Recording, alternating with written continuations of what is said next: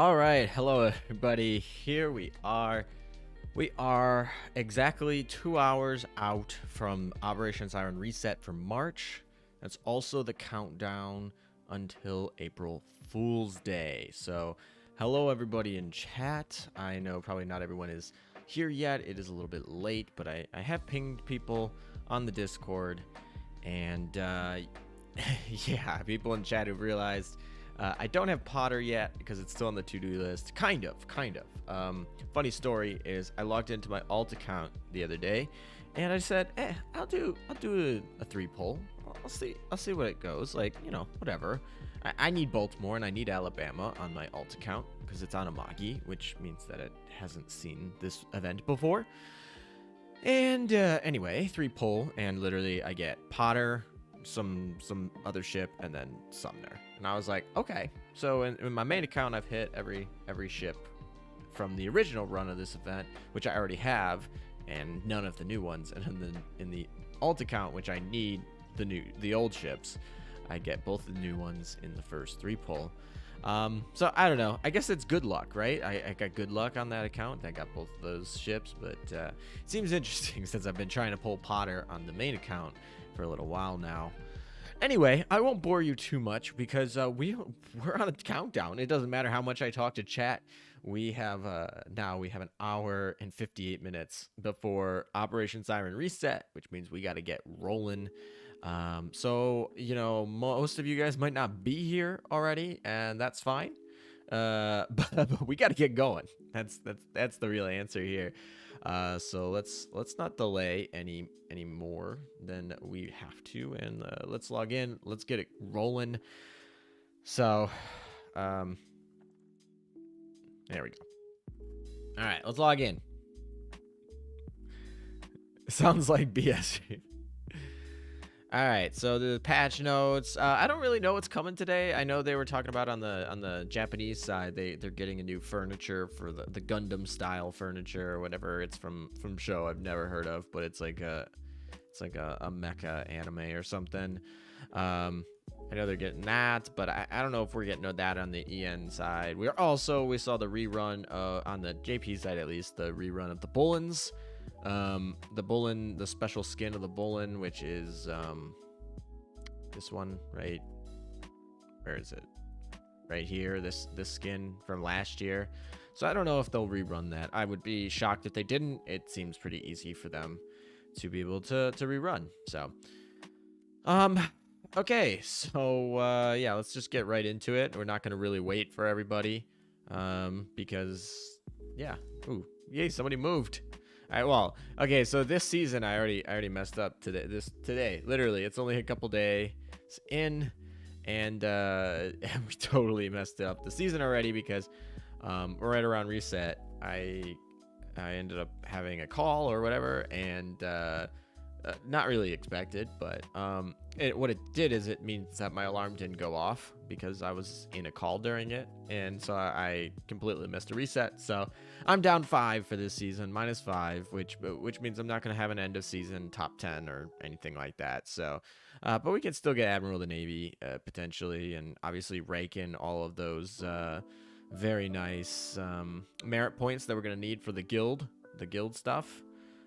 Because, you know, new meta is probably going to require multiple wyverns, 3 to 4. So that means we're going to need a lot of Operation Siren Gold Prints to get those +13. Malum's here. Nice. Caleb's here. Hello. Nice. They are rerunning the skin ALM. Okay, it's confirmed they're rerunning it. I mean, it would make sense. I'd be shocked if they weren't. So I saw that in Japan they are rerunning it on the JP servers, but you know, sometimes they're always weird on that. All right, here we go. This is what we have to do.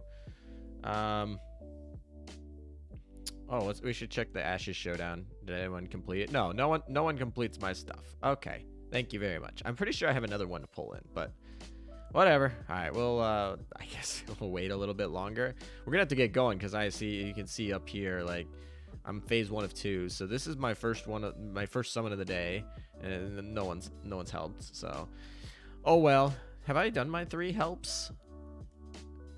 Yes, I have. I helped 3 people already. So I did my duty to the community, at least in there. All right, so I don't think I have any. Do I have any? I think I finished all of my dailies. Let's see. Yeah. Okay. So right now I did a little bit of Operation Siren earlier. So but right now we got to spend everything. We got to spend all the AP points, all the heals, all of these map coordinates up here. These will all go away, but we don't particularly have any use. I guess these we're going to be spending on heals during the evening and stuff like that. So yeah. and then yeah, I don't know how long we'll stay on the reset, because I do have something to get to tomorrow morning. So that means that I can't stay up till like 5 in the morning or whatever. But we will do a little bit of the post reset. As you can see, resets in 0 tomorrow. I think the automatic counter here a little bit broken here, but yeah, adaptability resets. We do get to keep stars, so that's, I guess, nice. Oh, coordinate longer. I don't want to actually collect that because I don't know if I'll be able to finish it. These gold prints, though, I definitely will collect. Oh, great. AA prints. That's not what we need. Okay. This I don't want to use until, like, next season. All right.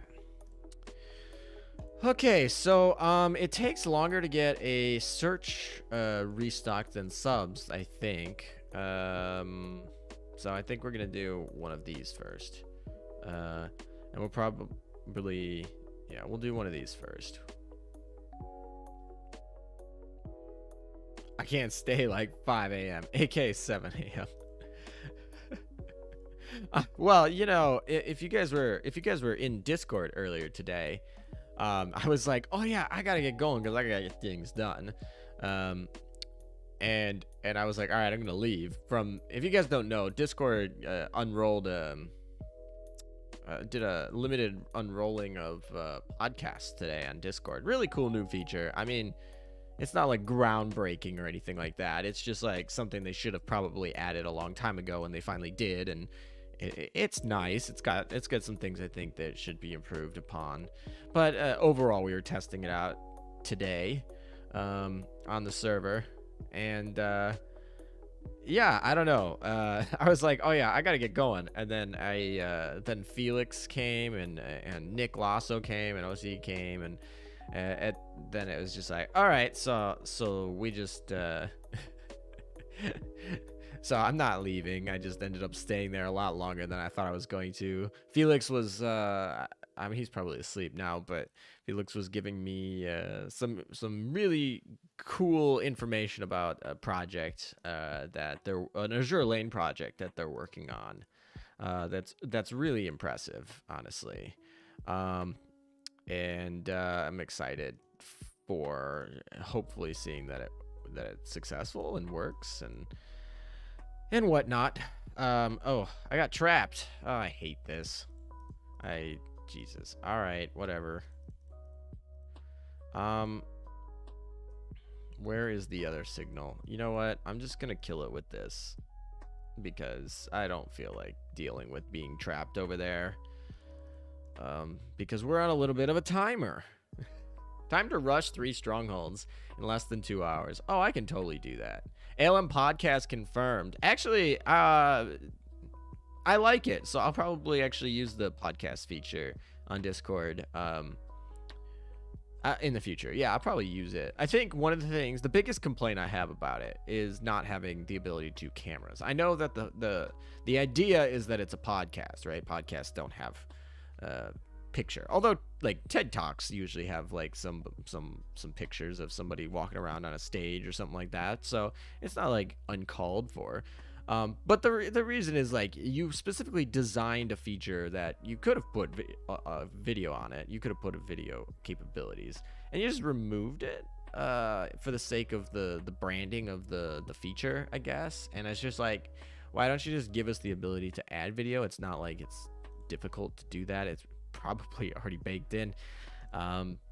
So it would have been kind of cool if I could just like turn on a virtual cam and then I could just stream there, because one of the biggest upsides, particularly to Discord podcasts is typically in Discord you can have about 25 speakers, which is like quite a bit, because if you have more than 25 people speaking ever, then it's just absolute chaos. But a lot of times you want to have like one speaker or two speakers, and like you want to have a bunch of people listening, and then like, you know, we have well over 25 people even in this stream, and this stream is late, so not a lot of people showed up to this one. Also, like, Operation Siren's not too popular, so this is like a lower amount. But the point is, you're gonna have more than 25 people that are interested in watching if I wanted to do something on Discord. I mean, today when we were testing it out, we had like 24 people there, just like in like random, just showed up because they noticed that we were working on it in the bottom. So I just feel like that feature is nice, because now it's 1,000. Now 1,000 people can show up, which would be extremely nice to have 1,000 people be able to just like show up. That's gosh, does this mean we have to kill something to get in here? We do. We literally have to kill something to leave. I can't just leave. I can't leave through this zone. Let me out. Let me out. It won't let me leave. I have to kill this thing, literally leave. Okay, whatever. Rip me. So I honestly think it would be in their best interest to add the video, because if they added the video, then you can use a virtual cam, because Discord recently allowed for virtual cam switching now, even from all platforms, whether it be mobile, Windows, or browser, and that's really nice. Enabling virtual cam is extremely convenient, especially in the virtual environment that we're kind of working in. And so basically, in short, like with 1,000 people audience, and the ability, if they were to add the ability to use the virtual cam in something like the quote-unquote podcast, I could literally stream to you guys in Discord, and that could be a lot more casual thing, something that we could just do casually and not have to worry too much about, you know, making it a whole big show production, no thumbnails, nothing like that. I mean, hell, if what I was looking for coordinates here. It would just be a great way to not like have people leave, because like think about how Discord works right now. They integrate with Twitch, and they have everyone who is a content creator tells everyone to leave Discord literally for a little bit. Like, you guys all hanging out in Discord, people were in the voice chat before the stream started, we had you know, whatever, you guys are chatting, and then we all tell you to leave, whether it's to go to Twitch, or whether it's to go to YouTube, or whether it, you know, in the future it's to go to like Xbox Game Pass, or I don't know, something like that. We're telling you to leave Discord, which is arguably not what you would want as a developer, is to have your main leaders encouraging people to leave. I mean, yeah, certainly they come back afterward, but you know, you want to keep people in your platform, in your ecosystem. So by enabling people to stream in the platform, in the service, you'd be able to keep people there. I would, you know, I'd stick in podcasts and stream for you guys there if that was possible. Like, that's actually the only reason I don't really stream on Discord, because before it was no virtual cam, and I was like, okay, well, that's not really a thing. But then they had virtual cam, you're like, okay, we can do this.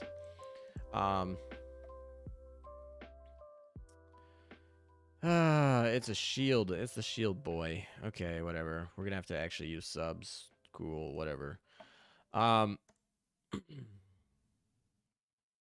Yeah, so I totally looked into it when they added the virtual cam.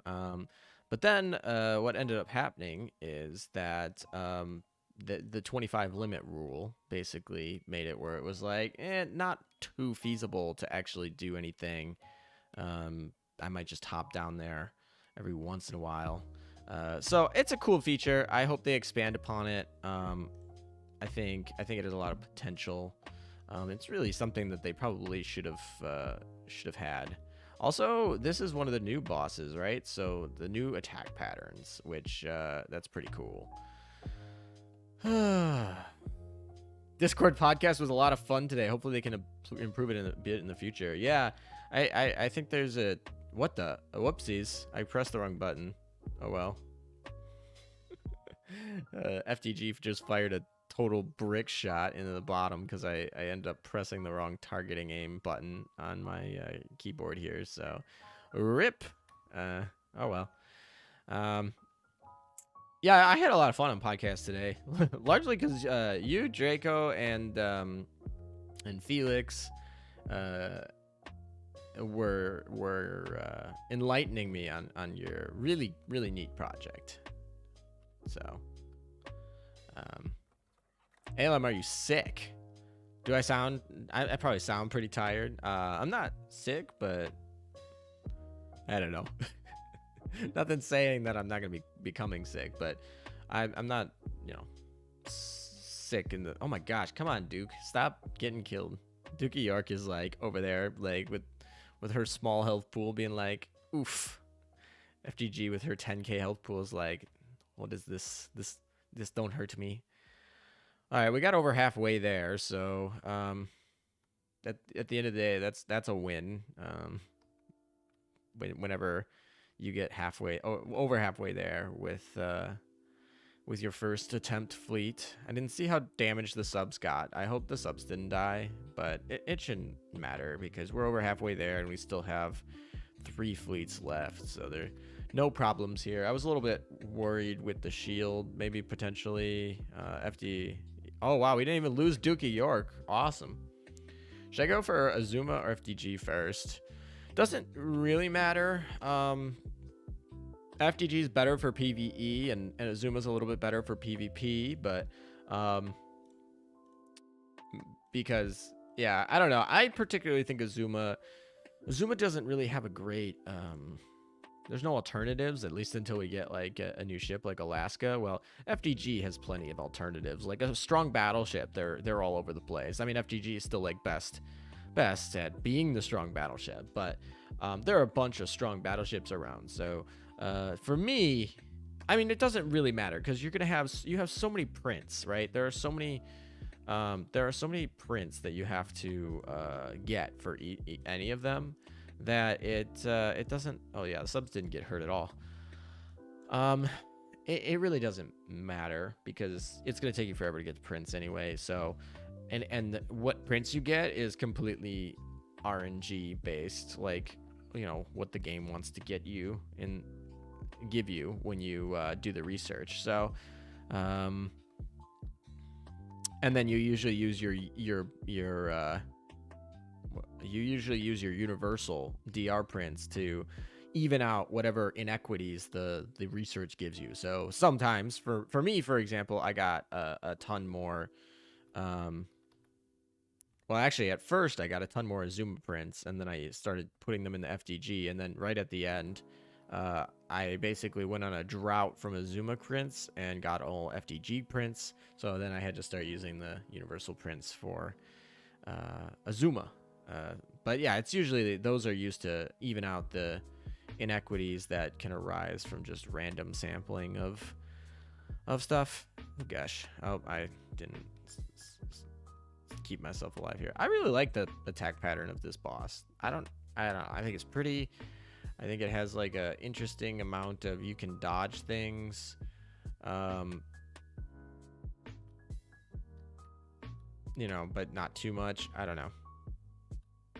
All right, that should clear it up. If Shinano's torps don't just nope. Okay, we're gonna have to wait for Nagato to finish up here or something like that. There we go. Okay. The pattern reminds me of Toho. I never played that game, so I can't speak whether or not is Baltimore a good meta ship. Not for PvP, not really. I mean, some people like to argue that she's one of the best buffers of using the USS carrier fleet, which is not incorrect, but that fleet's not particularly strong here. All right, no rainbow prints, unfortunately. We need those rainbow prints so we can get more wyverns. That's what I need. Yeah, I don't think we need to even waste coins, although we probably should. We have so many coins, and they're not going to be used for anything, so we might as well just, we also need to buy out this shop, too. We need to buy out these shops. So, anyway, the short answer is, yeah, Baltimore is a good ship. Like, she will do you great service in PvE content, especially, and then in the PvP sector, she's very niche, but still potentially actually pretty good. I don't know why I don't just use all of the AP prints. I guess because we still have like an hour or whatever, so technically we can still get some technical passive EXP gain to get that 7 up to a 0 and save ourselves an AP thing, but we can just always buy something in the shop or whatnot.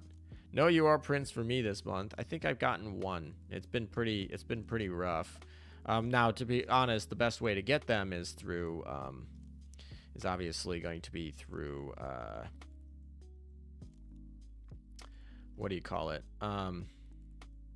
Through the abyssal zone, or not the abyssal zones, which are obviously what we're going to be doing right now. So obviously that means I haven't done too many of them.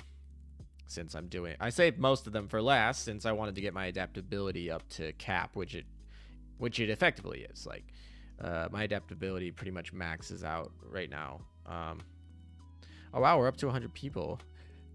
This stream was really starting off slow today, but 20 minutes in, we're up to 100 people. So, ooh, double cat. Is this a double cat zone? Do we get a triple? Do we get a quad cat? I got a quad cat zone the other day, which is always exciting when you get those, because those are super rare, and usually when you have them, those are also in like the tier 6 spots or corrosion level 6 spots, which give you really good rewards. Request scan ALM. I literally don't have a free one available. We're trying to, yeah, I don't have a free one available. And also I don't need one when I have the stinking lighthouse. Please don't make these be fight zones. I would be a little bit disappointed, but whatever. Thank you, cat. Thank you. Oh, we got a gold coil. Practitioner of Diogens. Howdy. Oh my gosh, are you kidding me? They're gonna make me fight this dang fleet. Oh gosh. Okay, whatever. All right. Sounds like you need a drink, Meta. Really? Do I sound tired? I don't know.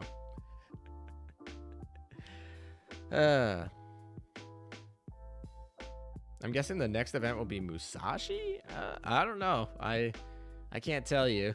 I don't, yeah, so maybe. Strongholds don't drop UR prints. Yeah, you gotta get them in abyssals. But we weren't doing a stronghold there. But strongholds do drop a lot of gold prints, and so they're definitely like worth doing. Do I need to always clear the shop to get a UR gear design in the shop? You'll definitely get one from the shop every month somewhere in it. So yeah, I guess if you don't see it, just keep clearing the shop, I guess. All right, come on, TB, get out of the way. All right, honestly, we just cleared that, so wow, these spawns of these freaking ships have been absolutely crazy good for the sirens here. Oh my gosh, are you kidding me? Oh my god, the spawns are literally like, as I was saying that, it spawned right in between me and the path that I needed to go to. The spawns are crazy right now. They're just like, yeah, you have one path to get to where you want to go, and right before you get to the choke point where there's only like one zone you can go through, we're gonna spawn a new siren. That's so okay. What will we get for April Fool's today? We're gonna get the Bolin skin from last year. Nothing huge there, but I'm not sure what they're gonna do new. I don't particularly think they're gonna give us the robot furniture. I feel like that's a Japanese thing, but we'll see. I don't know. Good afternoon, ALM. 1:20 p.m. Sorry for late. Kind of notice your notification. So what do we have here? Well, right now we're going through all of the Siren loggers because in about an hour and a half, they all disappear and become absolutely worthless. So we're trying to get through all of them ASAP. I should probably do strongholds first in case I go over cap. And then afterward, depending on how late I want to stay up, since I got things to do tomorrow in the morning too.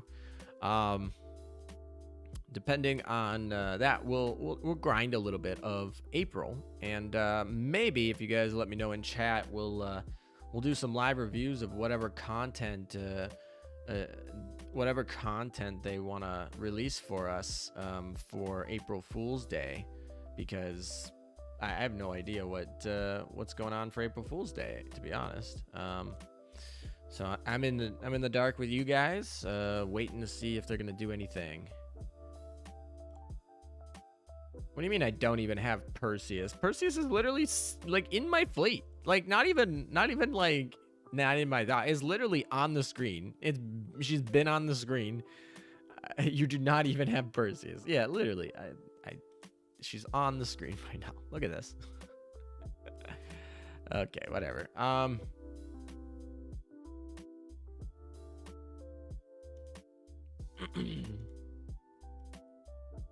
You only got 2 this month. I haven't cleared out the shop yet, so I might get a second one in shop, hopefully, when I go and clear out the shop. But I guess never mind. I probably missed my opportunity then at this point. Are you playing the game on your PC? Yes, I am. I am playing on the PC, and that is because it's easier to stream this way. AL officials still have no patch notes. There's a good chance we don't have anything because I don't know. I feel like they usually allude to it, but maybe they'll do a video. I don't know. I'm sure Yostar is really focused on their new game. Clearing out the shot resets them. Well, you could. There's like a limit to how many things you can buy from the shop, which is weird. Not even a Magi is yours? I literally have a Magi on the screen too. These trolls. How do you get on your PC? Well, you use an emulator. The emulator that the channel is sponsored with is BlueStacks. So I have affiliate links in the description if you're interested in playing it on your PC. You just expand the description of pretty much any video, including this stream. Go scroll down to the affiliate links, and BlueStacks would be there, and you can play on your PC. We always have that question. We always have like at least one question like that during stream. Like, how are you playing on your PC? Well, this is how we're playing on the PC. But yeah, you can use any emulator, but this the one that I use is BlueStacks 5, so that's the one I'm currently using. You don't even have Rishlu. Yeah, I totally don't have Rishlu. She's just not, sitting on the screen.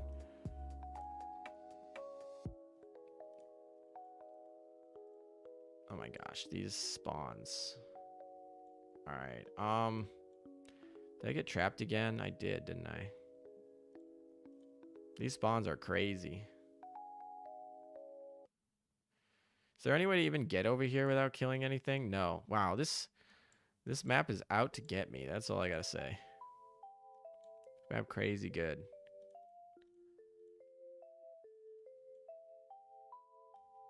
I'm literally gonna have to go all the way to the outside and move around. I don't know. I probably should just kill.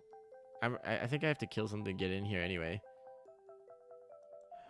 So I don't know why I'm looping around here. That is a disturbing amount of things to spawn. It really is.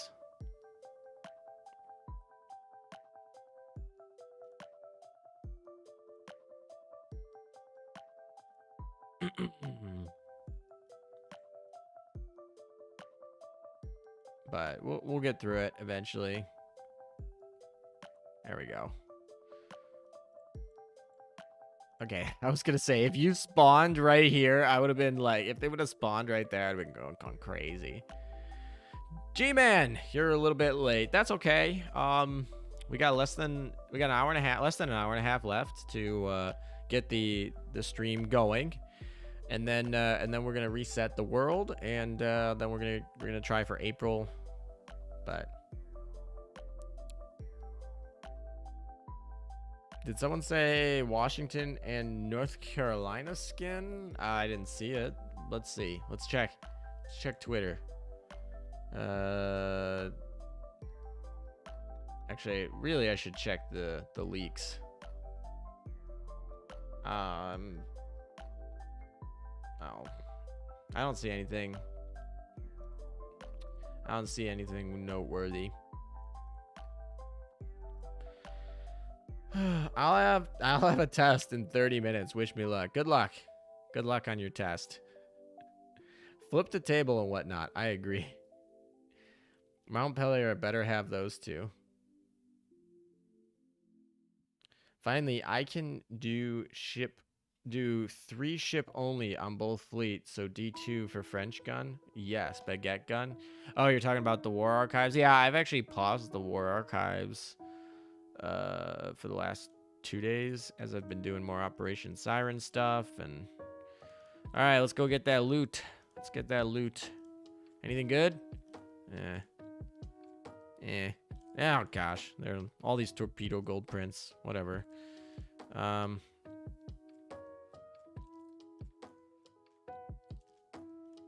Anything good? Wow, really? Torpedo gold prints are the name of today's game. So we need to collect these, and then I don't think there were any cats and any undercover cats here. Anything else? Yeah, no, there's no undercover cats here. So let's get moving. All right, we're actually gonna go in and do some strongholds here, because I don't know, we probably need them. I don't remember if I healed after the last abyssal battle, so I'm just gonna double check. Yeah, I healed. Okay, that's well, Noshiro is a little bit under the weather. I guess we could heal all, like 275. Like, we literally have almost 400,000. We really don't care. All goes to 0 in like an hour and a half. So let's get rolling. 200. I don't know. There's 200. There we go. Enter zone. Let's fight it. Alem does not have war spite. Good joke. ALM does have war spite. They've been memeing on Washington having a skin recently. Did the same with St. Louis. Before she got a skin, my prediction is Washington, North Carolina skins are coming soon. Yeah, my guess is, honestly, like, I'm going to be completely honest with you. They probably had no intention of giving St. Louis a skin when they did. And then it was just kind of like everyone was complaining about it. And they were like, hey, we can make a lot of money if we play here. Oh, okay. So it's one of these maps, isn't it? Okay. I do not a big fan. Wait, where is it? All right. So this one is blocked. That's a little bit unfortunate. Okay, whatever. Well, I guess we'll just use the little retreat hack. I don't know if you call it a hack, but all right, let's just go in. Oh, I forgot to turn off auto. I forgot to turn off the auto, so that means we gotta wait for this load screen, and then we can leave. Oh well. And zoop! Look at that. We passed by the we passed by the thing.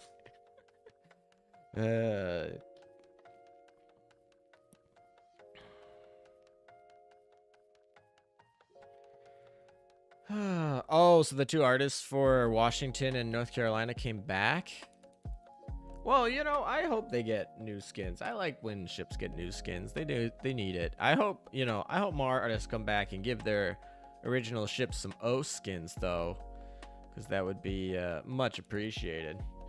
What the F is that? We just passed past the ships. We don't need to fight. We don't need to fight those those weaklings. They're not worth our time. We're just gonna zoom right past them. LM is swole. Oh, I didn't actually summon the subs. I don't know. Maybe we won't need them. Should I try this? Should I try to do this map without any subs? That's 200 IQ way. That's the sus way. Looking a little bit sus. Any news in this day is suspect. Yeah, any news we hear today is a little bit sus. Although, you know, we got the news about the Amagi server today, last year, right? Wow, it's almost that time. 1 year since I've started streaming on Easter. I started my first stream on Easter, so we are very close to reaching that. I probably should have checked what this guy was, but I'm just gonna overkill it. Hopefully. All right. Oh, I forgot to turn off the freaking freaking auto battle. That's whatever. It's not that big of a deal. All right. Bye. We don't need. Yeah, I think Alabama needs a skin. I agree with that. Oh no, it won't let us do it because there's a lock there. Okay, that's fine because we can zoom past in this one, and then it's gonna give us the jam, and then we can fight in. Yeah, this is fine. You can't do the little bypass when it won't bypass you into a new battle. Is basically the answer. If there's a something there to hit you, it won't. You got to be an empty spot to bypass you in. Hey, I just got my first PR ship. Can I not use her in the normal campaign? No, you can use your PR ship wherever you want. Yeah, I mean, you can use her in normal campaign. You can use her in Operation Siren or whatever you want. So, I mean, yeah. So congratulations on your first PR. Which PR was it? I'm always curious which one you decided to go with first. You got no Alabama. Well, I mean, you just got plenty of time. This event is going on for a little bit, so I wouldn't be too worried. You're gonna get you got time. You got time.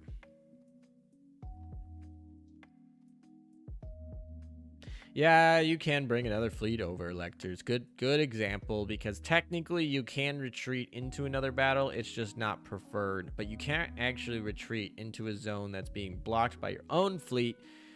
Big brain Lectors here. I was a small brain here, and it didn't work. Oh well. Oh my. I guess we're just gonna save our sub reset. So what do we gotta get? Under 50% to unlock? No, we unlocked Richelieu. Nice. Which one is this? This one is reduced damage from torpedoes. So we should probably use. We kind of just locked our FTG in here. All right, we'll turn that fleet lock off now before I. Can I get out? Nope, it's gonna keep me in. I don't want to get burned. Yeah, whatever. I'll just get burned. This is fine. There we go. All right. So I guess we'll just come down. Actually, we should probably fight. We should probably take this out first. All right. Where's the oh, both of those have ambushes. So we should go down to this one. Then we'll use our little trick. Woo. All righty. And bye. Oh, no. What? Oh, because... Alright. Fine, we'll use your trick Lectors. Although, this puts me out of positioning for when we get the spawn. Because you are going to be spawned. The new bad ship is going to be spawned either here or here. So we're going to want somebody, like, here. just in case. Alrighty.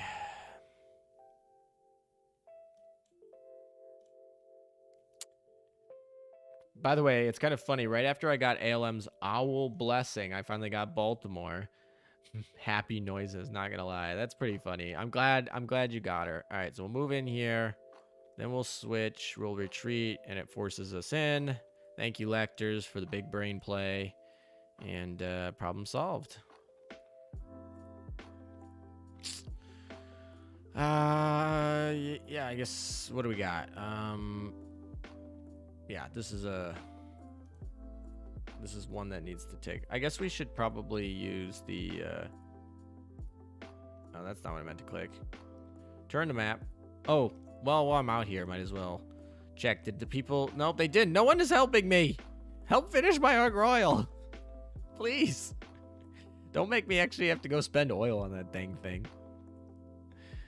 Because it's my first one of the day, so I actually need to summon it or to attack it. Oh, all right. So what I meant to click was storage, so that I can heal these bad boys. Confirm, and confirm. There we go. Everyone's healed up. Cool. Alrighty. Start battle. Alem, I got a question. Is Casablanca Centaur buff can stack with Baton? I gotta read Baton, but probably. All right, Baton. If sorted, reload for other carriers, anti-air, Grumman. Wait, if sorted as a non-flagship, increase reload for others. Yeah, wait. But that Centaur doesn't even boost the reload of anybody.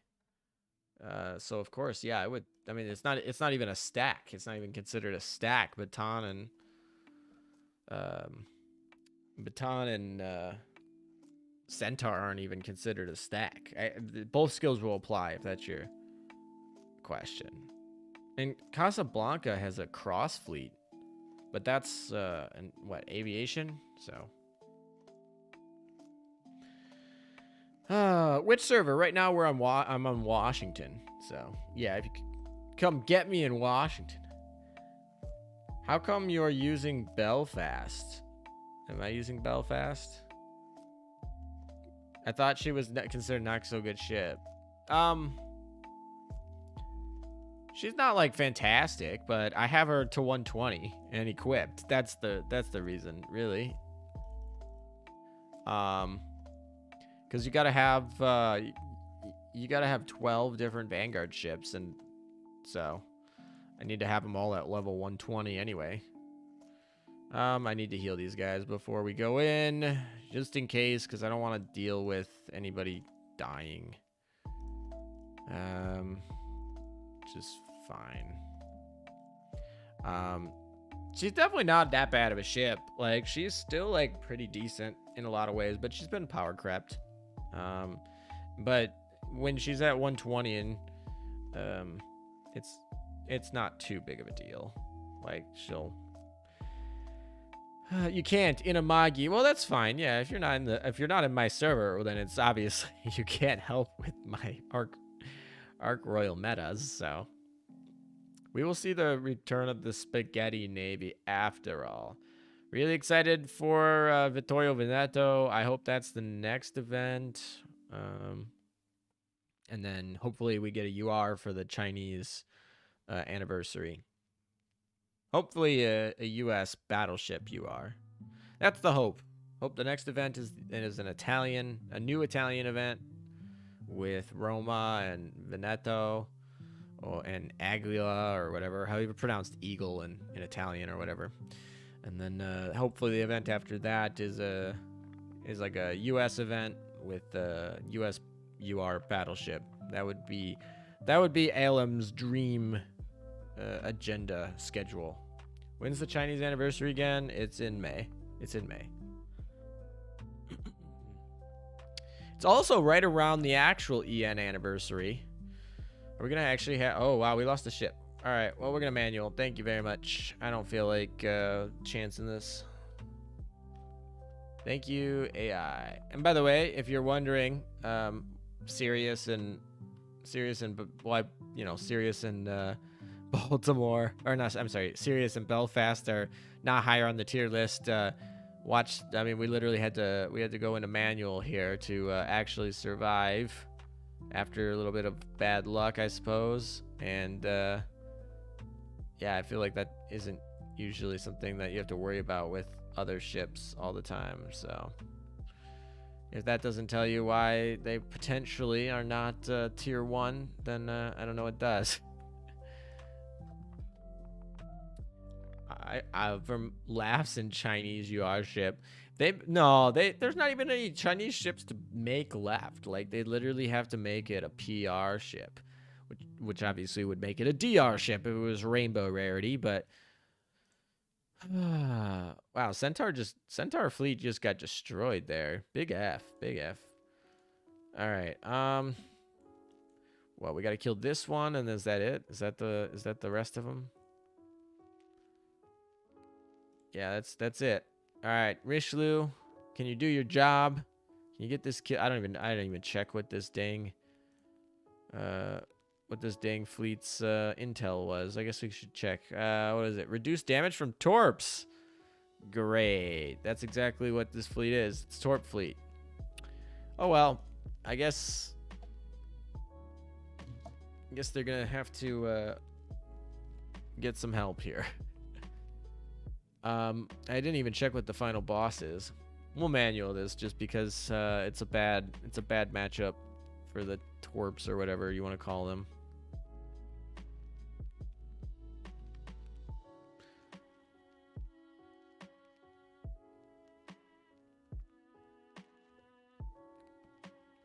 All right, here we go. Amagi comes in. Please proc the barrage. There's the barrage, and then we got Richelieu coming in here, nice and strong. And yeah, I don't know.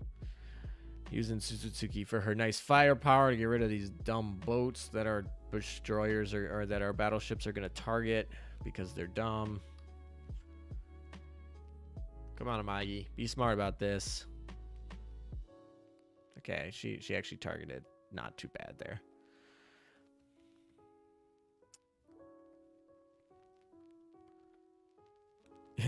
Actually, the torps still do like decent damage just because it's, I don't know, they're good.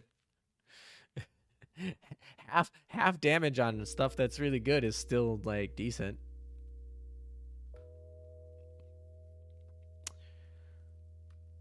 Full Cleveland class is a meme. Yeah, I mean, anytime you're dealing with U.S. cruisers, it's kind of a meme, right? I mean, Baltimore is not that memey, but she still kind of is. All right, this shouldn't be a problem between Richelieu and Amagi. They're doing their job. I got bored, so I decided to make a World of Warships video. Unless that's a World of Warcraft video, but I assume that's World of Warships video. But I flipped the video title and description upside down and gave the video not available screen to the thumbnail for fun. Oh, okay. Apparently you can't just have a PR ship in the Vanguard. Really? You can't one fleet with a PR ship? I don't think that's true. We're coming in on an hour here, and we still have another stronghold, so I will not be testing that right away. But if you remind me in like an hour, maybe I'll go test that. All right, what's our final boss look like? Just increased damage. Okay, so not really a problem, I suppose. Just jump out of here, and oh, we got 2 cats to deal with, so, or not deal with, but right, is it 2? Yeah, there's 2 cat nodes that we can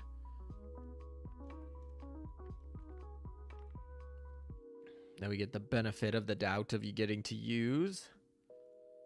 I guess we'll bring everyone down because we'll eventually be needed anyway.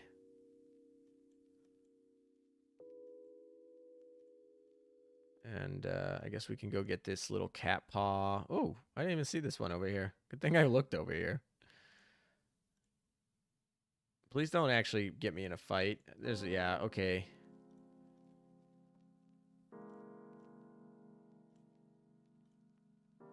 All right. Boom. Alrighty. Now let's just collect all this crap. Nothing's that great, but hour and 10 minutes until reset. Yeah, that's it for everybody. Everybody resets on the same clock, which is the first of the month at server time, which all the servers in the US are based on UTC -7, so that's Pacific time right now for this half of the year. It's a Pacific time, so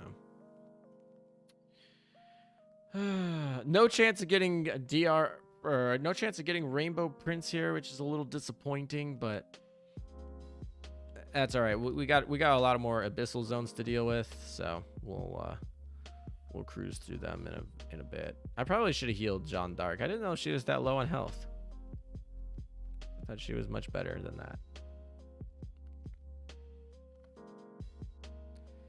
All right, there is Duke of York, FDG, and How. And then How will make everyone reload faster, and that's the strat.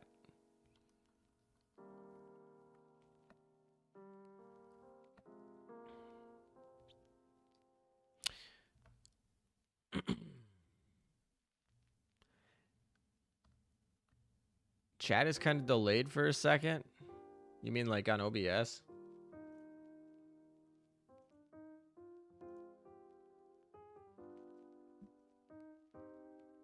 You know what? Hold on a second. What about chat here? Oh, is chat got stuck? All right. Let's see if I can fix that.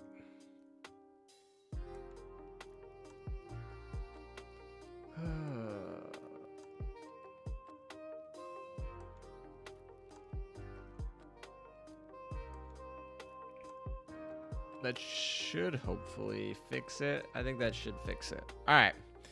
Thank you for letting me know. We will try this again. And this time we can actually heal before we go in. Yeah, everyone was pretty decent full health here. I guess the skill of just having extra damage to everybody is pretty powerful. Anyone help me on the ashes? Anyone? Oh, somebody did help me. Nice. All right, we're going to summon another one and ask for your help again. This one doesn't matter because this will carry over across the timer for the day. Here in Argentina, resets at 4 a.m. Yeah, that's so that means you guys in Argentina are on what? Is that Eastern time, or is that that might be an hour before Eastern time?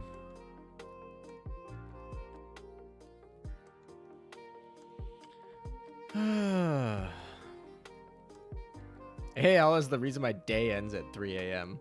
That's usually not a good thing. It's usually not a good thing.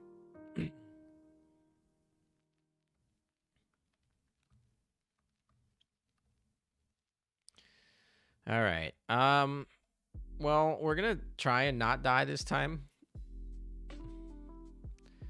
Duke of York is a really squishy ship. That's all I can say. I feel like this fleet seems like it should be like fine, but Duke of York seems really squishy a lot more than I thought, being that she's a battleship, but oh well. Jeanne d'Arc with her invincibility, always appreciated though. 1 hour before, that's right. Admiral of the Navy is difficult to get in this time zone. You can get Admiral of the Navy in any time zone. I'm gonna be real with you. Are you afraid of the CV Siren? I have a new feat. Skill combination with Siren Shield that absorbs 20% for 5 seconds, plus Zombie Heal and Weak Torps. That's your Satan. I'm not... No Siren scares me. No Siren scares me. We'll be able to take it out. I mean, really the only time they beat me is when I get lazy, or really when I get lazy and don't do fleet setups, and I just go in half-heartedly and try to do it quickly. And but like, there's no composition that I think you can't beat with perfect adaptability. This run's been actually pretty good. I mean, we might lose a backline ship, but that doesn't matter. We got over the halfway mark. We got into the 30 mark. We lost Battleship, obviously. Oh, we lost Duke of York right before she fired. That's irritating. FGG, literally FGG, taking so much damage. Look at that. That's a 10,000. That's a 10,000 health heavy armor ship back there, taking some damage. Also, she has like defensive skills on her too, and she almost died. But it doesn't matter. They did their job, which was to weaken that Siren, and now we can go in for the kill with the Nagato here. Lemon's the Siren Slayer. Yeah, basically today is the Siren Slayer day because I don't know. It's reset day.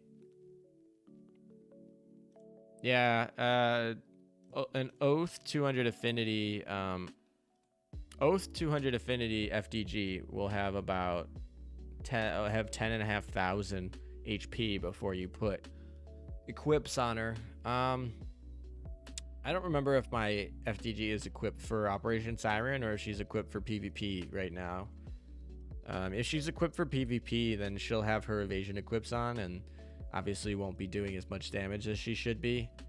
But yeah, there we go. All right, so Shinano cleaned up the mess there with those converging torps. Not a problem. And Stronghold is cleared. I arrived only know that good. Anyway, good morning. Wait, I arrive only know that. But anyway, good morning. Well, hey, Lorenzo, thanks for stopping by. We are an hour and 2 minutes away from the big reset. So, Oath 200 FTG is at 10,445. That sounds about right. I guess we could literally just check, but we're a little bit on a time crunch here. I don't know if I'm going to get everything that I want to get done here. I mean, I definitely want to make sure there are no abyssal zones left. Definitely want to make sure there's no Siren strongholds left.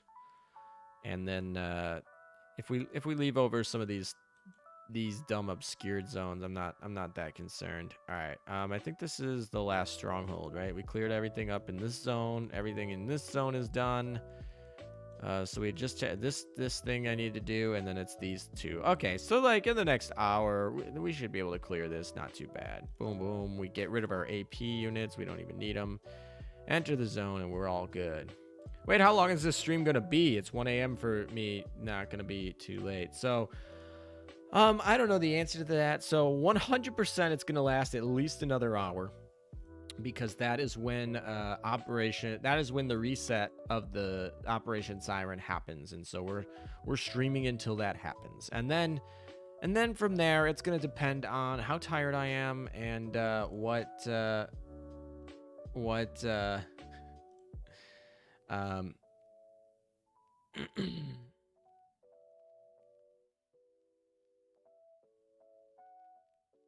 Hey, I think BlueStacks just sent me an email saying that I will actually, they're going to basically say that your guys' clicks are not fraud. I don't know. I gotta read that whole email. I'm not gonna read it on stream. I'm gonna get distracted.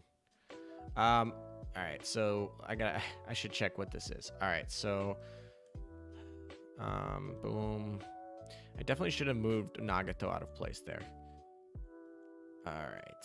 And what's our final boss that we need? Our final boss is shield that will stop critical hits. So we're gonna want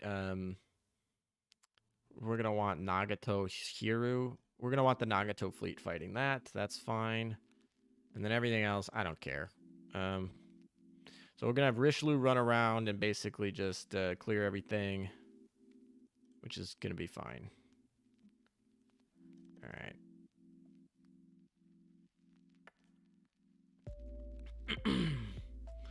So anyway, to answer your question is, I don't know how long the stream's gonna be. It's gonna be at least an hour and probably another 2 hours after that in terms of doing the new Operation Siren world once we get done. And then also it is Sandy Day as well, April Fool's Day.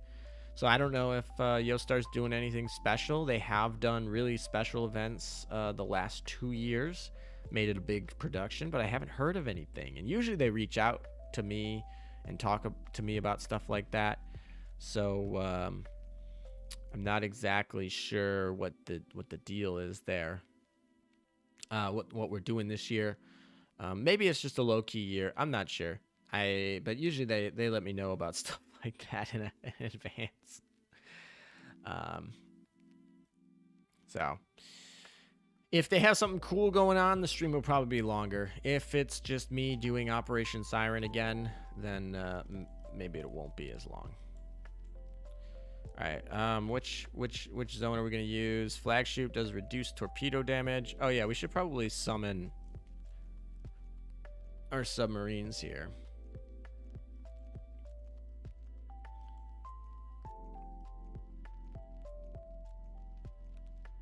Come on.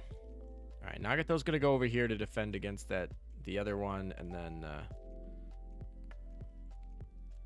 FTG, I guess, can. Come on, there we go.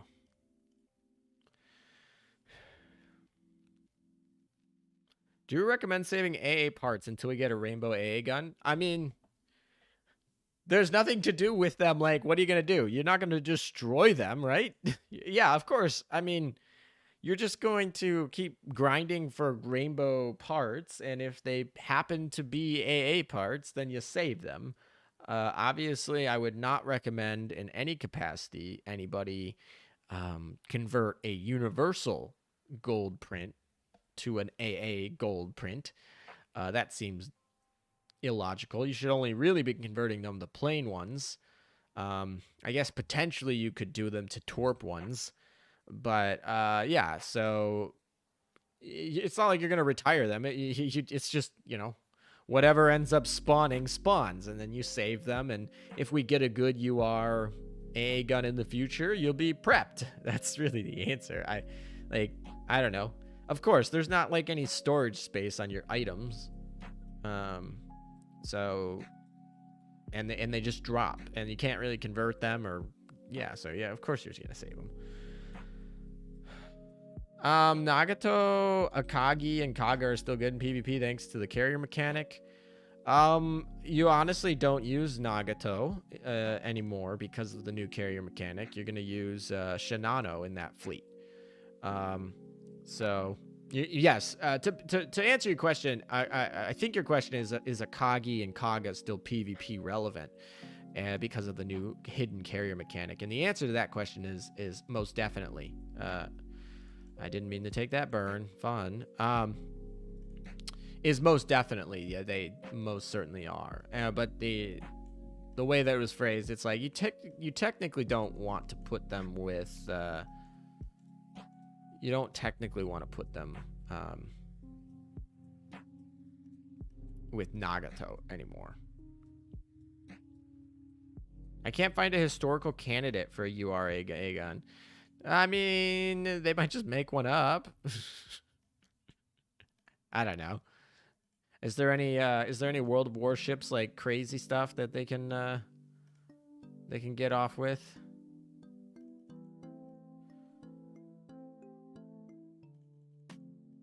All right, what is this one? Will our torpedoes actually care? Can we actually use our torpedoes for good here? Reduce damage from torpedoes again? Wow, this they really hate my Richelieu fleet right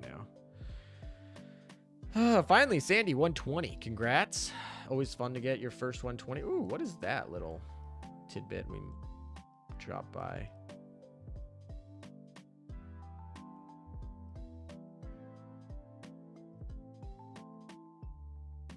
No, I don't want... Jesus. Oh, because... Oh, I get it now.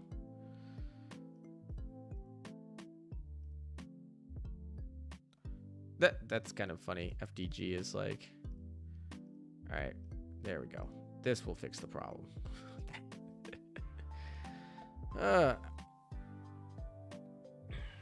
Yamato's 460 guns is surely a UR. I imagine if it... Yeah. I imagine that everything on that Yamato ship is going to be a UR. But I'm not particularly as technical about all the guns as other people are, so I'll let chat be. I'm always interested, so feel free to keep talking about the different gun stuff. But I'm not necessarily an expert on all the different millimeter class guns that occurred on warships, but I'm always interested in learning about that sort of stuff. But is there a difference between attacking the attacker siren in your blue fortress when it is not in the friendly node yet, and when it is engaged in the friendly node? Wait, is there a difference between attacking when the siren spawns in the blue fortress? You just want to kill it ASAP. Particularly, it's better to kill it quicker. So that's why I always keep there's usually they have two safe blue nodes where they'll spawn, and I keep one fleet at each station there until it spawns. That way I can go kill it really quickly.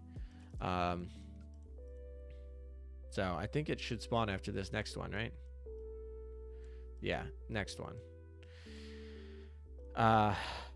Okay, was this an ambush over here? Oh no, it got cleared. Cool. Let's go get this little cat over here. Also, there's question marks up here. A lot of things to collect. 76 millimeter is in the gear lab right now. Ooh.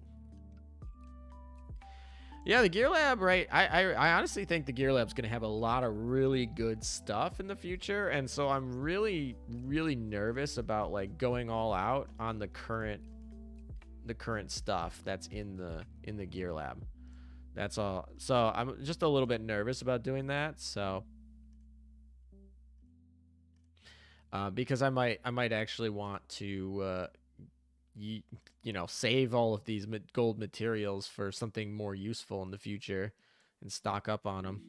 LM got buffed from the owl for stay late streaming until this skill run out. Yeah, I mean, everyone's been telling me I sound sick or tired, so I don't know how much of a great skill this is.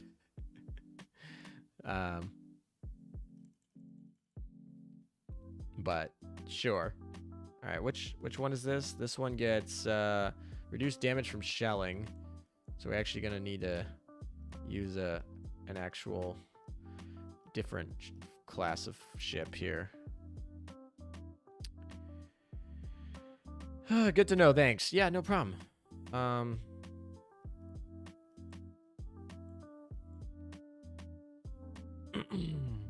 Everyone mentioned Sandy Day, April Fool's Day, to me. The same time, happy birthday, Tear Pits. Is really Tear Pits on April 1st? It's pretty funny.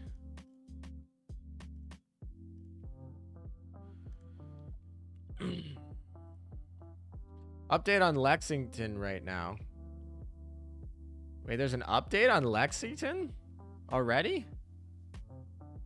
That's early, if that's true. I don't know. The game demand an update? Ooh. Maybe they're just they're prepping you for some Sandy Day stuff. I don't know. New load screen is up. Loading screen has changed. Okay. Do I want to actually go check the new load screen? Do I want to actually leave? Must be the April Fool's update. Of course it's the April Fool's update. I'm going to show your... Alexis, I trust you. I'm going to show your link, hopefully. And hopefully you're not giving us viruses. Oh, that's... I didn't mean to actually... Alright, let's see. No, it's I don't want a Google search. I just want to go to it. Oh my gosh, come on. All right, whatever. I give up. I'll just log out and log back in a second. Someone on Discord tagged me, and it's, you know, I'll probably, yeah, okay, it's gonna force me to log out. You guys will see in about a second, for those of you who don't know. Although I assume you guys all I assume you guys already know, since you guys are all playing with me, probably. Come on, give me the update. Only 7 updates. So yeah, this is probably just the load screen. With only 7 files changing, this is probably just the load screen. All right.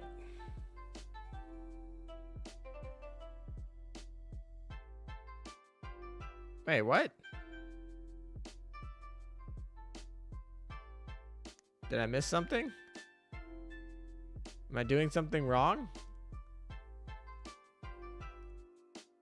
This OP?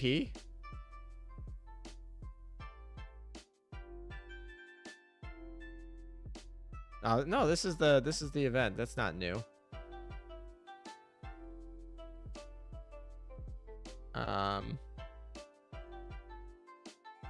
right. Well, apparently I just didn't get the new load screen. Okay. Well, whatever. No new load screen for me. Cool. Maybe if I log out and log back in. I don't know. I'm not gonna spend too much time on it because I don't really care. But that's kind of funny.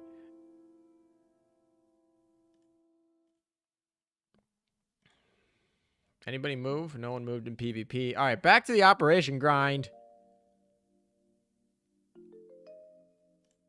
Because that's actually what we're trying to do. We got 45 minutes left. 47 minutes left. So gotta make sure we get that done in time. And now there's our spawn here.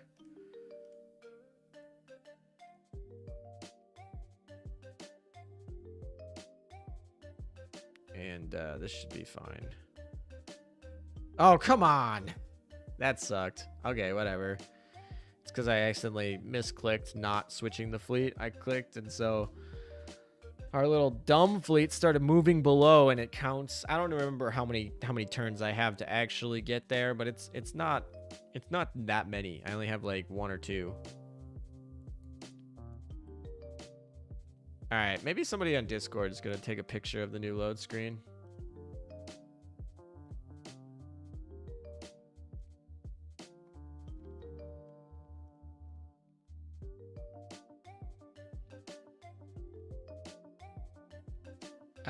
Oh, I've seen it with Essex and Enterprise in it. Oh, and is it animated? Interesting. Okay. Cool. I mean, why is that so cursed? I don't know. Maybe I'm missing something. I probably don't get some meme or something like that. But I don't particularly look at that load screen and think it's cursed. Alright, bye Jinsu.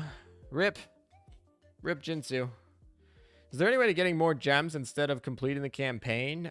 Collections are a great way to do it, but campaign's the best way to do it. And Apollo gems have more or less ceased. You'll get gems during Chinese New Year. You'll get gems during anniversary, probably. So yeah, there are ways to get gems, but the best way is the story. It definitely is 100%. The story is the best way to get gems, so. All right. I guess we're just going to go battle here. Detective Essex, make it a skin, Yostar. I hope they do. I always feel like a little disappointed when they have a really neat skin in a load screen and then they don't ever make it into a real skin. Like Amagi's a prime example of this, with her the cute capo skin or whatever. You like how many times it took me to heal up Jinsu? Is like 2 clicks, but Azuma healing from not dead, healing from like almost dead. He took a ton of clicks, and I don't know, like 5. I didn't count. And then Jinsu healing from completely dead took like 2. Shows you the difference in health pool there. Long maintenance. Is it really? We didn't get a patch notes. I don't believe you. Maybe there will be a maintenance. I'll be disappointed if there's a maintenance. Then our stream will only got 45 more minutes. Then we can move over to Discord podcast time. But I didn't see a patch notes, so I didn't expect an update today. Other than I did expect a meme, like a login screen, maybe a song, maybe some event, maybe some mini event, but I didn't expect any long maintenance per se.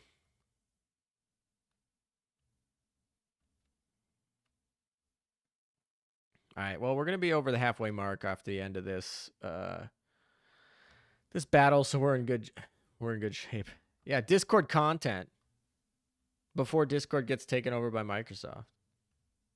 Honestly, I honestly feel like that was Microsoft debating everybody, or I'm sorry, that was Discord debating everybody into like caring about Discord. Like if they wanted like if they wanted another company like Amazon or something like that to bid on them, they'd need to scare them. Or if they wanted to raise their IPO price, then they need to scare them. And I heard there were some rumors of their last seed capital investors wanting to exit potentially, or at least running the cash out. So might be some pressure from them to entertain offers. So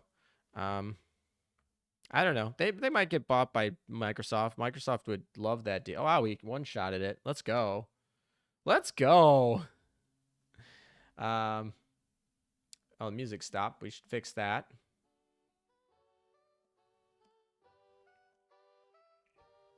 And even though we got an A clear, we did actually one-shot this bad boy all the way from 1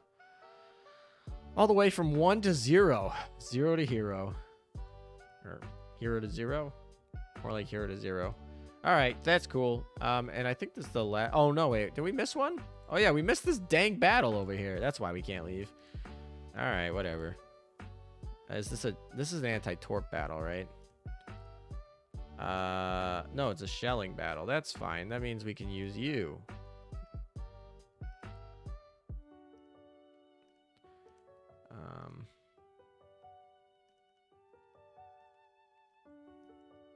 You know what? I'm gonna use Richelieu because we literally have the torpedoes set. We're just gonna use Richelieu. Richelieu, you're going the wrong way. Pol Potter, you dare use my own spells against me. I really hope I Pol Potter sooner than later. I really don't want to lose a lot of cubes over a dumb elite ship that's a gimmick. I really don't. But I probably will.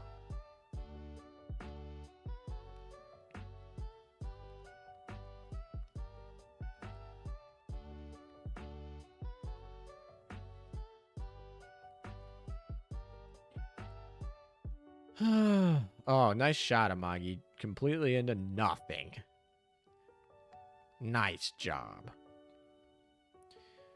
Oh, I didn't put my second bitter per torpedo on my sub yet. So actually, we can make my subs even stronger by going with a second bitter torpedo, which will be nice eventually, I suppose. If you have Ariake, Potter is not worth it. I don't necessarily agree with that.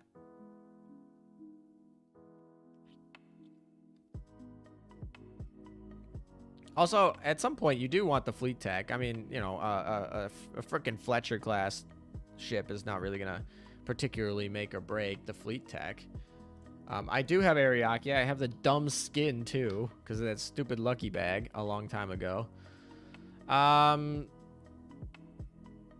Yeah, there's no way. The double torpedoes that this ship fires, probably not worth it. I mean, she does have 518 torpedo stat and 155 efficiency on that. Not awful, I suppose. Not awful. 40 minutes, 39 minutes now. But yeah, all right. So that should allow us to leave now. Nice. Alrighty. Let's get out of here. We got 2 abyssals left. Right? 2 abyssals left in an obscured zone. And then we're in the clear for the most part.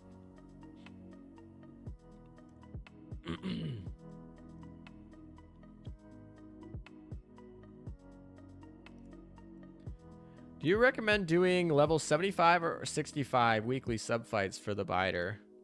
Always the higher one. 75 if you can. But you need to make sure you can do an S clear. If you can't do...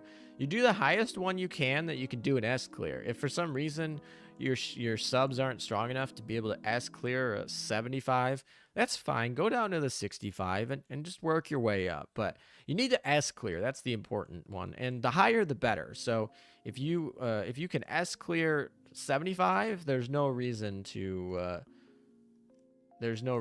not do 75. But if you're struggling to do that, make sure that you can. If you're struggling to do that, then obviously go down to 65.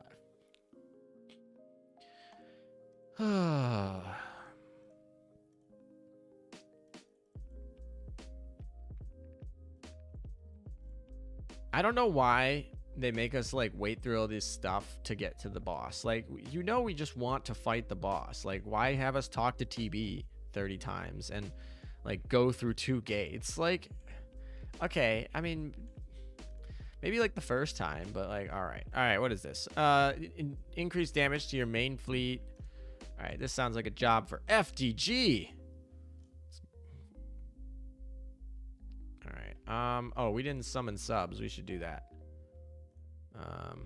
26. Jesus.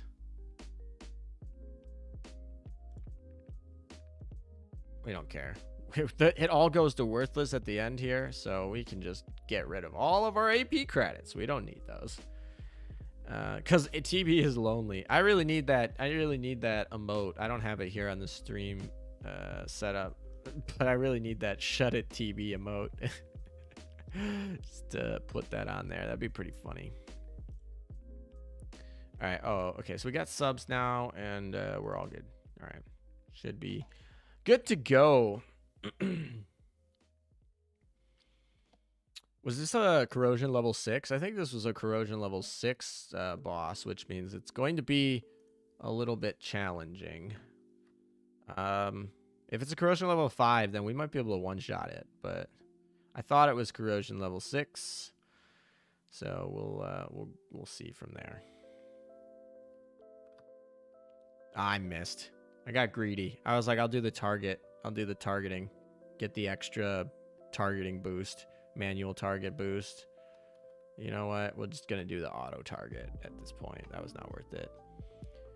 When the one thing I really like about Jeanne d'Arc, so when you actually like manually aim your battleships, a lot of times you got to line them up, right? And that isn't always very feasible with trying to, keep them alive, which is their primary focus.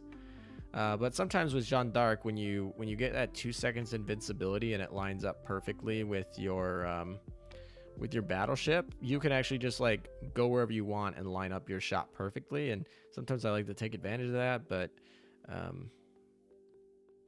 aim was not spot on, I guess. So it wasn't spot on this time. It also obviously slows up because auto aiming gives you that extra second or half second where you're not aiming. So if you're really close on getting the timers down and you're gonna miss another salvo right at the end, it's kind of important. Are you gonna watch any spring 2020 anime? So I have 9 shows to watch for winter 2021 anime, and I'm gonna be extremely busy with that, so I'm gonna watch none of it until it's all done. So I will not watch any spring 2021 anime probably until June, because I have the winter 2021 anime list was like, felt like it was built for me. There are so many shows, old ones that I used to watch, new ones that intrigue me, that I really miss. And so or old ones that I really miss that came back, and new ones that intrigue me. So I'm gonna be binging a lot of the winter season, which I've not seen yet. So yeah, remember OS Puzzles? TB was very talkative at that time. You know what? I don't mind OS TB talking during OS Puzzles. She's solving the dang puzzle for me. She can talk all she wants when she's solving dang puzzles for me. But I don't need any puzzles to be solved anymore, so.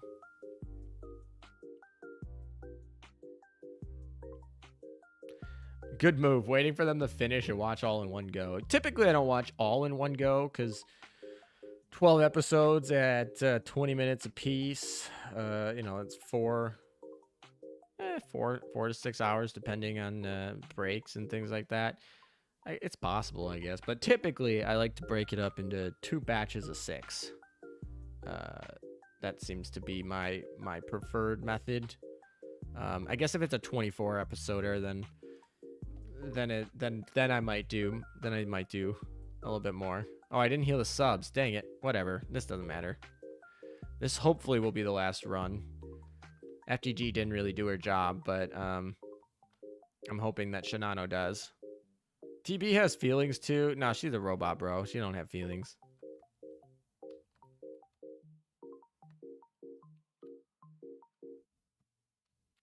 Anime you watched in the last 4 months? I've honestly not watched that much because 2020 anime did not intrigue me very much. I guess I watched Azur Lane Slow Ahead. But generally 2020 anime was quite lackluster for me personally. And then I was obviously doing a lot of work with the channel and whatever, so I don't know. I feel like everyone stopped watching anime in 2020 and just watched VTubers instead. And I feel like 2021 we're gonna go back to anime. But probably a lot of studios like saved their stuff anyway. Like they didn't want to release their stuff during. I don't know. I feel like most people don't go to movie theaters or anything like that to watch anime. I know like some people around me, like they'll go to those like releases where they do like a one-time showing, and that seems like kind of cool. But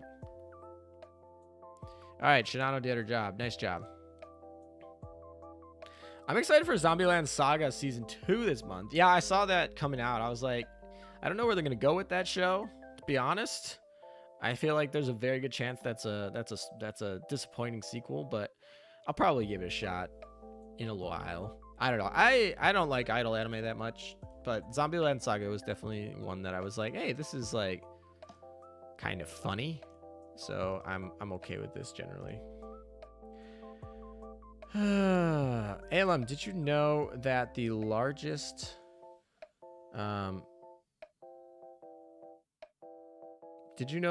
gun ever made was the German Gustav, which is an 800mm railroad cannon, which needed to be custom-made tracks for it, move into position to shoot. It took 2 hours to reload. Doesn't seem very effective. It seems like they just wanted to go for, go big or go home there. Bro, isn't it dumb how they call the final season Attack on Titan? Yeah, I did see that Attack on Titan is gonna have a final season in 2022. But to be fair, that's what they did with Harry Potter, right? They had the final book, and then they're like, we're splitting that into 2 because this is a cash cow, and we wanna double it. We want to double our revenue on that. We're gonna split it into 2. I mean, I don't mind, right? That gives me something that I know I'm gonna watch in 2022, right? I mean, I haven't even watched 2021 Attack on Titan, so I'm trying not to spoil myself. But I kind of know I know the general lore about about the different civilizations and the history of the Titans. So I kind of know what to expect. I already know like most of the deaths already too. So like I'm not too worried about spoilers, but maybe I could stumble across something I didn't previously know. All right.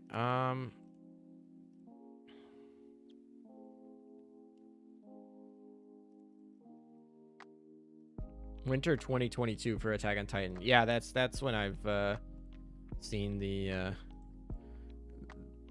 attempts here. All right. So, oh wow, this is a big map. This is a big boy map. This is a big Siren obscured zone. This little thing always gets in my way. It always seems to get in my way. This disrupt the pawn's communication system, like mission icon, always seems to get in exactly where I want to click. Maybe that's just a me problem. I always like to click in this area of the screen, but whatever. Slow Ahead is too short. I mean, Slow Ahead is a slice of life, and it's short. I like longer episodes, and I'm not a big slice of life person, so it's definitely not built for me, which is fine.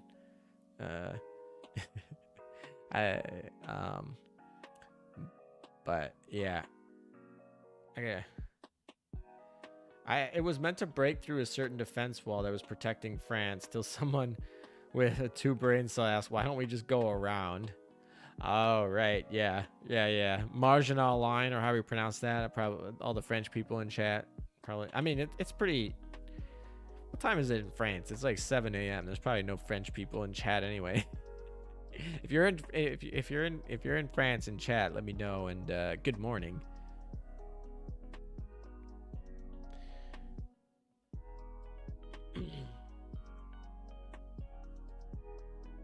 Everyone using everyone. Azur Lane Nimi second Blu-ray skins available in Azur Lane Slow Ahead Blu-ray CD, but I forget which volume. Yeah, I really wish that they like made those more public announcements of like, hey, buy this Blu-ray and you will get this skin in game. Like I feel like the first round, I didn't even know until it was too late to buy them. And like, I'm not saying I would have bought them because I wasn't particularly a huge fan of those skins. But let's say there's let's say they did an Amagi skin, or they did a Bunker Hill skin, or a skin I cared about, and I found out that I could only access it by buying a Blu-ray, and I didn't know until after the Blu-ray was no longer available to be sold, I'd be a little bit upset. I'm not gonna lie.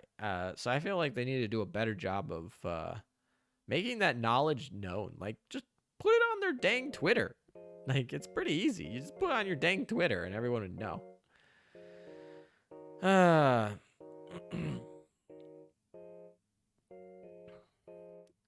It's not just the manga finished yet. It needs to be they need a break to polish the remaining episode. I mean, considering the anime studio nowadays outsourced their job overseas, it's understandable. Is Japan outsourcing now? Is the anime community now using cheap foreign labor now that their wages are too high in Japan? Is that their economic progression now? I didn't know. I was sad. Joseph Stalin was sad.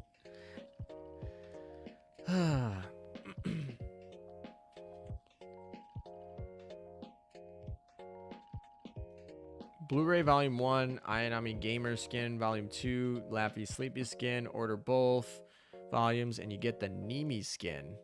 Ah, Nimi getting shafted again. If you're a Nimi fan, you got to pay twice as much, just like always. That's pretty funny.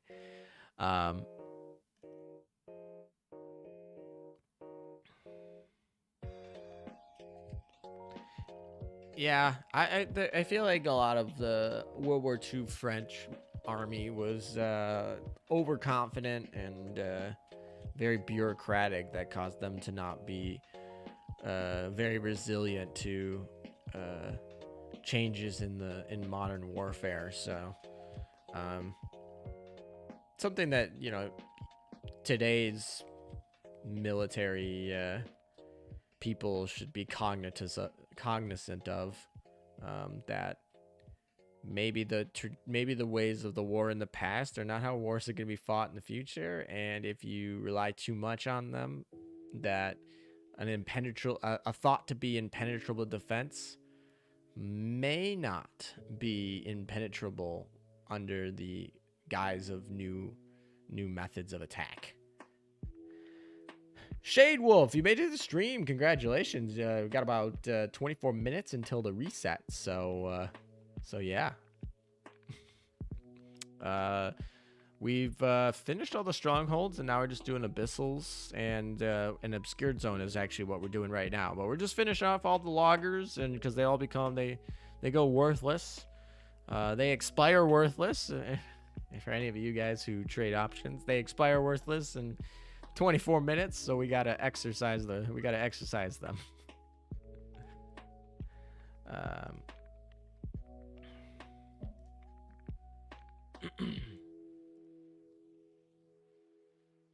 Oh, this dang thing's gonna follow me around, and it's gonna be irritating.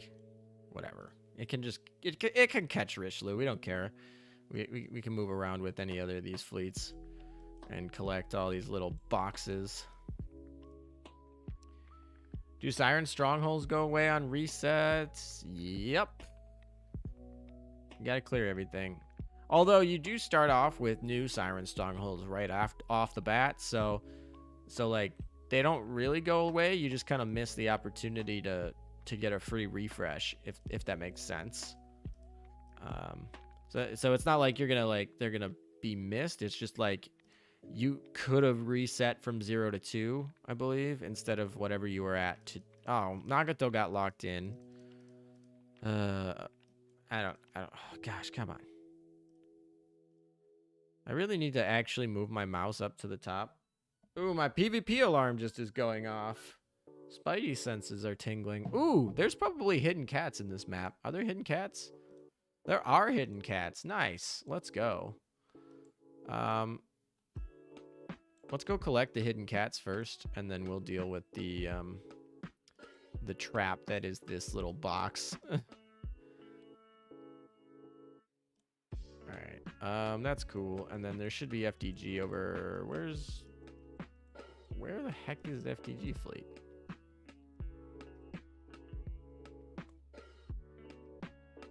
Where are you? Oh, you're just over here. You were hidden. I literally couldn't see them. It's pretty funny.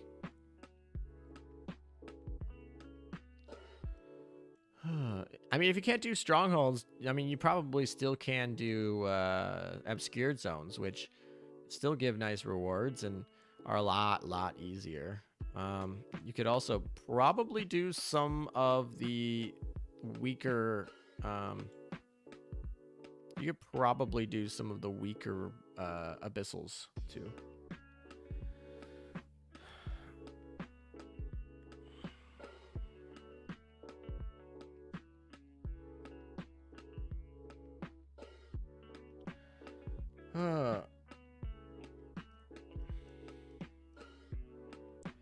You know, I'm gonna be honest. The fact that they call meta ships is gonna be confusing.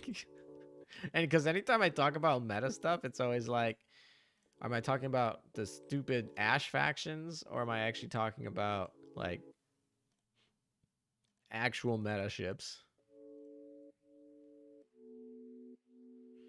All right, here's another cat. You're unfamiliar with Operation Siren stuff, so I'm not familiar what they are. All right, so for those of you who don't know, these are loggers.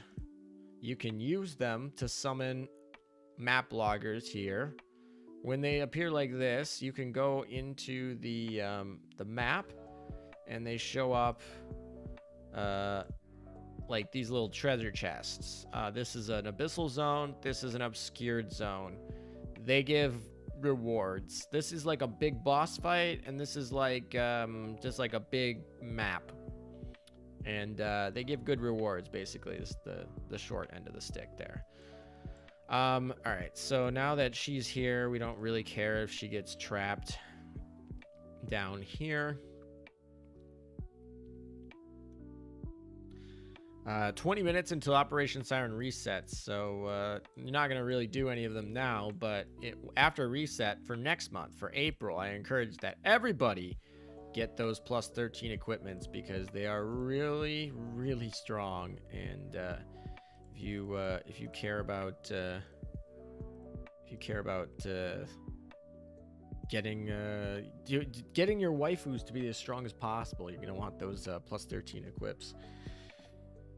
Abyssal zones have a chances for UR prints, so those are the ones you go for if you can. Yeah, abyssal zones give the best drops. In fact, I'm pretty sure they give better drops. Most people would argue they give better drops than even the siren modes. At least the corrosion level 6. At least corrosion level 6 ones do. I don't know about corrosion level 5 or whatever, but corrosion level 6 abyssal zones tend to drop. I mean, they drop different things, so they're not entirely comparable, but I feel like the general consensus is abyssal zones are more important than Operation Siren stuff to get done. I mean, than strongholds to get done. You know what? I don't know. Good thing you're charging your phone. Yeah. Dark Royal, Arc Royal meta? No. This is the way that you talk about Dark Arc Royal meta. That is my favorite way. It's 4 letters. It's easy. It's indistinguishable to everybody else. That is how you talk about Arc Royal meta. Just dark, like Jeanne d'Arc, but it's with the K. It's just dark. But yeah. I really wish Hero Meta had some abbreviation like that. That would be convenient. I cannot read what that says, and I'm a little bit in a rush because I can't read Japanese there, but in a little bit I might translate that. But if someone could translate that for me, that would be much appreciated. I don't know what that says. Alright, I guess this is a job for FDG. Do we want to summon subs? Eh, sure, why not? We don't need AP. We can actually use all our AP. Ready to get some stacked AP? Look at that AP. What do we got? We got can we get to 1,000? Yeah, we got 1,001 AP. And it all becomes worthless in 17 minutes. If Amagi got her meta version, doesn't that mean ALM will be a Azur Lane meta question mark? Gosh. I think they just said hello. He said I love you. Oh my gosh. All right. Well, this is moving fast. No. Oh, well, if he just said hello, then you're trolling me. Well, hello back. Thanks for tuning in, I suppose. What's the new meta? Like the new meta ship, or like the new meta in terms of like the game as a whole?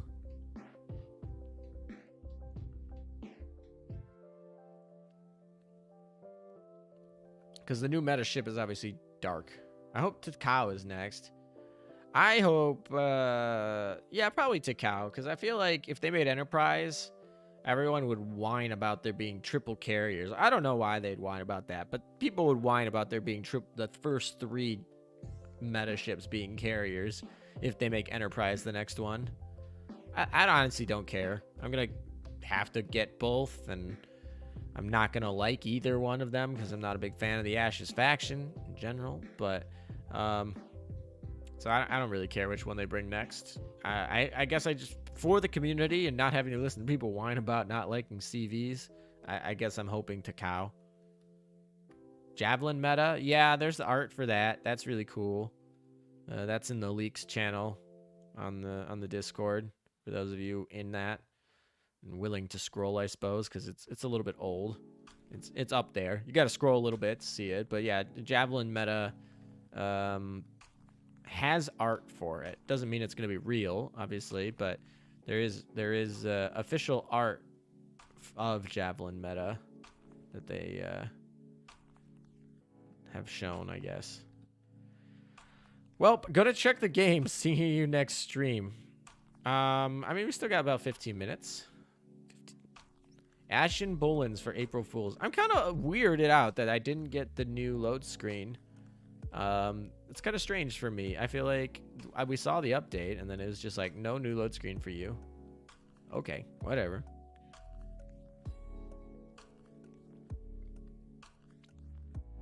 FTG, once again, struggling to survive here.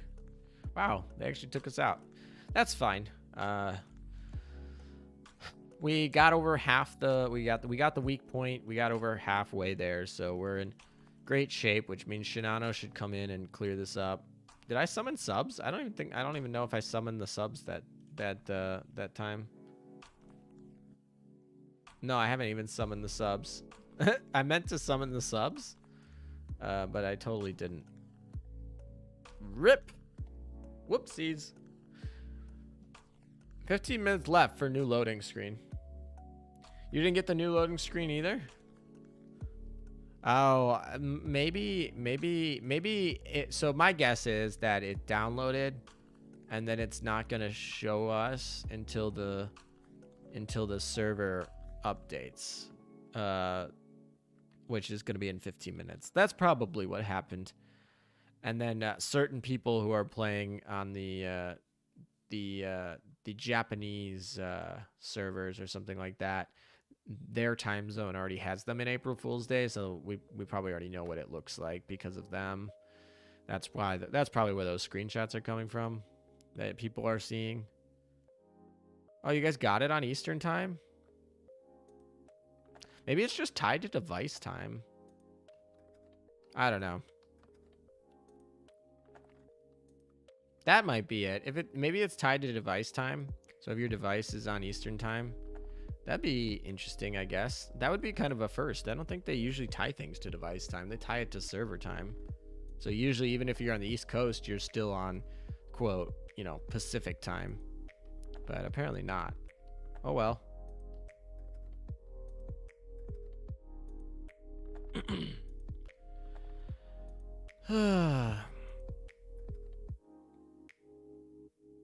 I wonder if I change my device time, if it will show up. Not really worth the hassle, but it would be interesting. Oh wow. Okay. Cool. Maybe we will need to bring in the subs. Our flagships keep dying. Another weak point exploited. Nice. And now I got Centaur in on the action here. We're just barely gonna finish everything. Alem, can you name the regions of each server available? Wait, the regions? They're not based on regions. They're all based in California. All of Yostar's English servers are based in California. And they're all on UTC -7 time, which is Pacific time for half the year and Mountain time for the other half of the year, because it doesn't observe daylight savings. Yeah, 10 minutes to reset. Yeah, 10 minutes. 11 or 10 or 11. I don't know. My clock's not really usually hooked up to the atomic clock, so it could be off by a couple seconds here and there.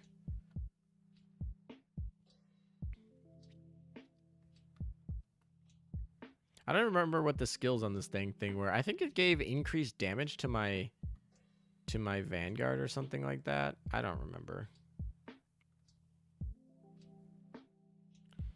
If this battle doesn't go well, I'll probably just call in subs, because I don't feel like having to deal with getting my stuff back by fighting those 2 extra fleets on the bottom right of the map or whatever. Centaur looks like she's gonna die though. Yeah, okay. We have enough AP. We got 1,000 AP for the rest of this, so another weak point exploited. All right, Richelieu, it's your job. And we're just gonna summon our submarines, which is what we should have done at the beginning here, but I got distracted, and because I spent all the AP. I literally spent all the AP to go, but then I just didn't. I didn't actually use the AP I spent to actually get to get anything. So looks like they fixed the Prince Eugen named gun. Nice. Halem, do your PvP. My PvP season's basically done. I don't need to lag anymore. Like, I missed 5 today because of a dang phone call. So, hey, it's healing. Oh, it must have that heal skill with, it must have that dang heal skill with Perseus or something like that. That's irritating. This is what I get for not checking actual skills.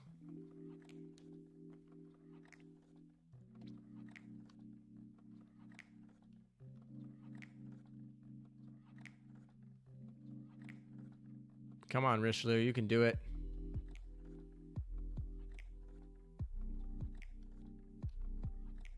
I'm nervous that using a Perseus heal will actually heal the dang thing. Yeah, she's a zombie. Phone call of waifus. Or, it's or. Okay, yeah, that makes sense. Well, apparently the answer was the phone call. But maybe when I take up Asian Andy's bet, maybe that'll be different. Maybe I'll have a different perspective on that.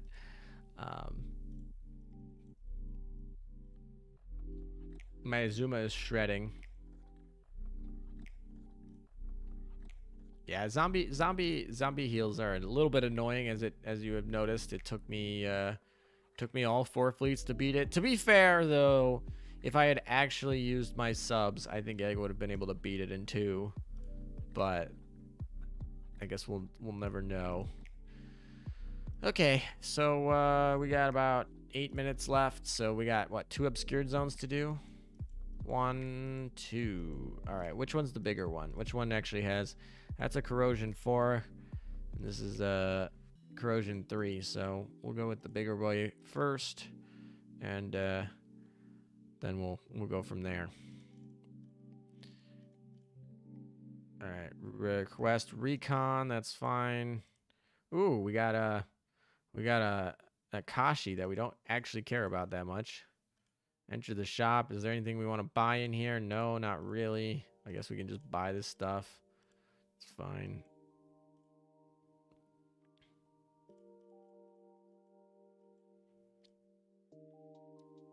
Ooh, we got some cat stuff though. That's nice.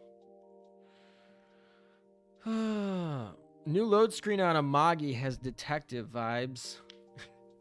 Yeah, so I think we decided it's tied to your device time.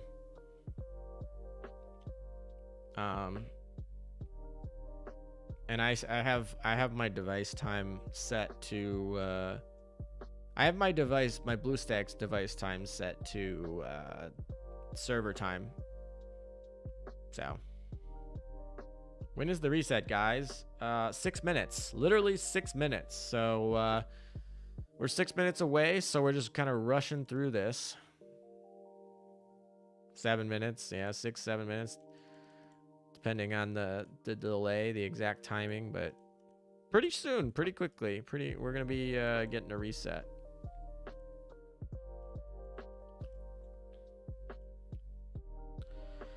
My. So who in chat here actually plays Operation Siren, and who doesn't? Put a yes if you do play Operation Siren in chat, and type no if you don't actively play Operation Siren. Maybe you like tried it out, or you haven't completed the story. Let's go with you haven't completed the main story. Have you? Yes, you completed the main story and you actively do loggers, or no, you haven't completed the main story yet. No, yes, no, yes, yes, yes, yes, yes, yes. All right, a lot more yeses here. That makes sense, I guess, if you're actually watching my Operation Siren stream. But this stream is actually probably one of my worst performing streams, just because a lot of my viewers don't do Operation Siren, so Operation Siren resets to them don't affect them, don't intrigue them. But I am happy to see that at least pretty much, oh, there's a couple no's, but most people here are yeses. Not yet. Not yet. I mean, yeah, if you are under level 60, then understandable. If you're here because you're new and you're under level 60, then you get a free pass. But if you're over level 60 and you're not doing Operation Siren, you probably should. Obviously, if it's not fun for you, I guess not. But I always find it weird because it's like, I'm interested with people who don't think Operation Siren is fun, but think that main story 7-2 grind is fun. Like, I don't know. Operation Siren's not the most awesome game mode ever, right? But it's certainly more intriguing than 7-2 grind, right? I don't know. I will be excited if they implement something like an AES to Operation Siren safe modes or something like that. Like the safe zones. That would be kind of cool, which they could definitely do. I don't know if they'll do that anytime soon, but they could do it. All right, we got 4 minutes, guys, until reset. So yeah, 4 minutes until reset. Ooh, did we get the cats? Did we spawn cats? Oh, we did spawn cats. Nice. Nice spawn, boys. All right. And then this will be good. We'll log out, log back in, and we'll be in good shape. TB talks too much. Yeah, she does talk a lot. It's all right on your first run through. If TB's talking, like, you know, she has things to explain and whatever, first run through. But when you reset the world and you're literally doing the same thing over and over every month, I think I get the picture. I know what TB is trying to tell me. I don't need to see it all the time. Thank you.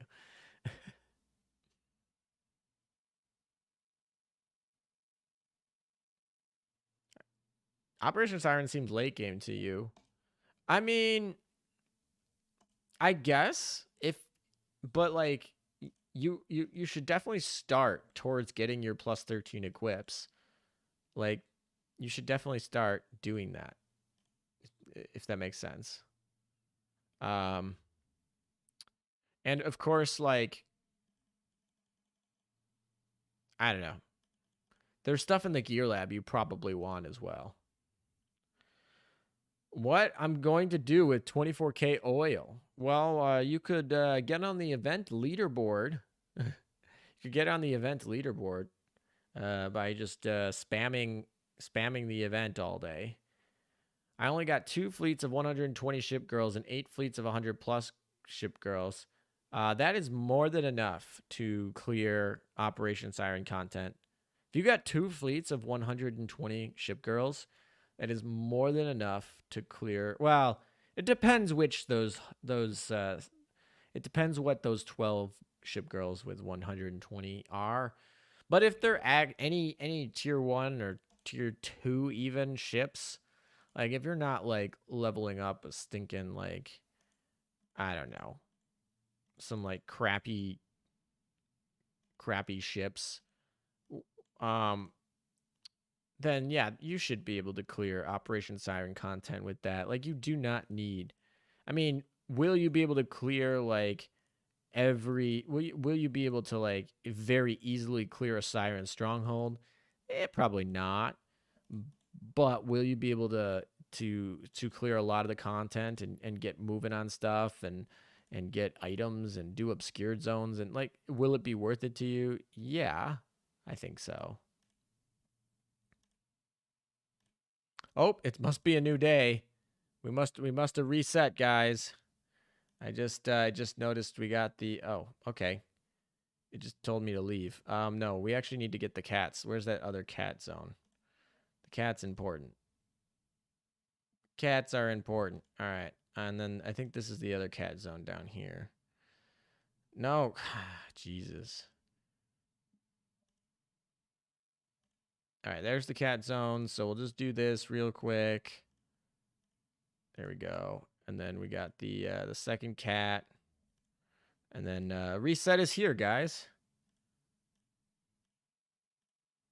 And remember, we already know that it doesn't technically count until we actually leave Operation Siren. So technically, We're not reset yet, but we will in a second.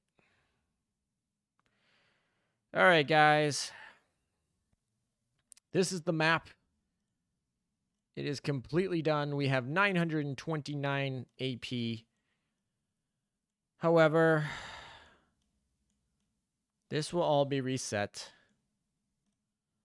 All of our adaptability will be gone back down to 0.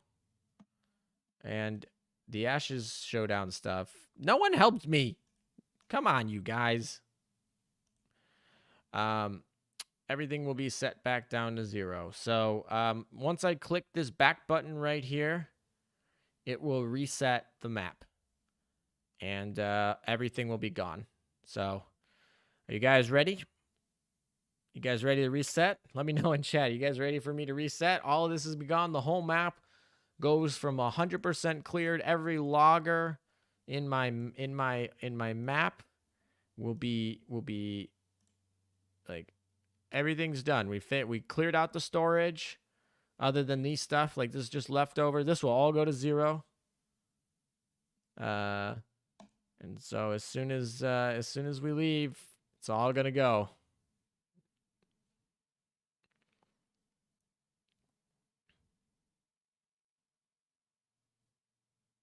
I've been playing for 5 months now. I have 3 120 ships. I do what I can in Operation Siren. Yeah, you totally like with 3 120 ships, you can get a lot done in Operation Siren.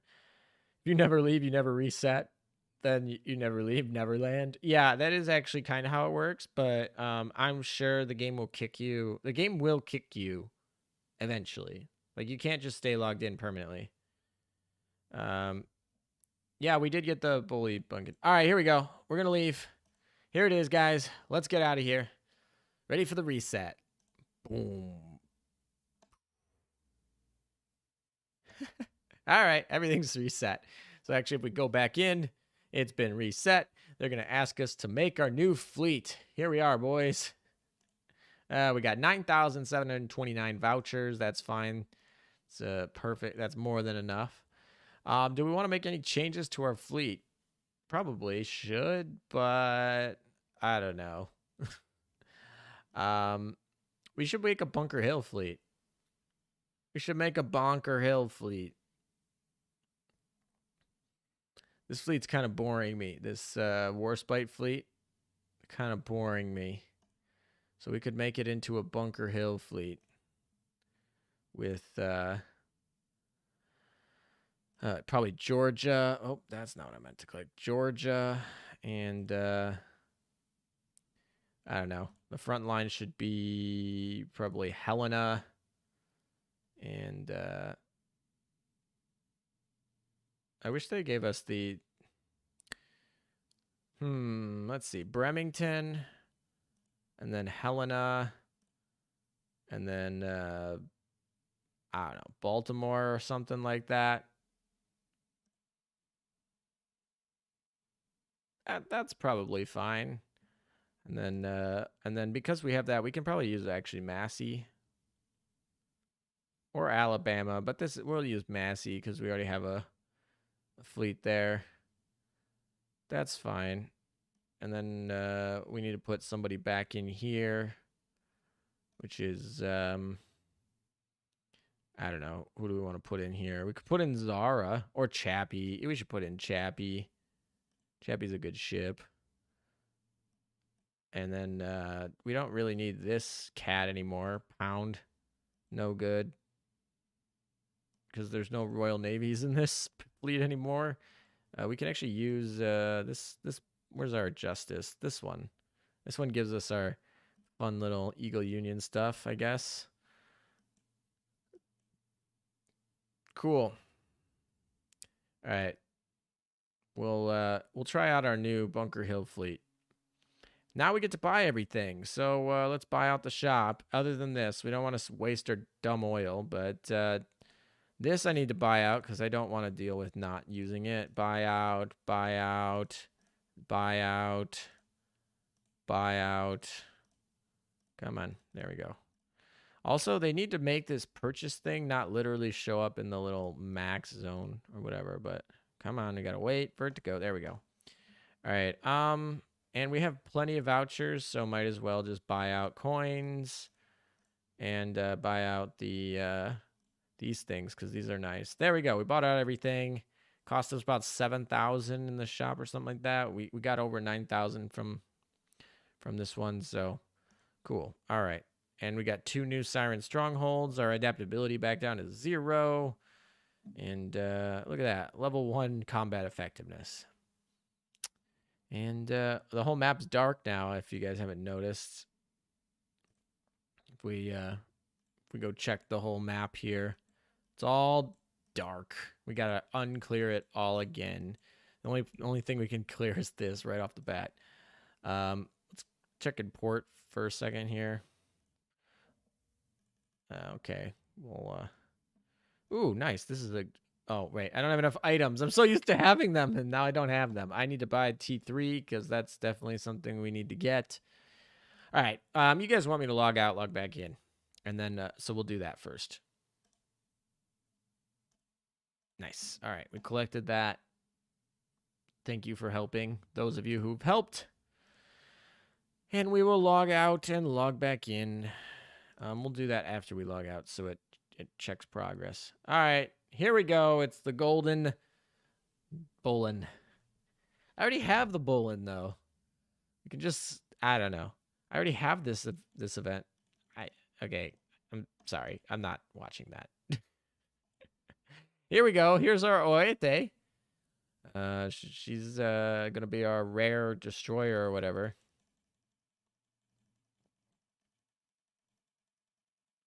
The ALL Discord server is full of Essex.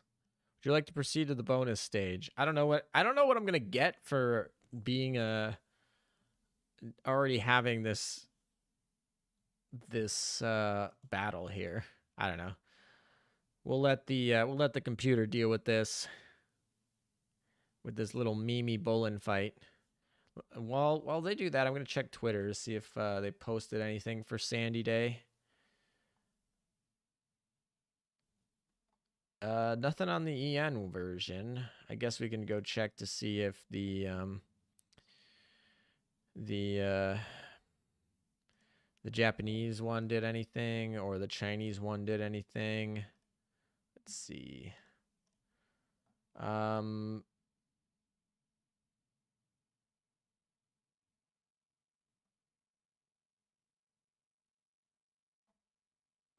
Nope, nothing. I mean, they're talking about tier pits a little bit, but there's literally nothing on Japanese or Chinese. All right, we got the hammer. Cool.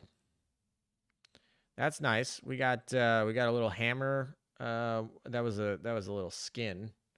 So that's kind of cool, I guess.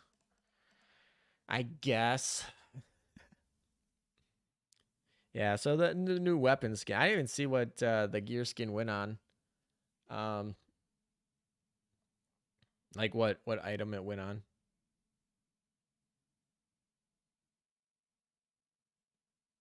You are Bolin boss. The amount of Danmaku is scary already. Do I even want to go check out ALL? See what's going on over there? I feel like my server's pretty chill today. Slowhead discussion. What is general? Just a bunch of Essex memes. That's not different. That's the usual. Nothing too. They did not make Sandy Day a big thing today. Certainly a low key day. So.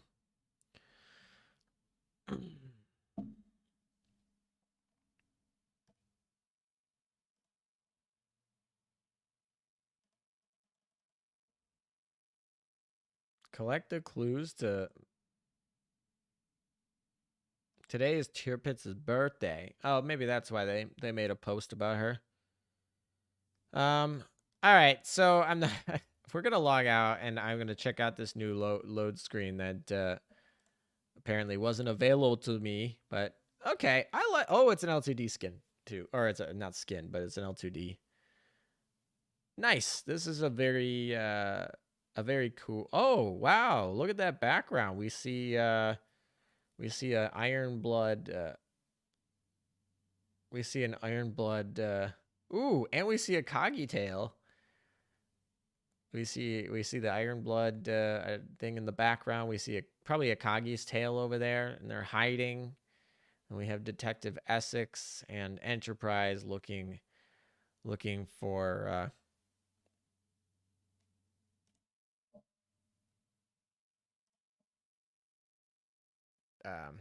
looking for them. This is cool. This is a very neat load screen. I'm sure it'll be up to watch, but the Kagi and Rune are sus. Is that Rune back there? I can't. I don't know. I don't know that off the top of the rigging which Ironblood ship that is. Is that Rune or Deutschland? I would think it would be Deutschland because Deutschland has that little tail.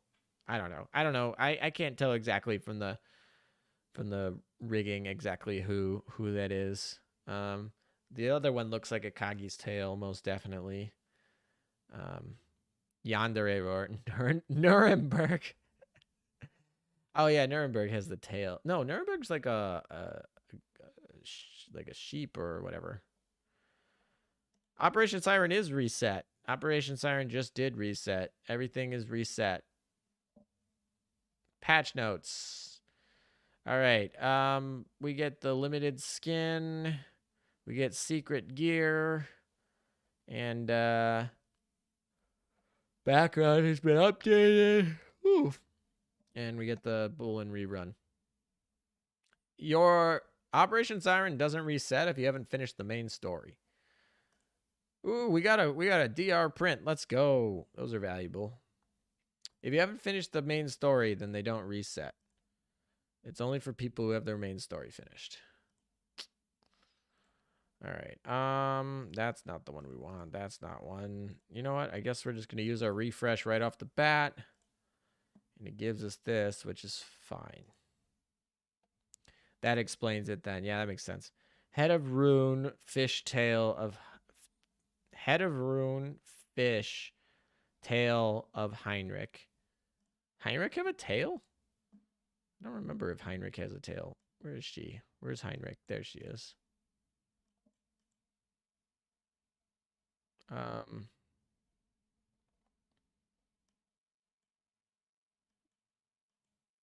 guess I can't really see. I guess I could inspect if I make her secretary.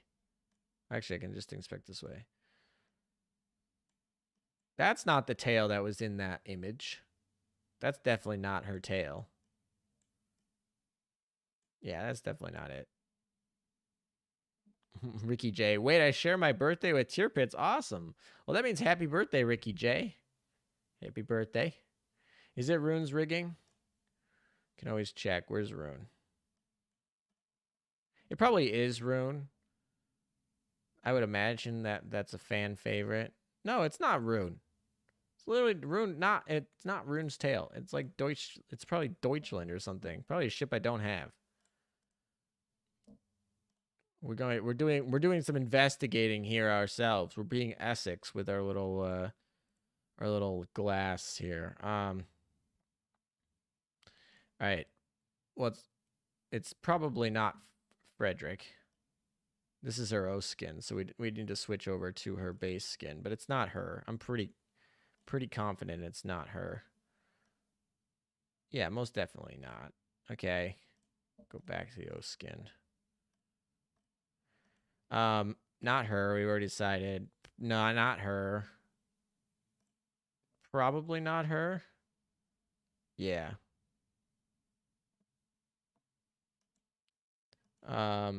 These are the subs. Not her. Definitely not her. Not her. Maybe it's Prince. I don't remember what her base rig. Oh no, she doesn't even have. I guess she has those little chompers in the bottom, but not really. It could be Nuremberg. Oh, I forgot about this skin existing. It could be this one. Cause well, no, it's a different. She has like a wide fishtail, and there was a Y. I'm pretty sure it's like Deutschland or something. No, not Hipper. It kind of looks like this, but it's not because it has the double. I guess we should switch her. Yeah, not her. Not Tier Pits, not Odin. It's this one. This is what it was. It was this one. This is the hit, like this little tail here. I mean, it could be her sister, right? It doesn't have to be Spay, but it's Spay or it's her sister. I can't tell you which one it is, but those have the fish tails, right? I guess it could be. Does she have a fish tail? No, she just has claws. Oopsies. Gone the wrong way. Yeah, she doesn't really have a fish tail or anything. She just has the claws and a bat wings. She's a vampire. All right, it's probably this one, right? Does she have a good one with her fish tail? I think this is the fish tail down here. But also, let's use that and check it for a second. Yeah, she has the fish tail here. So it could be Deutschland or it's Deutschland or Spay. That's the answer.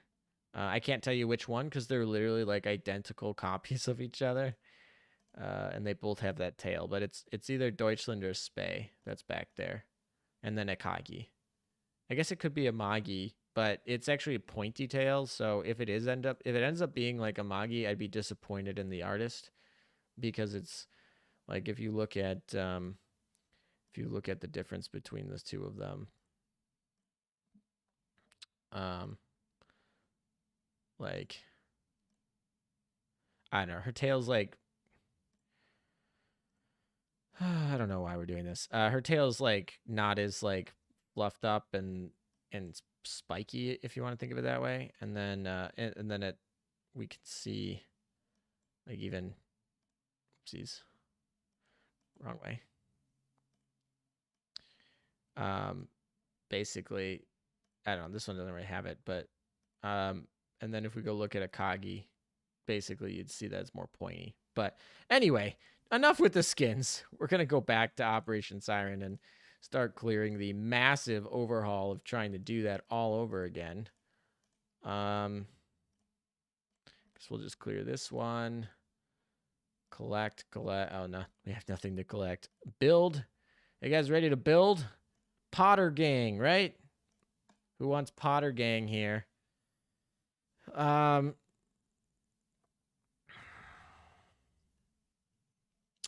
Here we go. Well, this isn't Potter and this isn't Potter. This one might be Potter, but I don't think any of these are Potter. So no Potter. No.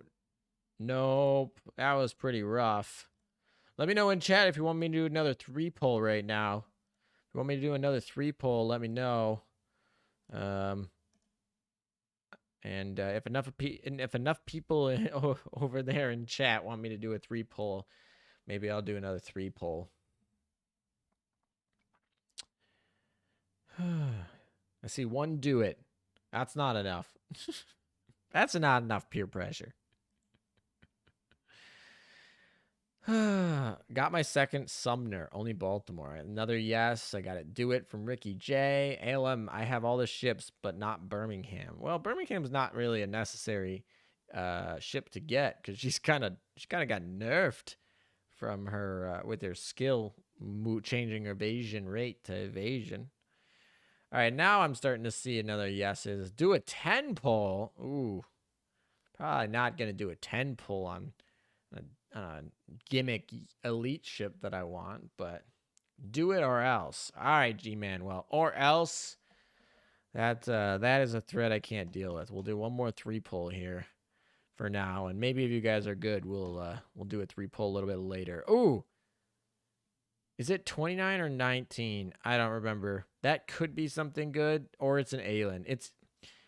I can't remember if this is a Potter or an Aelin, or it's probably an Aelin with my luck.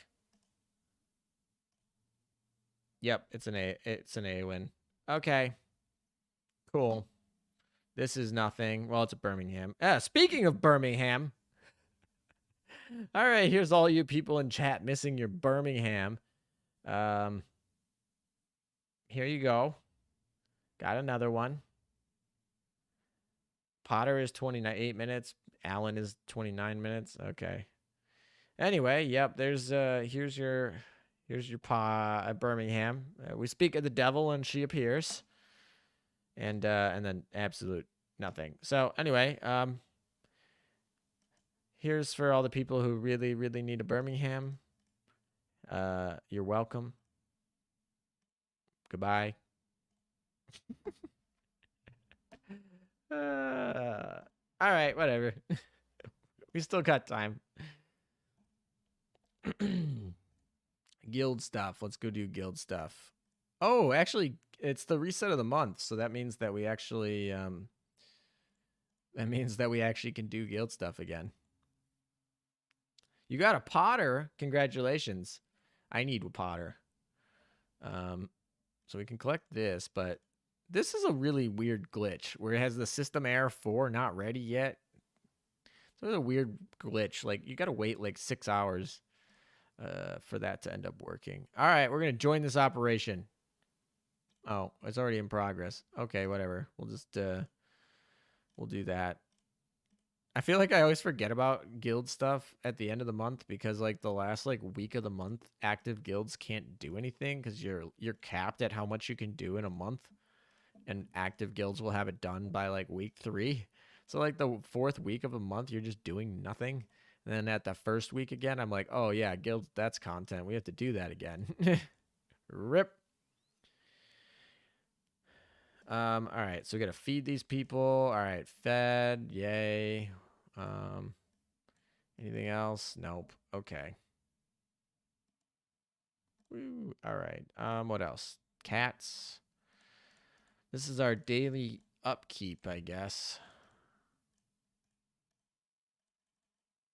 Why everyone call Oete login ship reward as Lali Mikasa? She looks like Lali Kinanu. I could see why she kind of looks like Mikasa, but I don't know. I didn't particularly have her resemble something else. Ooh, somebody pinged me. Oh, Lectors, you pinged me. Oh, okay. Yeah, I've seen that. Thank you though. I appreciate you looking out for me. All right. So now we are in the new month, so I can actually collect this dang event mission. So that should be good. All right. And then let's see. Anything else? Lecture hall. We'll what is it? Carriers now. I guess Intrepid, and I guess we should probably level Illustrious, and anything else? No, not really. I don't care. All right, cool.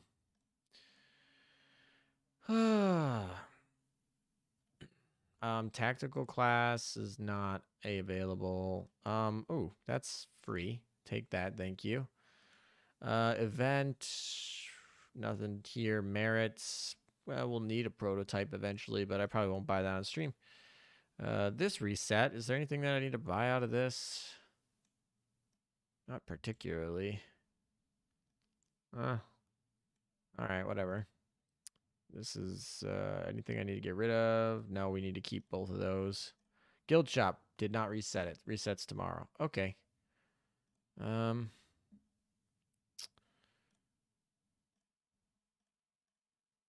right, now we need to do dailies and hard modes.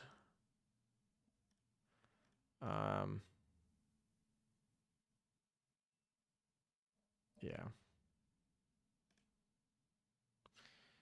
Okay.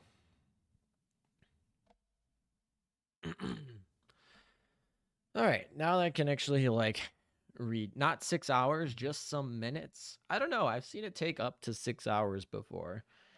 Maybe that's not traditional, but I've seen it take almost to like 6 hours. I already got all the event ships except the sub. Well, the sub's not that important, to be honest. Almost forgot I have collected Inamis hours ago. Congratulations! After you finish retrofitting, or if not retrofitting, finish max limit breaking all of your starter ships. Man, Alem, your voice is cracking. That's probably because I've been talking all day, because I Literally was talking earlier with people, and then I went on testing the Discord podcast thing, in which I was talking for an hour and hours, and then came on here and it was talking. So I wouldn't doubt if my voice cracked a little bit. Um, I didn't bring a water. I should probably go get a water or something. Arknight's crossover would be fun. I don't think they'd do a crossover between their own games, to be honest, but maybe. If you are a collector, then it is important. What's important? Maybe I missed some. How delayed is chat right now? Let's try it. All right, we'll see how delayed chat is. We can always test this based on math here. All right, chat is approximately 8 seconds delayed. So that's not bad. I am not disappointed with 8 seconds. To be honest, 8 seconds. 8 seconds seems fine. No, we didn't get the S cleared. Dang it. Stupid Aurora. Whatever. Not a big deal.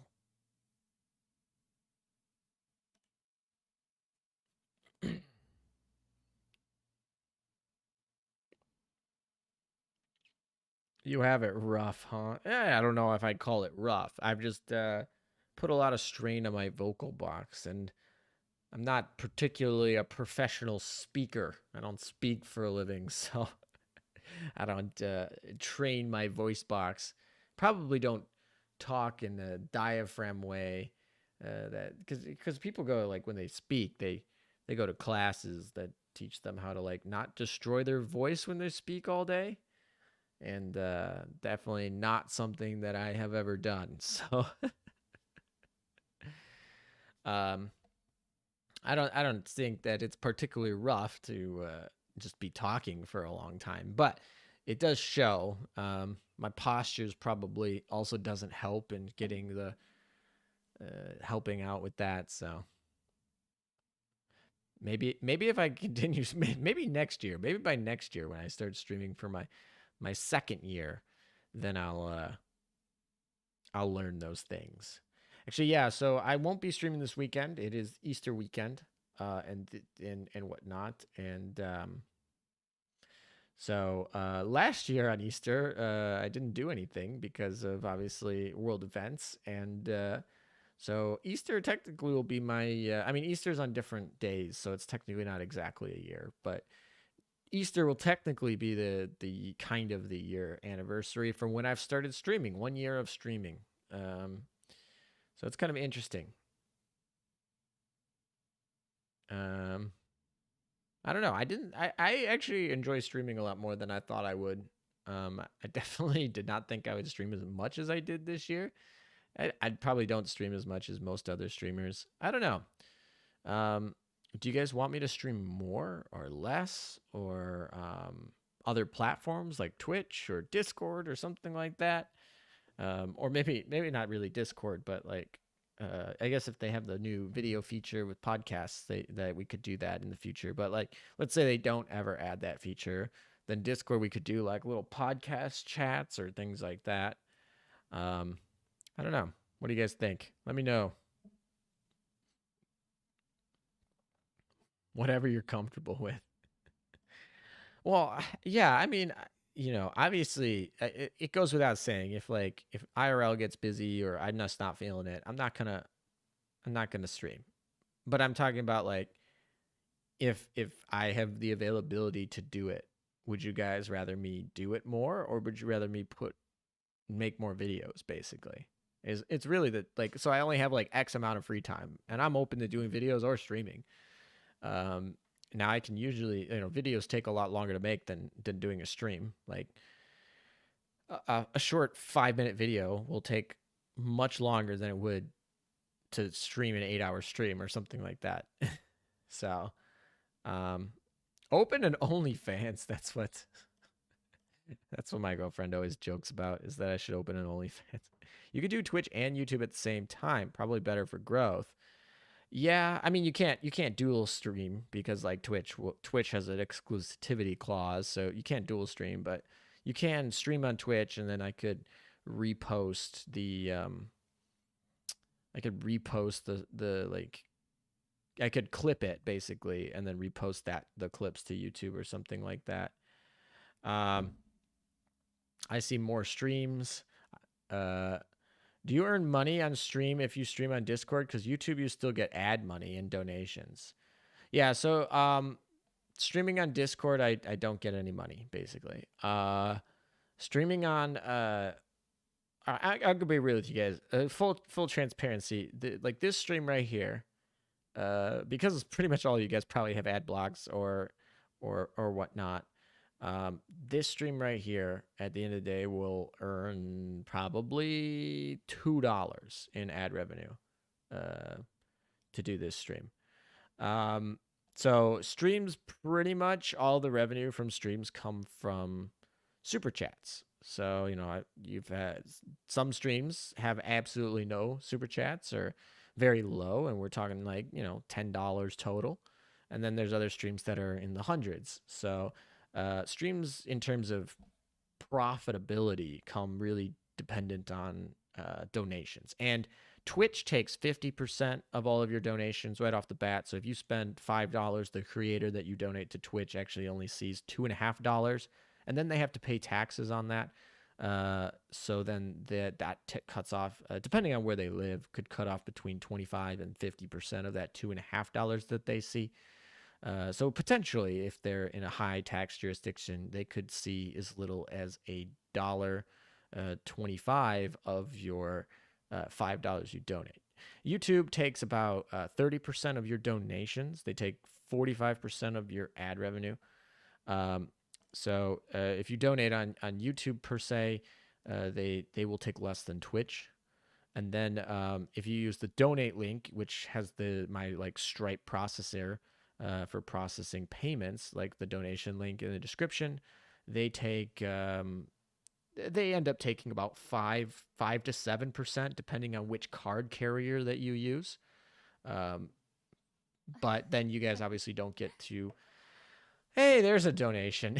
Speaking of a donation, I was gonna say, if you donate on YouTube though, then you get the super chat, and then you get Amagi coughs, and you show up on stream. So there's the benefit there, for you to donate on YouTube rather than the donation link.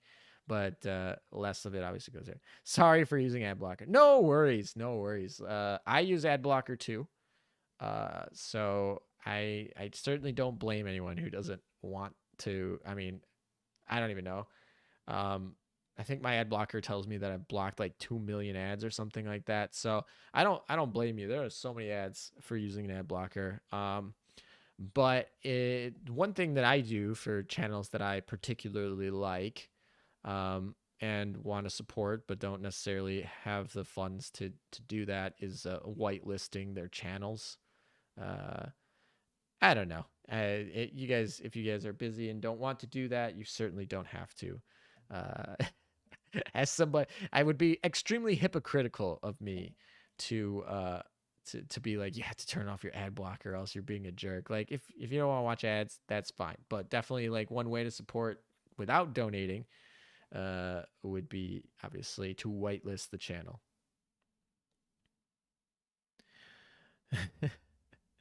Looks like there's a new event related to the login screen. Really? First time I hear Amagi so loud. Was she louder or something like that? She always coughs, but yeah, sometimes she's really quiet. I'm not sure. Chat seems like it's running out of ideas to talk about. Well, in most of the U.S., it's after midnight. If you're, well, I guess if you're in Hawaii, not so much. But if you are in the continental U.S., it's between like midnight and like 4 a.m. So, joke's on you. I never use ad blocker. I can't use ad block on mobile YouTube. I mean, you can, but it's harder. It's more difficult to do. It's not like It's not like built in like it is in like most PC browsers. Check ALE on Twitter. Ooh, I'm excited. I was expecting something to happen on Twitter. All right, gonna check Twitter. What is on Twitter? If you guys are baiting me though, I'm gonna be disappointed. Official one? Oh, it is.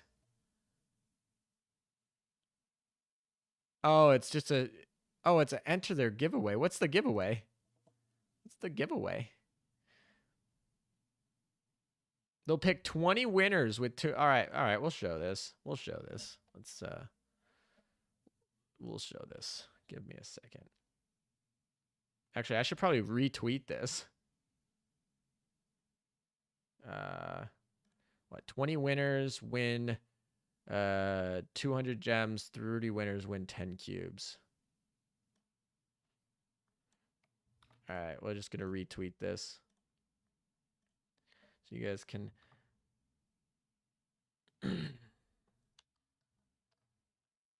Azur Lane. Got to get those hashtags in. Giveaway or something like that. I don't know. Hashtag gems. All right, that's fine. There we go. Unsent tweet. Let's do that. All right.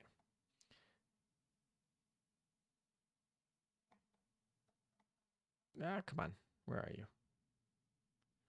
Twitter's always weird because it's dumb with how it operates. A lot of it's all right. Whatever. All right, we are going to show you guys because you guys are just looking at the screen. So if we go here, hopefully that. So yeah, this is on Twitter 7 minutes ago, I guess. New mystery in the port. Essex and Enterprise Eagles have gone missing. Check the in-game login screen for more details. What do you think happened? Share the comments. Share and comment to enter the giveaway. It's the April Fool's Day thing. Obviously, I posted right here. There's 20 winners to win 200 gems, 30 winners to win 10 cubes. So that's gonna be randomly chosen or whatnot. And you have to go through the Bitly thing, which has you register your email, which or something like that. Yeah, you can log in with your email, or actually your Twitter or whatever. I think I usually do with my email or something like that. And I should probably join.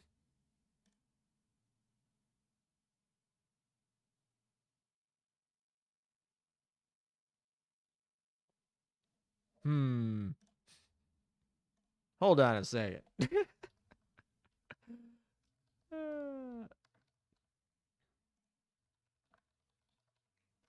I guess I don't really care too much about this, but all right.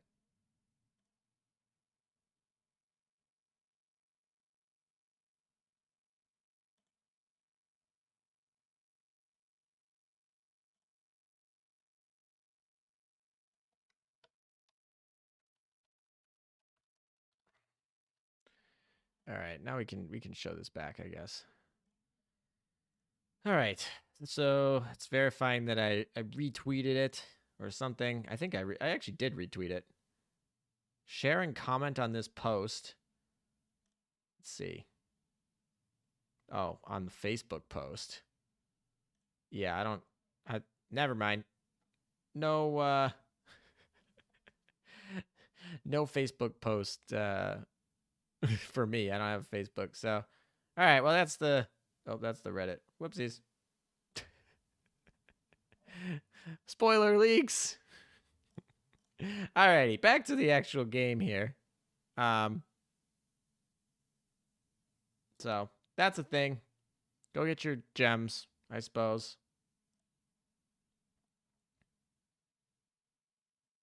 Twitter is always weird because it's dumb. That is very good wisdom, right? That's very good wisdom. Twitter is always weird because it's dumb. Oh, I did not mean to.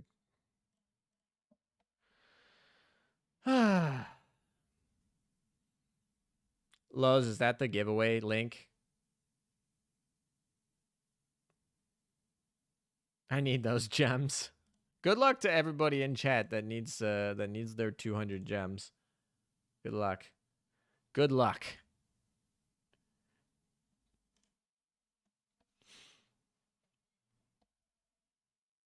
No need to share on Facebook. Just click the button and continue.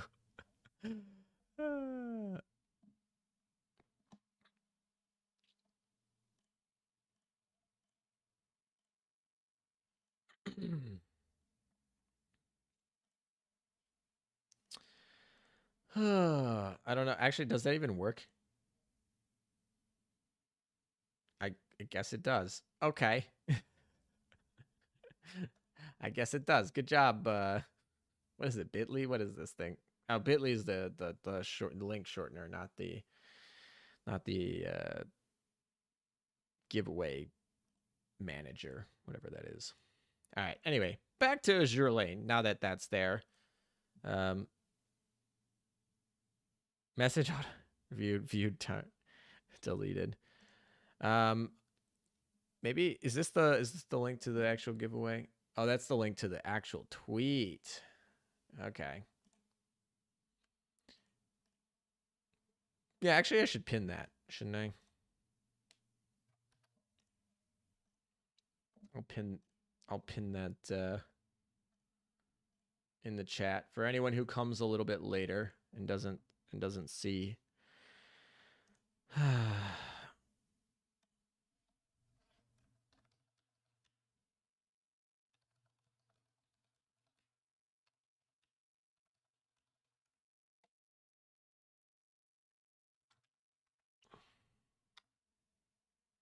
All right, let's pin this. And so if anyone comes late, you can just direct them to the pin comment. Even though it's pretty easy, you just go to the actual Twitter of the yeah, you just go to actual Twitter of the main account and it'll be right there, but just in case. All right. So we've done dailies, we've done hard modes. I guess we should probably do SP mode, not AX mode. SP mode. This is probably fine. As you can see, oil's not a problem because this event has not been particularly lucrative to grind. I've not been going hard on this event because there's nothing to drop. Nothing drops.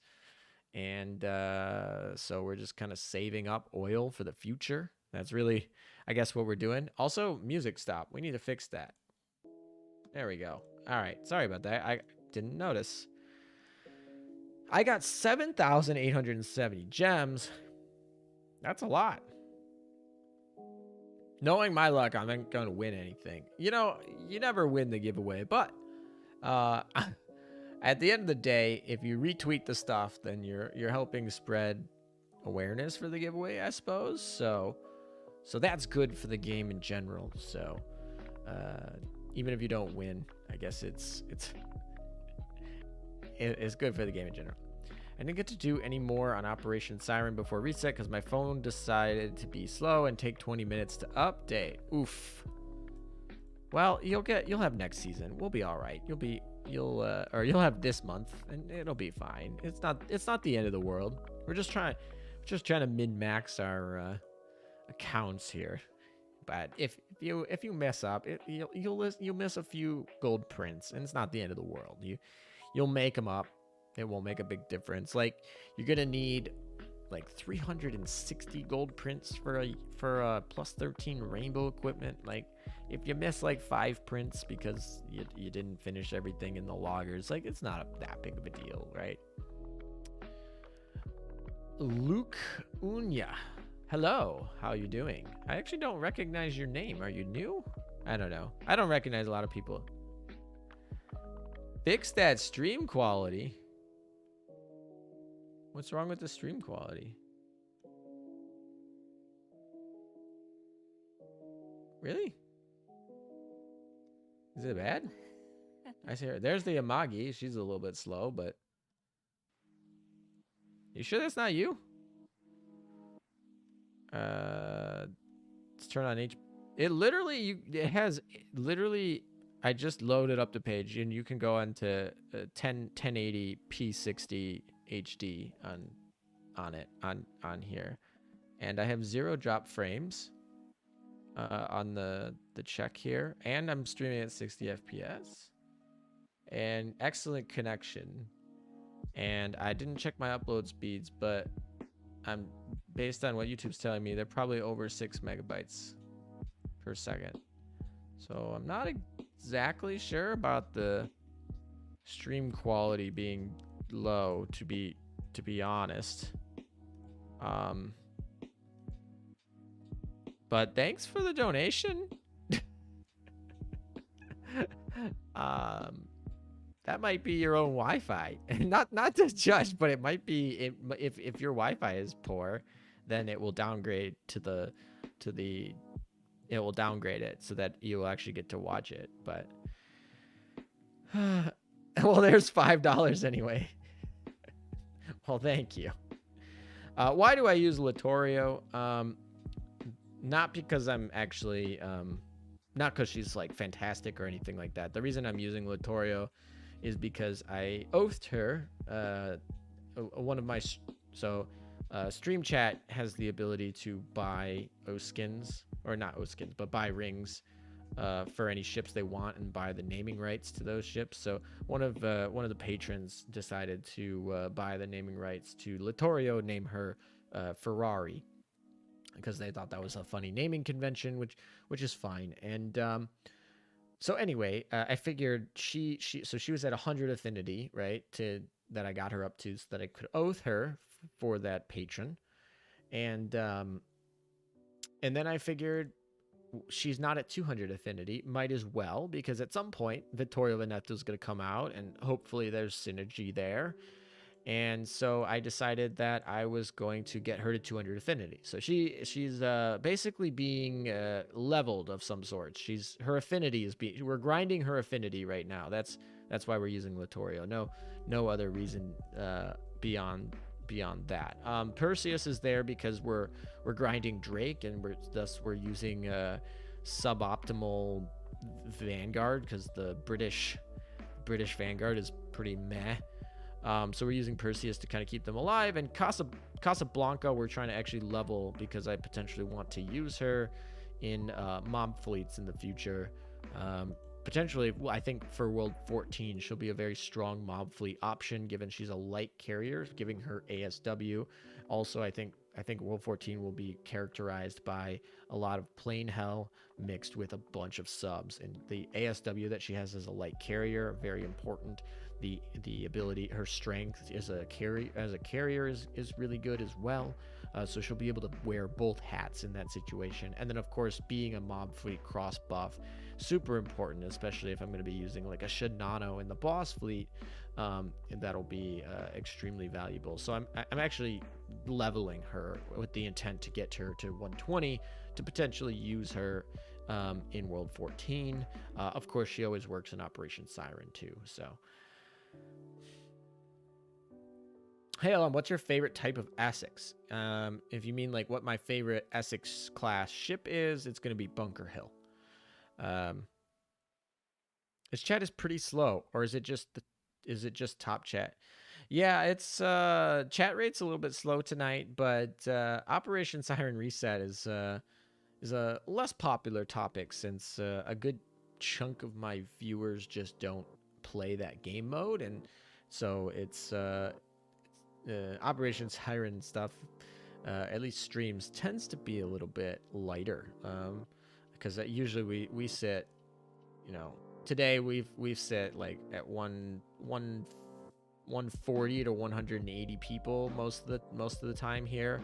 Well, typically other streams that we have that don't involve like an event, like events, we can sometimes get up to like 800 people, but typically like big event streams, but just like casual streams, will sometimes sit between 200 and 350 people that end up showing. So I particularly, I don't know why it's a little bit more quiet. It's also later and early for the Europeans. So the Europeans are waking up early on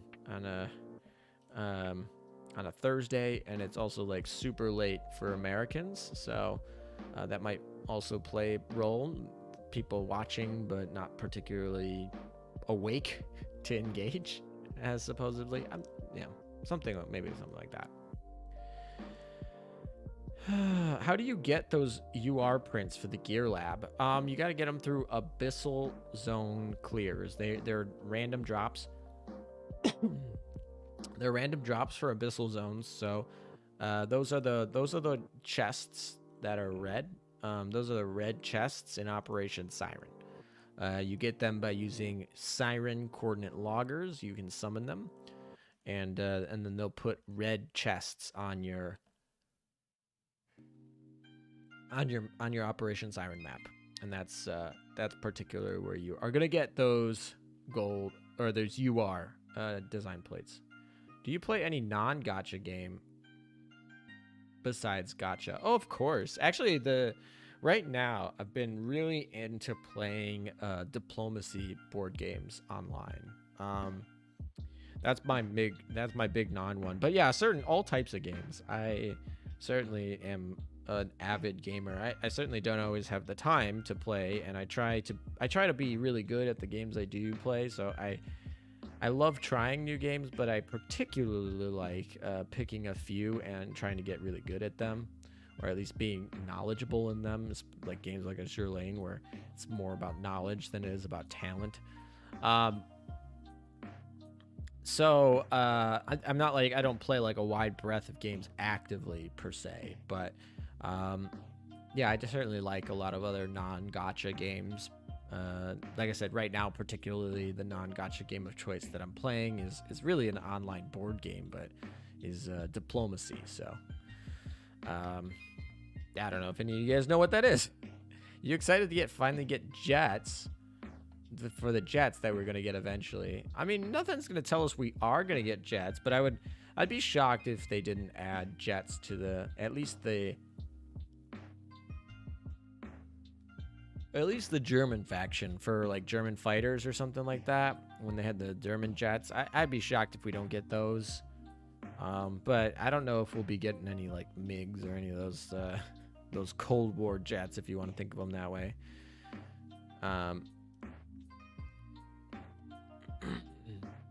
All right, Javelin is really crappy. That's all I gotta say. Like, Javelin is really bad ship. She's the worst starter by so much. Sorry, Javelin fans,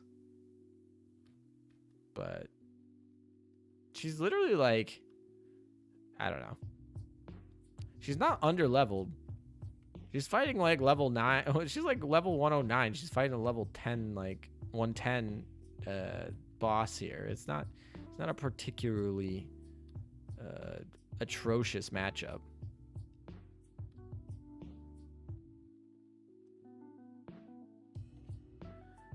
Chav, yeah, basically. I don't have the pasta boat. Yeah, I don't know about that.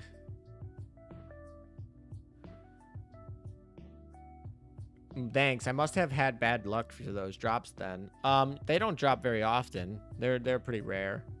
They're pretty rare drops. You play Titanfall 2 recent begin multiplayer, having a blast so far. World of Tanks, World of Warships, although I quit World of Warships too slow, just being burnt out. Yeah, I'll probably end up playing World of Warships in the future. Nick always keeps inviting me to play, and the game company had previously been interested in having me play, so maybe getting a press account or something like that. I don't know. I might pick up World of Warships if everything fits in there nicely. All the stars align, I suppose.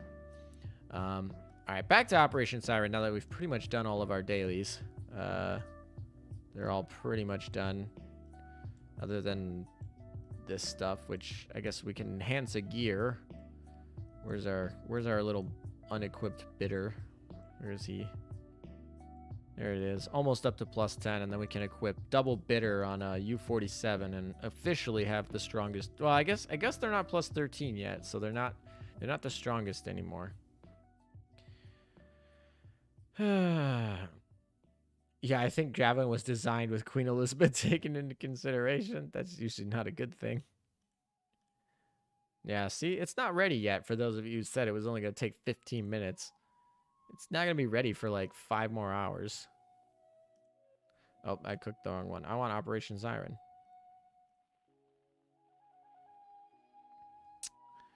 All right. Oh gosh, we got to do this garbage.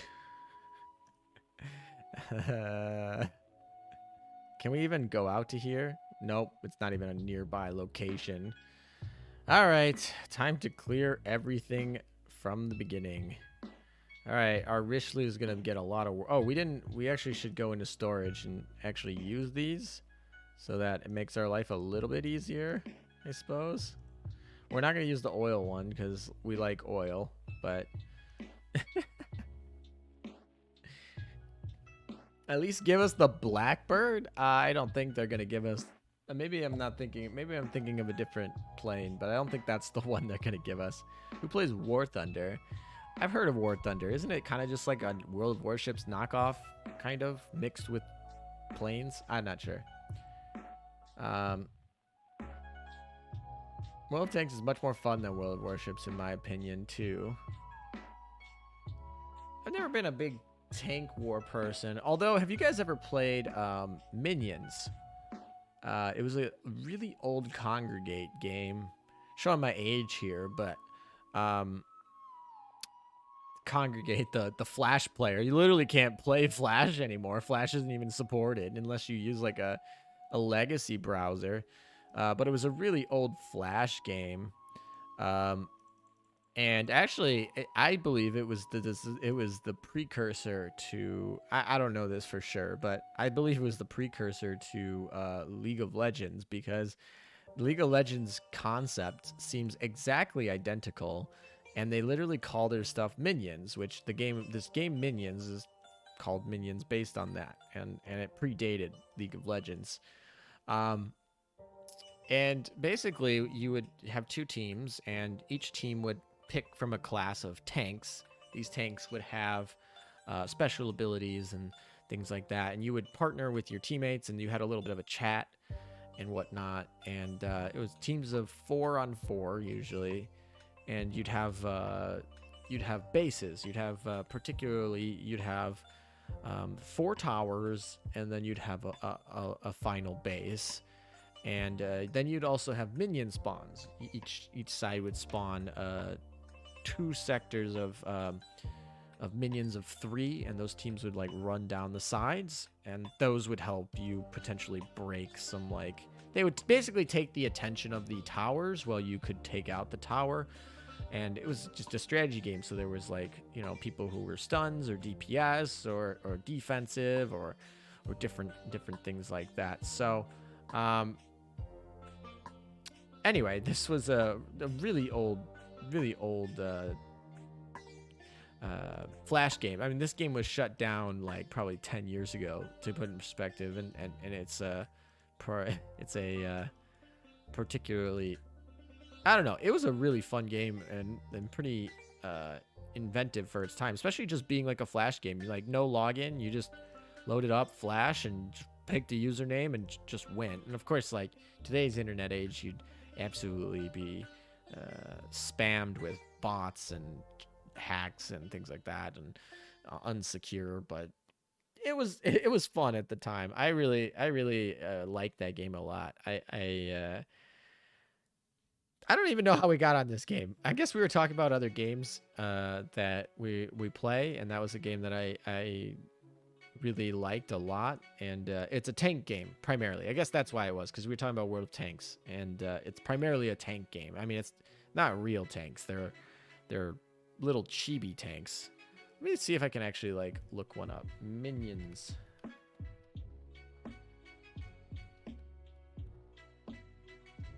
I don't know. There's got to be some image for this dang thing. Huh.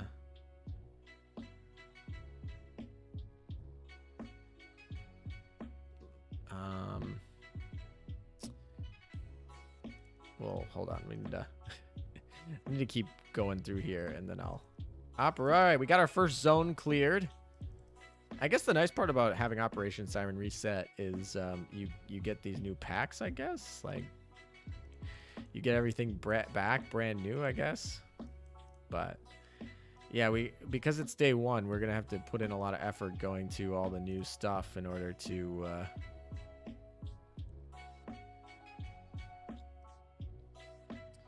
Alright, let me see if there's any pictures of this and images, Google Images or something like that. Oh yeah, they have plenty of pictures on this. Alright, this is fine. We can show this. Alright, now I gotta actually pull up the thing so you guys can see. Alright, so this is basically the different like tanks. So you can see they're not like tanks. So this is a healer, or this is a stun, or like you have DPS, and they all have different stats. Teams of 4, you can pick who you want. They have premium characters or whatever. This would be like the towers you're defending, and these are the minions, and this is like your base tower. So this is the main the main goal. I don't know. This is I haven't. It's been a while since I've looked for stuff like this. Anyway, this is a really good old MOBA game for those. It doesn't work anymore, so don't go and try and play it, I guess. But yeah. Anyway.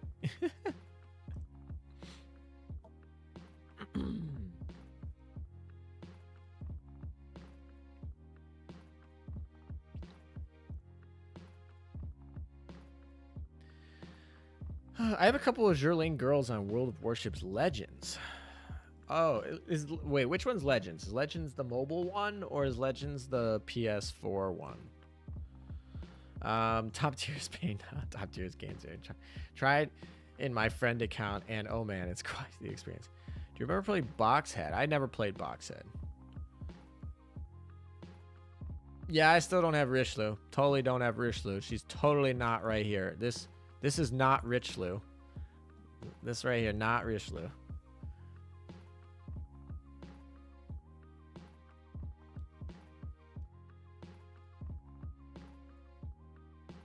Xbox and PlayStation?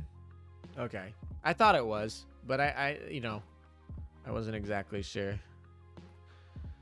I can't wait to get my Kitakaze up to 120 to be able to swap her out for Suzutsuki, and maybe we can clear this a little bit faster, but Suzutsuki's like near. Suzutsuki has more survivability at least, so that's a plus. By the way, oh, fun fact, if you're ever in these fogs, where the node is, they tell you based on the clue that they give. So when you have TB like moves the screen, you'll visibly see the screen move like this, or like this, or like this, or like this, and that is actually telling you the direction that it is. So if you noticed, when the fog came up, it moved the screen like this, which means it's in this top left corner up here, somewhere. Not this, but somewhere up here. There it is. So it was over here. So that's I don't know, I guess a fun fact about the fog, if you guys didn't know. Oh, you just look at the mini map. Yeah, that works too. It's technically faster than having to do the scan or whatever, but yeah, that works too. You can also see the quite. Yeah, okay, never mind. My fun trick doesn't, I mean, it does work, but technically it's not as helpful as I thought it was gonna be. Maybe. Did someone ping me on Discord? Jesus, general chat went crazy. Oh, that's a Richelieu. Now I understand. You guys don't know, it's a picture of Nagato. So apparently Nagato is the new Richelieu.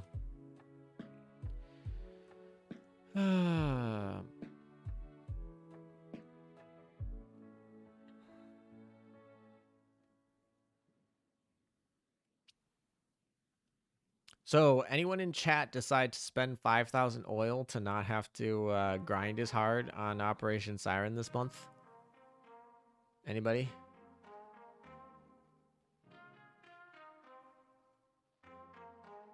Alum got shut down by chat. That's what usually happens. Oh, we got a gold print out of that. That was worth it. Nice. The Fengophobic Gamer spent the money on it. Graruka spent the money on it. King Bowser did. Snipu did. Draco did the last time 2 times, but not this time. I want to, but I'm on baguette gun grind. I mean, you're always on baguette gun grind. You can never have too many baguette guns. 9. I felt that from the show. Since I got done with map data, thanks to you guys.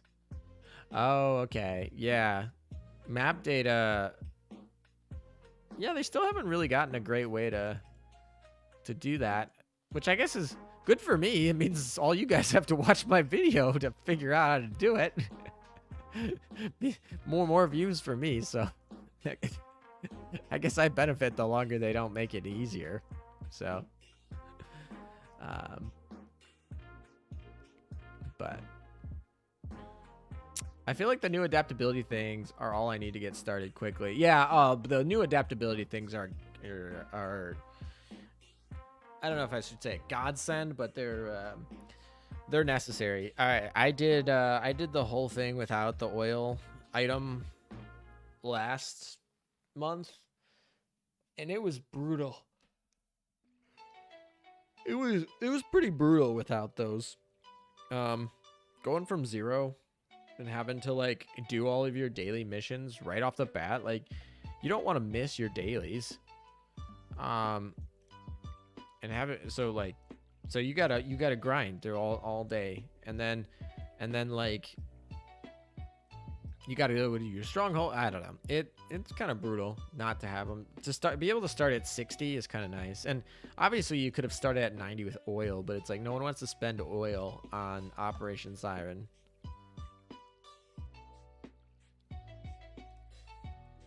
The cat paw gave you a rainbow print. That is possible. You can get a rainbow print from the cat paw, if I recall. But it's like a very special, like tier 6 cat paw that is pretty rare. You will not be getting many of them from a cat paw. Most of them will come from Abyssal Zone drops, but they technically can come from a cat paw. You are correct.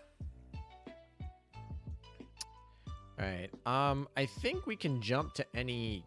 I think we can actually jump to any port without any question. Yeah, we can jump to the ports without any questions, which means any port missions become easy to solve. No problems there. Ooh, okay, we summoned our Arc Royal here. Are there going to be more map records? Of course they're going to be. They've talked about 72, and we literally only have 54 available to us right now. So right off the bat, that tells you we got another, 18 coming at least. So yeah, we're definitely going to get more in the future. Whether that takes them 2 years to implement or they just forget about it, that's a different story. But yeah, we definitely should get them.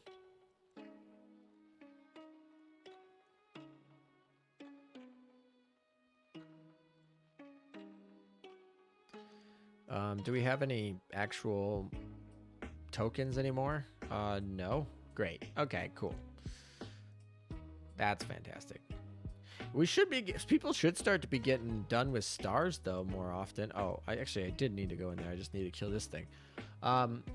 People start to get more stars now, so I'm starting to get excited of potentially getting all my 360 stars.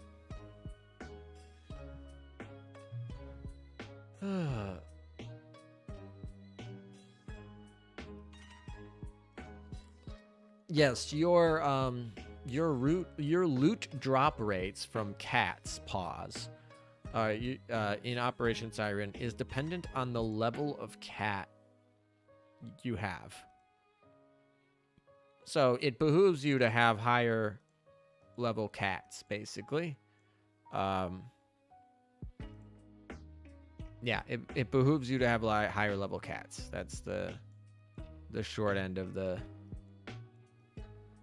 deal there.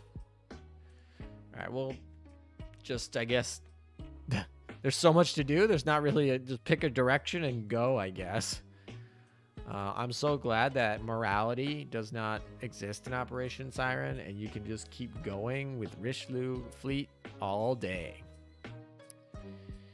Why is Baton so cute? Did Baton get a new skin recently, or just a rerun?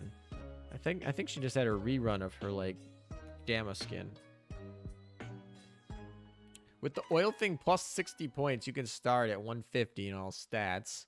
Yes, you can. Yeah.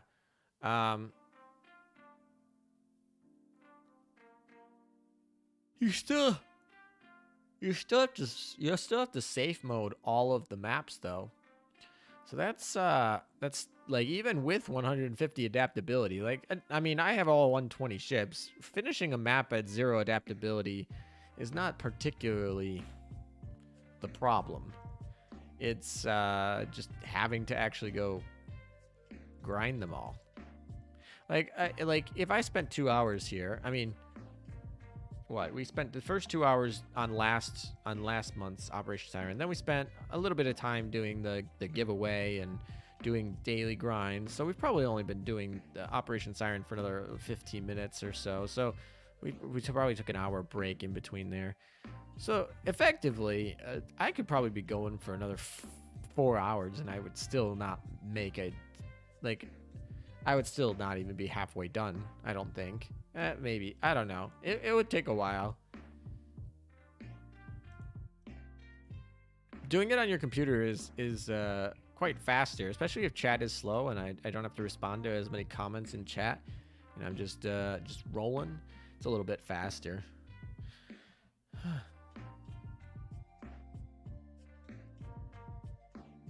It behooves you. Thank you, Kane Malthus, for the point out here. You're at, well, Alexis at 179 out of 360. I don't even know what I'm at. I guess I can check after this battle what I'm at here. High level, I believe, and high rarity. I think it's like a combination. All right, let's check. 166. I'm only at 166. I think that counts the ones that I've not collected too. I mean, it doesn't really matter. There's only like 2 of them I haven't collected, so it wouldn't make a impact. You still beat me, Alexi. Commit war crimes. Let's go. The JP Twitter on something lol. Oh, I want to go check JP Twitter. JP Twitter is definitely more active. People at JP Yostar, they have a little bit of fun with Twitter.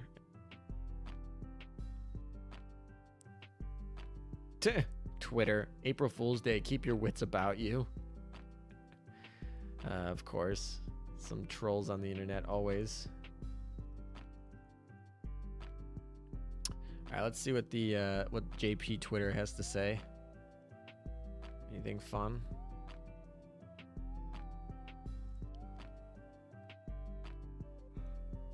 Oof. Oof. What is this? Azur Lane. The mini collaboration event will be reprinted after next maintenance.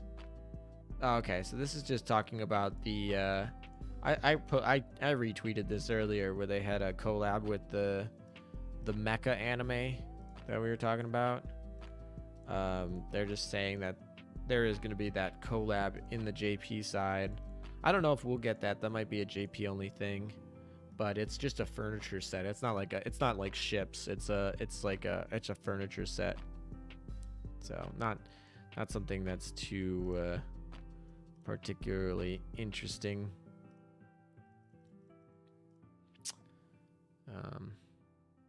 Yeah, so.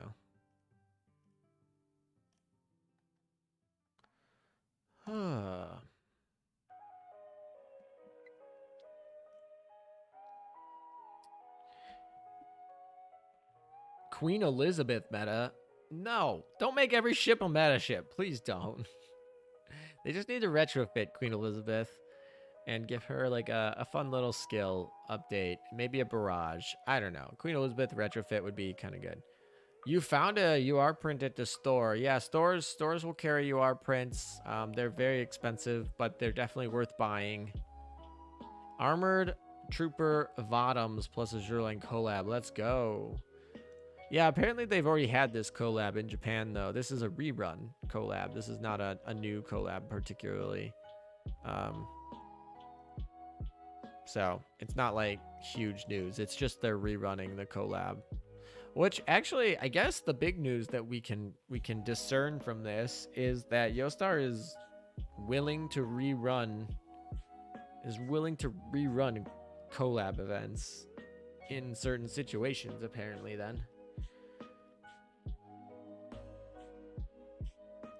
One more wyvern for pain. I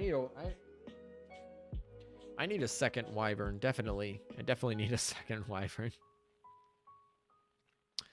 I'm shooting for 4, because if I have 4, then I can pretty much do any triple carrier fleet totally stacked with them. I guess if I plan on using like Shinano plus Arc Royal, then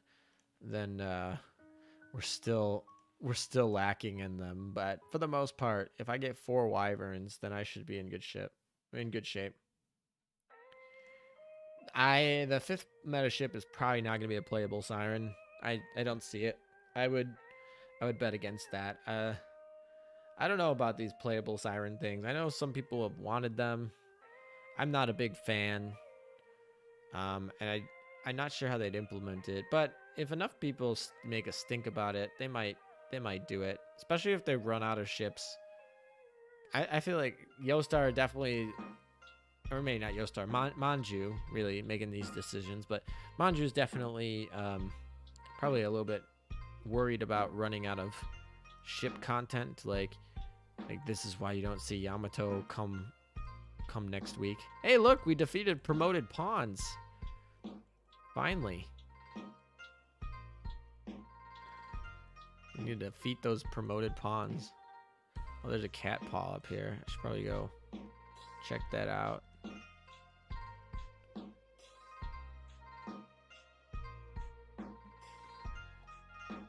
Caleb, yo!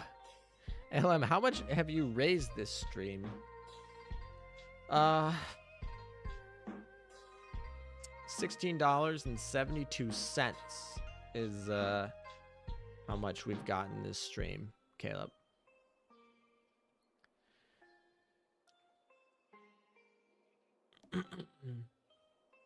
The only good siren is a dead siren. Run out of ships?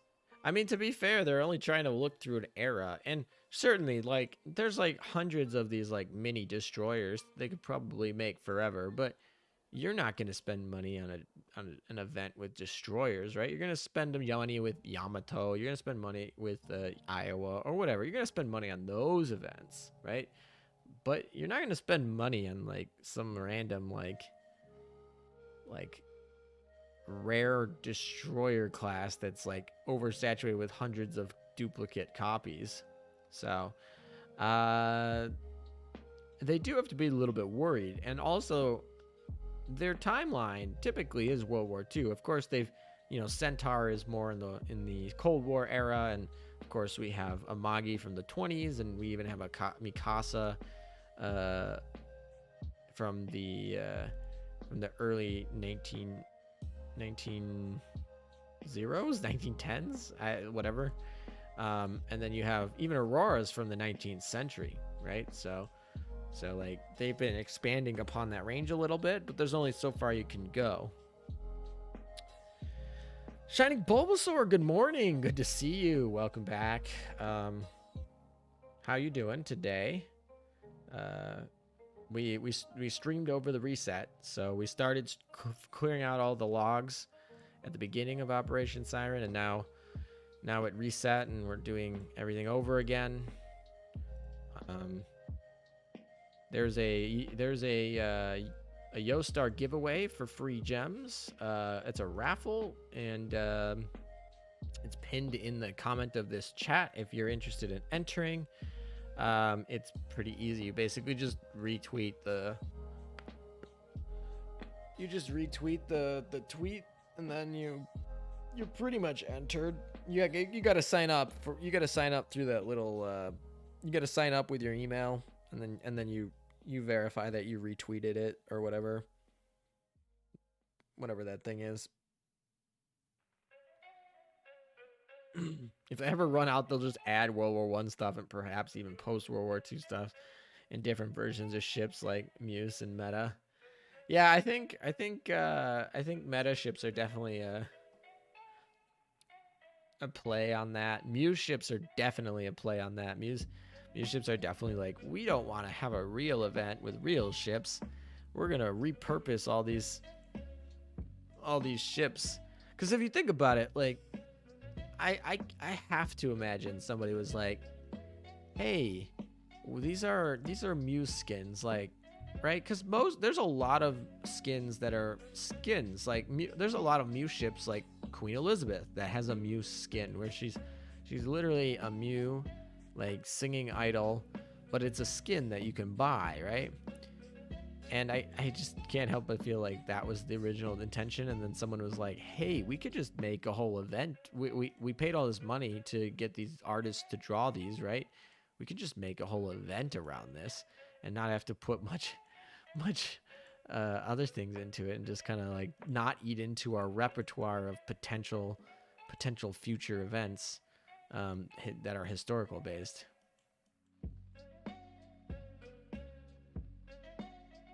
I really don't like when Muse ships are better than their original counterparts, but I guess I see how some people don't care or actually prefer it.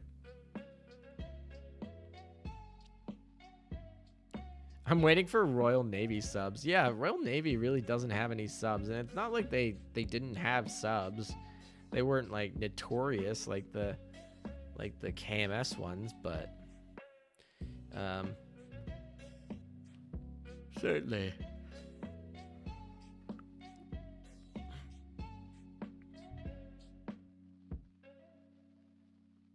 Oh yeah. Well, I mean, Chapiev was like,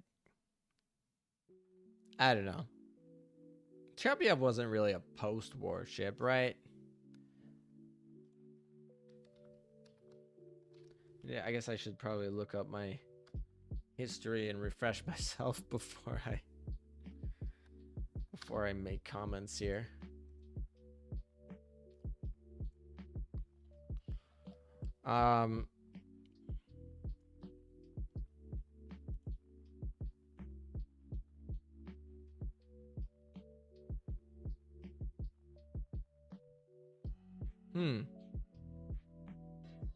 Yeah, I guess similarly, she was finished in the 50s, unless there were multiple Chapiev ships. Unless I because like sometimes that happens. But yeah, if this is the right one, she's laid down in 1939, launched in 1940, but completed in 1941, and then completed in 1950 and decommissioned in 1960, making her effectively a World War II ship. Dang it, I hate these stupid siren call things. Like,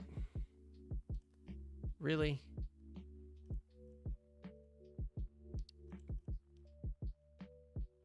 I'm not excited to. These only occur on non-safe modes, and I'm definitely not excited to have to deal with them again.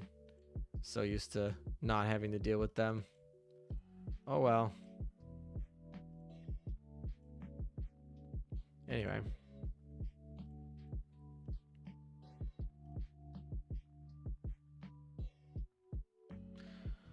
Oh wow, there's the Amagi cough. Caleb, screw all ya. I'm doubling this. I've been testing Suzutsuki in my US Navy carrier fleet, and I like her a lot for the Torp meme matchup. Lexington server meta is Garbo. You're my favorite content creator on YouTube. Keep it up, broski. Thank you for the $20, Caleb. And yeah, so basically that doubled it. Suzutsuki is a very good ship in terms of firepower and survivability. I think she strikes a very good balance. Something that other particular ships like Kitakaze not so balanced, but you don't always want balance. You can definitely you definitely don't always want balance. You want a min-max, but yeah, she strikes a great balance of offense and defense, and something like Pymat almost feels like that. But I feel like Suzutsuki does it better because she has the AA even. Like, she's completely balanced in almost every asset, other than she's a destroyer. Get dunked on, losers. I mean, if you're using Suzutsuki in your USS carrier fleet, are you considered a USS main? I mean, I would probably consider it still, but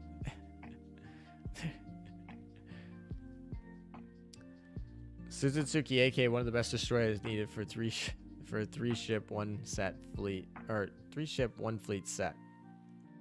One of the reasons why Yamato and Musashi are delayed like this is probably because they want to give them some unique mechanics and skills which make them super special in the way. Honestly, I just feel like they're going to want to drive up they're going to want to release them slowly, which is good, by the way.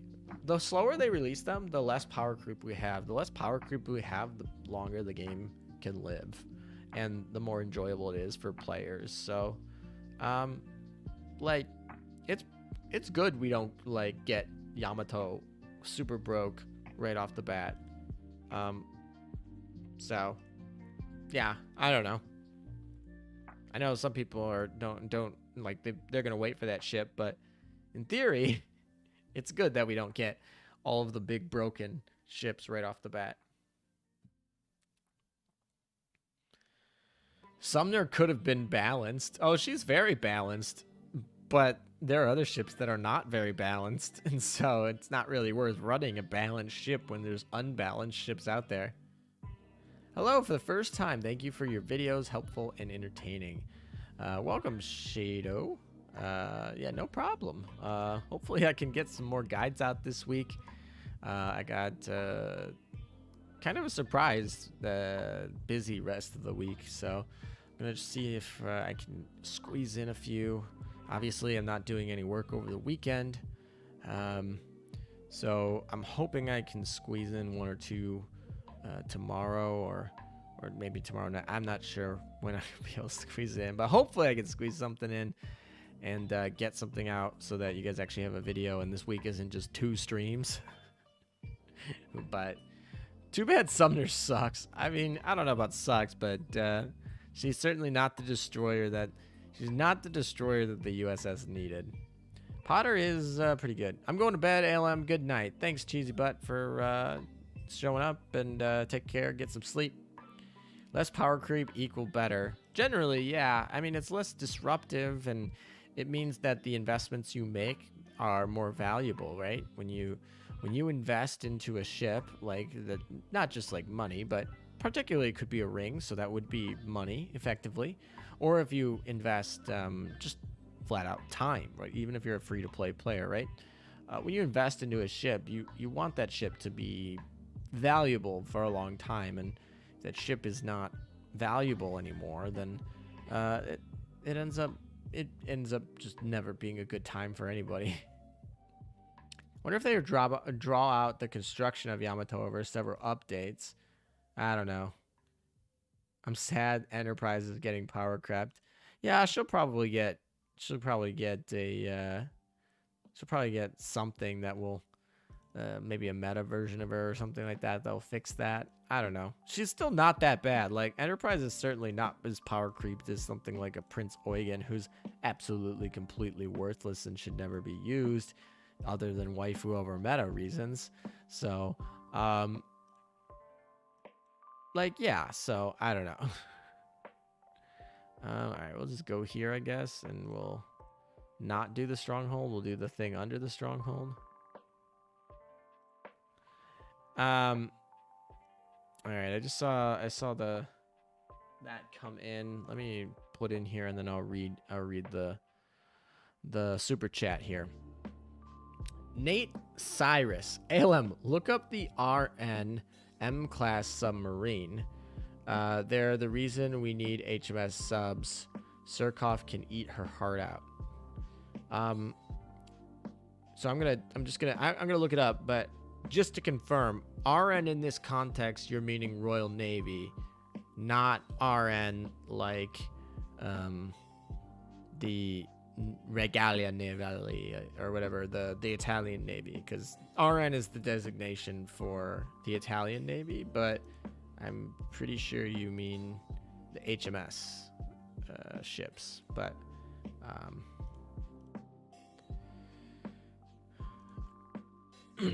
si, senor. Okay, let me go look this up. So RN M-class submarine, RN M-class submarine.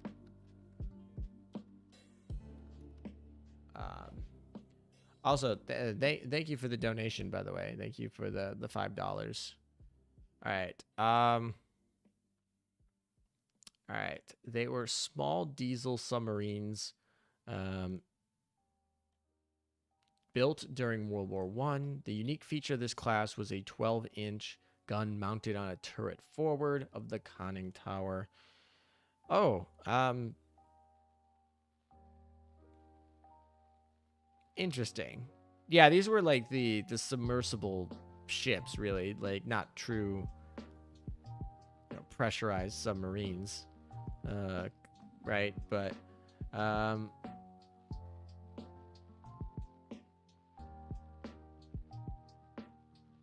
M2 was converted to a small seaplane, so potentially this class of ships could be an SSV rather than SS in theory. And M3 was made into a mine layer. We don't really have mines, particularly in the game, at least on the offensive side, on our side.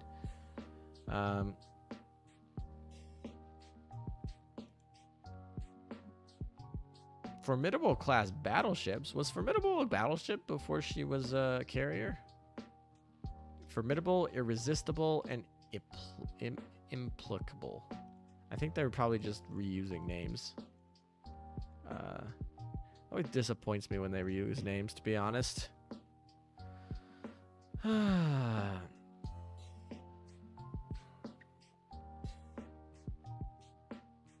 Most of these are World War I ships, though. But yeah, so we got M2. M2 could, in theory, be a SSV because she's got a seaplane.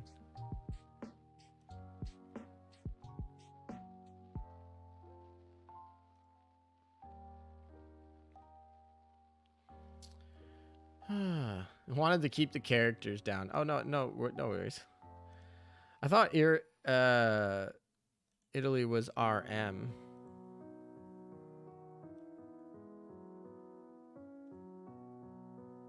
Oh, hold on a sec. Oh, did we get double?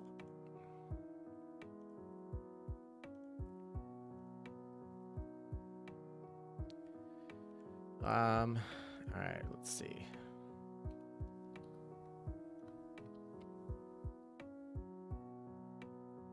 No, it's definitely RN. Yeah, definitely. It's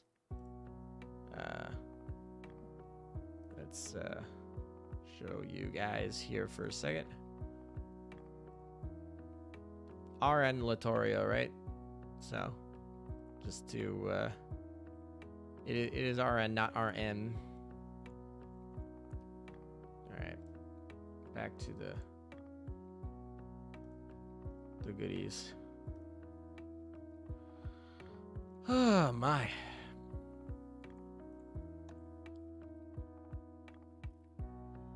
Yeah, a lot of the ships that actually fought in World War II were actually built, obviously, in World War I, because it takes a while to actually, build a ship.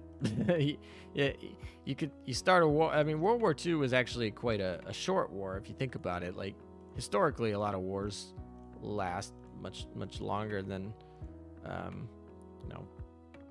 don't know. The U.S. was in the war for 4 years, and other countries were in the war for potentially 6 years. But 4 to 6 years is quite a short war historically. And so battleships a lot of times take longer than that to build. So especially if your industrial complexes that are building these ships are constantly having to get moved or bombed or shut down or whatever. And so, yeah. A lot of the ships were built from World War I, of course. And the ones that were built during World War II ended up being part of the Cold War. Also, how do you level up your ships so fast? Dedication and time. Yeah, I mean, I do actually have a video out where I explain kind of the process that I use. I mean, because usually the answer to my question is just like playing the game consistently and whatnot. But there are obviously some tricks for newer players that they might not be aware of. Sometimes some of us veterans who have been playing for years sometimes forget all the little tricks that we do. They're not particularly difficult. They're pretty basic, but if you're brand new, you're learning the very basics, and sometimes we gloss over those. So I actually have like a pretty long video where I talk about everything that I do, and it doesn't even include everything that I do. It didn't even talk about PvP at all, or it didn't even talk about skills, like using skills to increase the yield for the experience gain. But I do have a video on that. Which anniversary does Yostar give out free rings again? Japanese anniversary. So that's going to be in the late summer, early fall, so in August, September era. That's when they give the free ring one. Well, I mean, there's nothing to say that they're going to give a free ring, but that's when they've historically given those rings. When OS auto mode be a thing? I really hope they add AES functionality to the safe moded maps on Operation Siren. Because when you're in a safe moded map, you have the whole map revealed to you, right? And all the targets are there, and you just queue them up, right? It's exactly the same as the other map. So I guess the problem with it is you have 4 fleets, so the interface of choosing like when you're looking at the roles in a traditional map in the campaign story and using AES, there's only 2 fleets, so you have a mob fleet and a boss fleet, and they'd have to rework those, so it wouldn't be like you can't directly copy paste it, and that's partially the way they designed it. Honestly, they could have probably designed it in a way that was more easily be portable to Operation Siren, but it is what it is. Yeah, no one helped. Zero helps. This is on the Washington server, and we still got 0 helps. Great, good job, guys. No, I'm kidding, but yeah, the 100-Year War, exactly. Yeah, that one was a little bit longer than 4 to 6 years.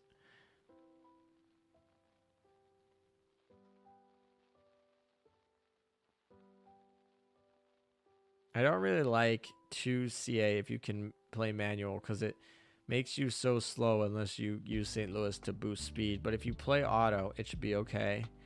Is there a viable US meta fleet? Yeah, probably. Saratoga, Essex, Enterprise after the carrier update. Potentially with something along the lines of like Baltimore, Juneau, and Potter.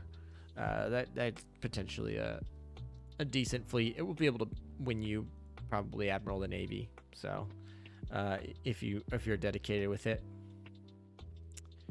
What do you think of O's skin? I like it. I think it's cute. Brazil Lane. Are you from Brazil? San Marino corned tuna? If you are, welcome. If not, I guess welcome too. It's like not just only welcome if you're Brazilian. Um, Shiro, in the end, you can just use anything. It just depends on how important speed is to you.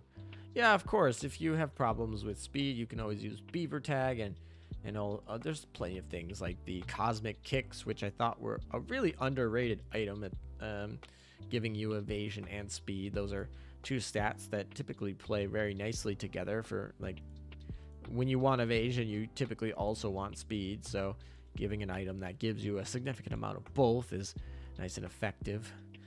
Come to Lexington. No. AES doesn't control loot nodes, so I don't think it would be good for Operation Siren. Yeah, that's another thing about it. It should just auto go to loot nodes. I don't know why it doesn't do that either. AES does have some things that it could improve upon. One is just ones that make it be able to easily be portable to Operation Siren. And the other one would be actually having it collect the loot. That part is really irritating, especially if you're trying to grind something like 7-2, where there's a lot of just loot and question marks laying around. And you just kind of walk right past it. And you're like, why did you do that? Like, come on. It's not like you can't program the computer to see this and then take a route that takes it, but whatever. Amagi hot. Okay. Kind of bummed by the fact that Sandy server is not hot anymore. Oh, you're talking about the server. That's just saying which server has had the most people join it recently. It makes sense because Amagi's the newest server, and I would not, unless you have a friend, unless you have an old time friend that's playing in a different server, I don't recommend that any new player not start in Amagi. Like, you are at such a disadvantage and you're behind so many people. For example, if you start in Aurora, it won't be fun. You'll never catch up. It just won't happen. And Amagi's a year old now, so it's becoming less and less of this as we progress. But Amagi still gives you quite a bit of a chance to catch up. There's still a lot of ships that are just not available in Amagi to everyone else because they've not been available in the events for that server. So if you're a new player, you should play in Amagi unless there's a specific reason that you want to play in a different server. So it would make sense to me that newer players are not joining Sandy as much as they are Amagi. Kind of wish we could move servers to every now and then. I mean, that would be costly and annoying for them, but if a Shiro lane ever starts to die, they might start merging servers together, and that would save them server cost money, and of course that would put us together. Particularly don't want that to happen because that's a very bad sign in terms of the game being able to survive long term. So if they ever start merging servers, I would get extremely nervous about the game surviving much longer. Auto for Operation Siren, collect the loot, if I recall right. I mean, there is no auto for Operation Siren, so this is all theoretical, right? But it would be nice to have something that's automatic for Operation Siren. If you don't care about PvP, it doesn't matter. I mean, it still does matter if you're trying to get on leaderboards for EX mode, or if you're trying to get on leaderboards for challenge mode, or if you're trying to get on leaderboards for fleet tech, or fleet power, particularly, not fleet tech, or if you're trying to rank in an event, or if you're trying to get into a guild. Simply getting into a guild might be more difficult on Aurora, and you need to be in a guild if you want to have guild spots and if you want to have extra storage and things like that. So it's important to be in an active guild. Getting guild tokens is extremely important for guild points, and those are going to be used for gold plates in the guild shop. And so you need an active guild. So it might be more difficult to find an active guild as a much weaker player. Especially since guildmates are expected to be helping out clear things like meta ships in the collab raids. So particularly, like, you're gonna, if there are two people that are applying to your guild, you're going to want the higher one, level 1. Obviously, your activity level is more important than your strength level. So if one person is active every day and the other person is active once a week, obviously you go with the person that's active every day. But if both of them are active every day, you're going to go with the person with the higher level, because you potentially could benefit you. But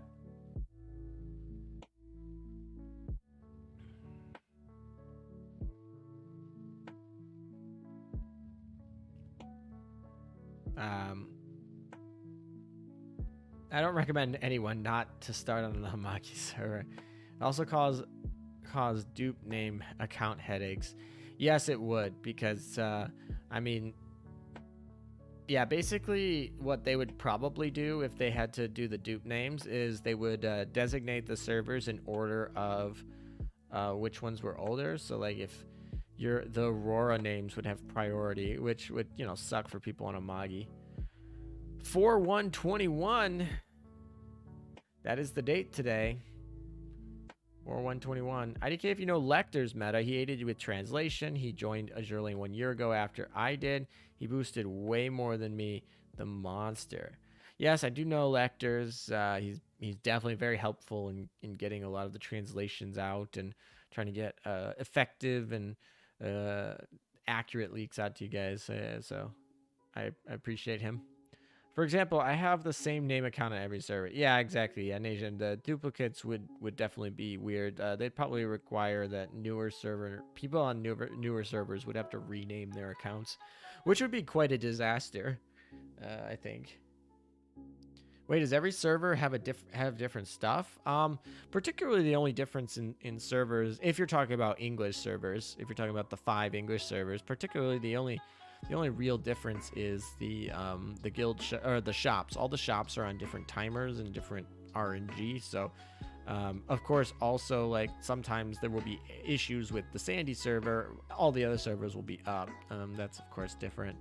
The reason why the Amagi server players are so different is because the Amagi server was an additional server. When they started over capacity, the other servers started getting near capacity. They started opening up. They looked into open up another server, which was the Amagi server, which means that the Amagi server, no one on that account is older than a year. You can't have an account older than a year. So by default, that means that certain ships, any ship that hasn't come out, that came out prior than a year ago, that hasn't been added to the general build pool. An example of this being Noshiru, is not available to players on Amagi. This is quickly being closed. Even 6 months ago, this gap was huge, and then all of the reruns have basically fixed that. And even when it's not a rerun, adding it to the war archives and whatnot does definitely help. So Amagi server is certainly very quickly catching up, and I think by the end of 2021, I think it will be fully caught up in the ability to actually have all the ships that everyone else does have. But at the same time, the average age of the accounts on the Amagi server is going to inherently make their accounts just weaker, right? They'll have less time to have grinded stuff. They won't have had as many gems, and all that sort of stuff. Putting too much thought into this. Most people just accept guild invitation and don't care about the stuff you just talked about. Possibly. How would accounts on different servers work then? So right now, usually you have an account. Usually it's linked to Twitter, or it's linked to a Yostar account. You can only have one of those accounts, at least by the terms of service. I mean, it's not quite that difficult to make alts, but you can only make one account legally. And then from that account, you can actually make profiles in one profile, particularly in each of the servers. So I can have one Yostar account, but I can have it linked to an account on the Amagi server and an account on the Washington server.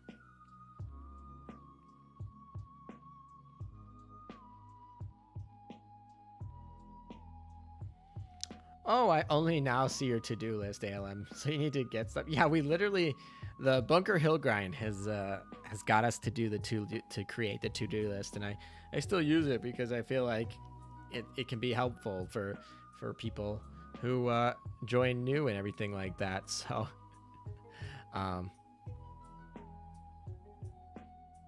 Crazy Hunter, you're late. That's fine. Show up whenever you can, I guess. The chat is the Warspite exchange. So Warspite is in the exchange rotation, right? Yeah, Warspite you can get off the exchange rotation, and then your retrofit item is in the prototype shop. There's the Amagi cough. Okay. King Bowser from Lectors and I. Well, thank you for the donation, King Bowser 2008 or 2008, or I don't know. But thank you, King Bowser, for the $20. And he also says, I guess it's also from Lectors. So thank you, Lectors. Also, Lectors, thank you for all of your help with translations. I certainly appreciate it. Google Translate is certainly not nearly as good as people who know the languages. So I'd certainly appreciate it. Elam, can you help me? I don't have any players joining my guild. I am lonely. Sure, Luis. I don't care. Put your guild ID number in chat, and anyone who what server? You got to put your server and your guild ID number. You can put that in chat, and anyone who wants to join Luis's lonely guild and make it less lonely, I guess join. I don't know. You got to be in his server. I don't know what server he's in, but go find that number and then the server, of course.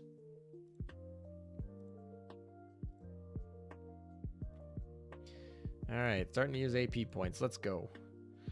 On Lexington, I haven't seen Warspite in a living memory. I actually just saw Warspite on Washington not too long ago.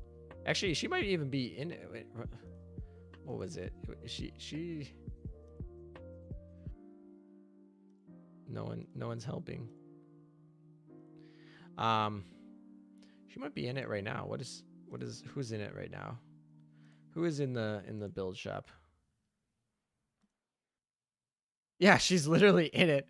That's so much irony. You're like, I haven't seen Warspite in it in the shop on Lexington. She's literally in the shop right now. For 3 days more, you can get her in Washington. So that's kind of funny. Missions. I guess we'll collect those and what exercises and.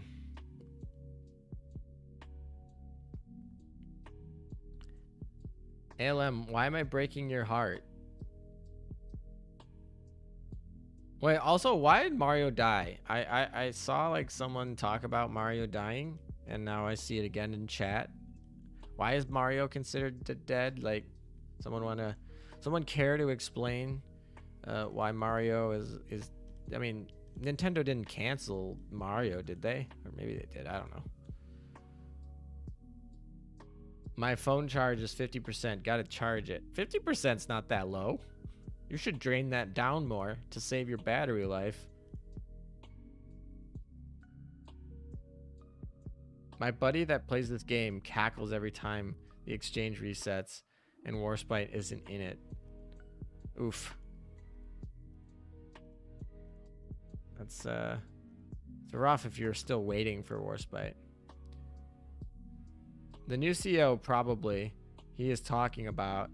He's named Doug Bowser. His name is literally Doug Bowser. Oh, they're getting rid of Mario? That would be interesting and kind of, I feel like a strange, I mean, why are we particularly not wanting them to, why are they not wanting, I mean, I feel like Mario is definitely not something, like they could make a new Mario game and it could be profitable. So I mean, maybe I'm missing something. D3. Why is the exchange shop RNG? They could just do rotation. Well, I got them all now, but it's so annoying. When I started, it was Takao, then Prince Oi, and then Takao again. Yeah, I mean that's just how they set it up. I don't know why it's RNG. It could be a rotation, but I guess RNG is more. It's more in line with the Gacha spirit, I suppose. I don't know.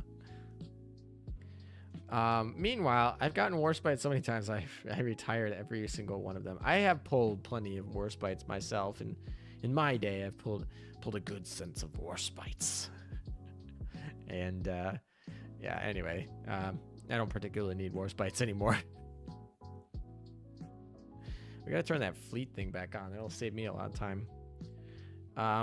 Yeah, Eugen in the exchange is just a slap in the face. Yeah, Eugen really sucks. She really needs a retrofit.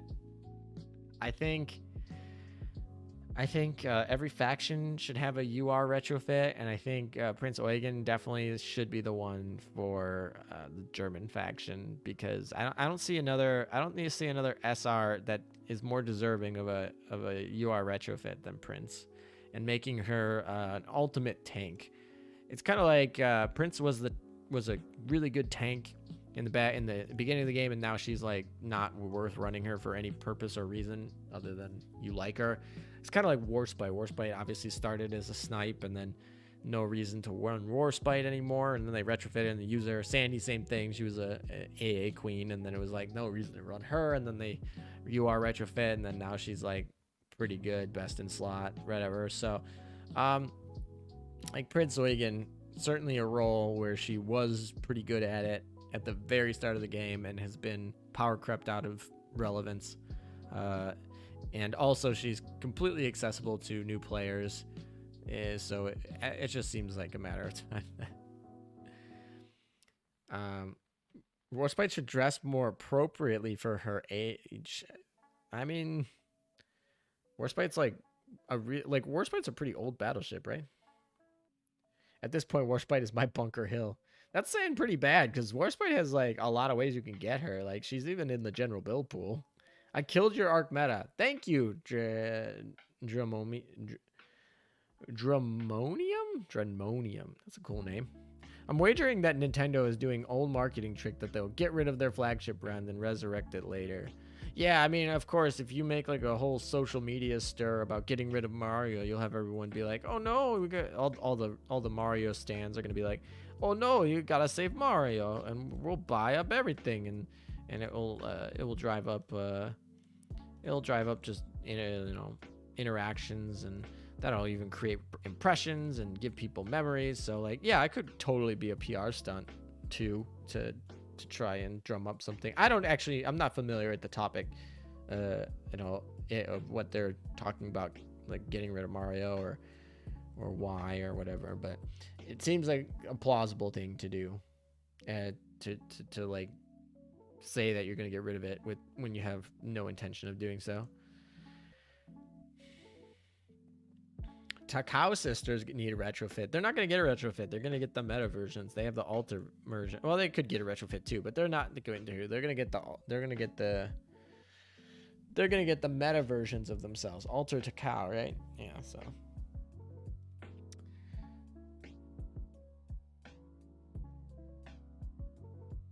I really don't like it when people are like, yeah, this ship's not tapped tier anymore, so it's not worth using. Eugen is pretty good compared to other ships.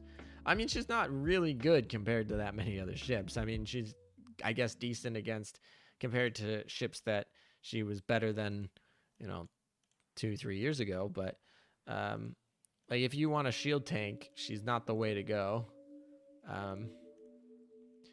And I guess in most content, if she's just over leveled, you'll still just work. You can use any ship over leveled in Azur lane. Like, if you put the equipments on it and you over level them, they'll be able to do certain content. But there's definitely certain content that Prince Eugen is like going to make your life harder when you try to use her versus using something like Rune.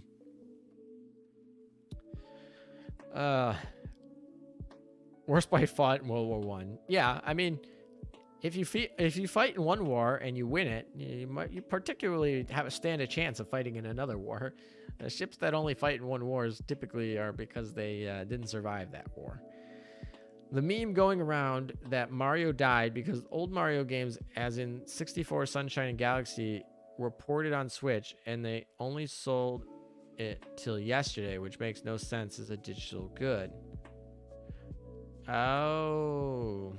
Well, I still have my Nintendo 64 with all of my Mario games on them. So until those Nintendo 64 cartridges end up going bad or whatever, losing their memory or whatever, I can play as long as I want. I don't need this new digital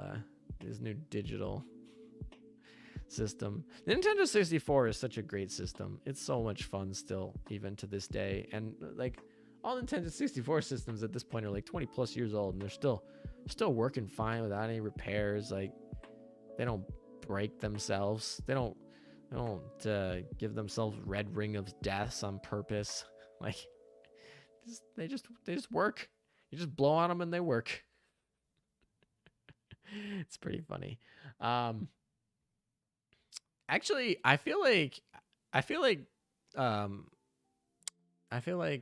secondary market Nintendo 64 sales actually like decently lucrative to the point of like I don't know why Nintendo doesn't look, maybe they have looked into this, looking into like doing a relaunch of them where they just like open up another, like they relaunch a bunch of like retro stuff. I don't know, maybe some people would be pissed about that because like it would devalue their old items, but in theory, if they wanted to cash in on that secondary market, they could just make a bunch more.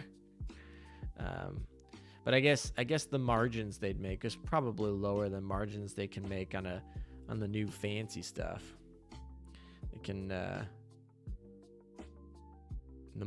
they can charge more of a premium, justify more of a premium if they sell the new fancy crap. And I shouldn't. Hyugen is probably only good compared to lower rarity ships. Yeah, she's quite notoriously one of the worst SRs in the game, if not the worst SR in the game. I encountered equilibrium and my phone lagged bad. Oof. Hey guys, hey Star Stuff Kaiser. Aurora has quite the history, especially during the second Pacific Squadron journey across the world. Warspite is one of the best girls in Azur Lane. She's cute and flat. Gosh, Azur Lane needs more flat, non-lolly ship girls. She's my second best girl, Champagne. I mean, does Bunker Hill count in that category? I don't know if Bunker Hill counts in that category for you. It's funny that blowing on cartridges work, but supposedly you shouldn't do it because it will hasten the corrosion on the metal conduits or whatever. Yeah, I've totally seen Nintendo come out and they're just like, blowing on the cartridges does not work, and also it actually, it causes the metal to potentially rust because you're adding moisture with like your spit, right? I've seen that argument, and I can tell you that I've owned this Nintendo 64 is pretty much old. Like it's old. Okay, it's on its third decade. And I don't know. I can tell you there are times when I put in games and they don't work, and then I blow on them and they do. And I've tried to take them out and put them back in, see if it's connection, and it doesn't work. I don't know if it's dust. I don't know the explanation of why. I can just tell you, I've used this thing for a long time, and that system definitely I see a notable difference in it working. The other thing about that is like, I mean, this is anecdotal, like it's a sample size of one, but like in theory, I've been blowing on my cartridges for many years now, and obviously my 64 works perfectly fine now. Maybe it has a lower life than it had I not, but it certainly hasn't shortened the life to less than 2 decades. So, you know, I hear what they're saying. It makes sense, but in my observed case, it's certainly not the case. I can't words good.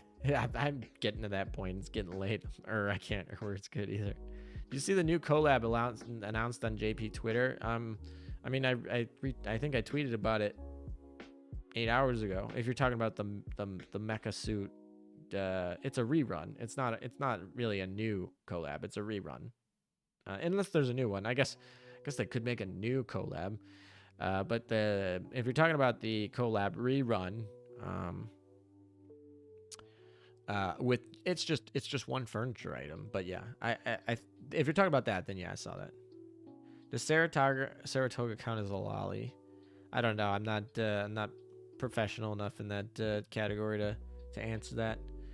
Jean Bart hits the bill. The worst SR ships are still the Neptunia collab, I think. Oh yeah. Well, yeah, collab ships usually are not very good. I mean, the DOA collab, I think, broke that precedent a little bit. The DOA collab ship's pretty decent, but for the most part, yeah.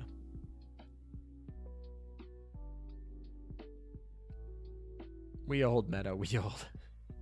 Then again, some Switches couldn't read cartridges without having headphones plugged in, so what does Nintendo really know? I think you're supposed to use the Q-tip with cleaning fluid. Hello, Arjun.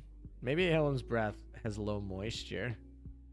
Maybe I honestly, it Todd Howard, it just worked. I don't know how to explain it. Like, I don't know. I grew up on the thing, and I can tell you that I've tried not doing it, especially more since it's like really old now, and I've heard the Nintendo talking about not doing it, and so I've tried to not do it as much, and it, like, sometimes it just doesn't work, and then you do it and it works, and you're just like, okay. I didn't get Maria Rose collab. Yeah, Maria Rose is the best ship in that event, at least.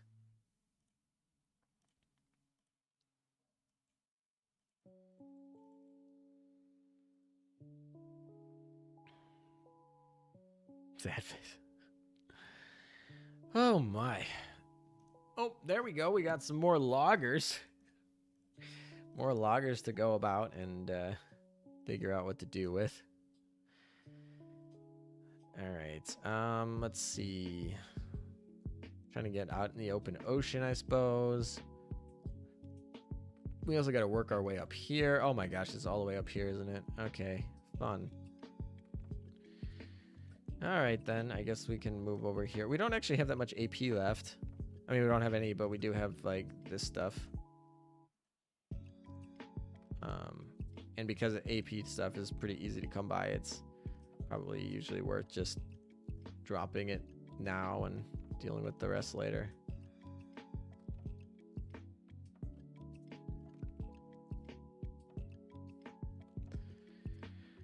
Oh, I didn't check the health of my ships, but oh well. I'd say Skybound. Richelieu is stupidly strong from what I've seen now. Now that I've got Jean Bart, I'm eagerly waiting Rerun to get her stronger sister. Yeah, Jean Bart was pretty good when she came out because she had that unique ability to preload her shots, which was a unique thing, you know, at the time, and certainly a very powerful skill, especially in certain situations. But Richelieu is absolutely one of the best ships in the game. Absolutely, like, undoubtedly power creep on Jean Bart. So it's pretty hard to recommend Jean Bart without having Richelieu. But there was a time where Jean Bart was a really powerful ship, just with her uniqueness of preloaded. But then that became literally a gimmick. That's kind of what I hope for the Italians. Littorio was a unique ship with her torpedo shields, and I hope that becomes an Italian gimmick. You think there's any chance we could get an ARP collab? ARP? don't even know what that is. ARP. I assume this is like a game or something.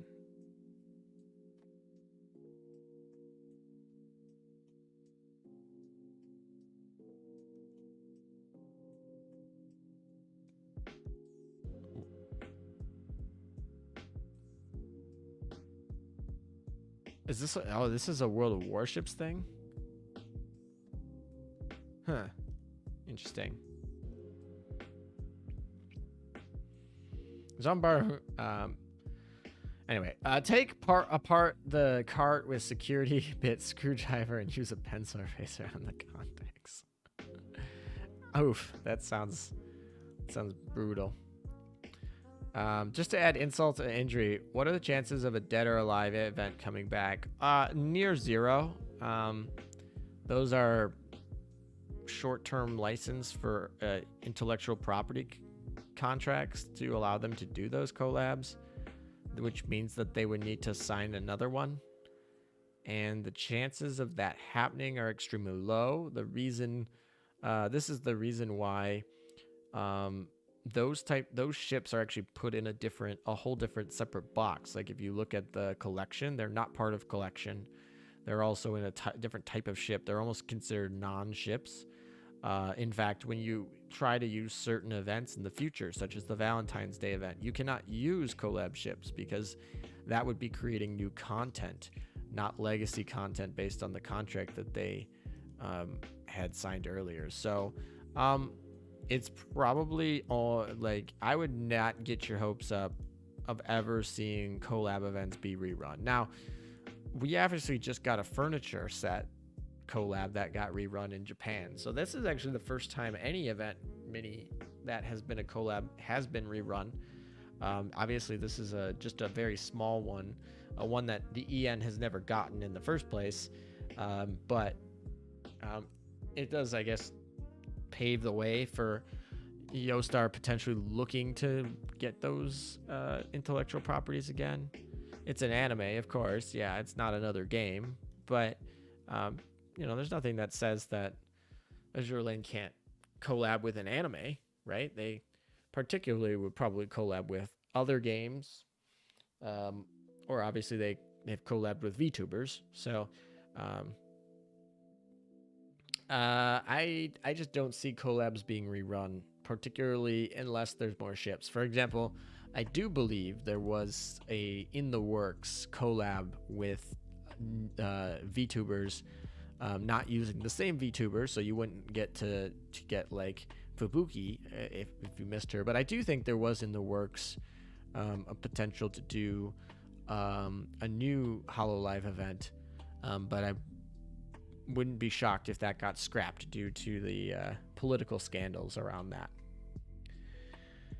that. So yeah, I wouldn't count on it. It's not impossible. They could definitely sign another thing. Particularly DOA, like they could use, I mean, DOA has a lot of spin-off games, right? So they could potentially work in a spin-off game capacity as well. Neptunia also works closely with Crosswaves, right?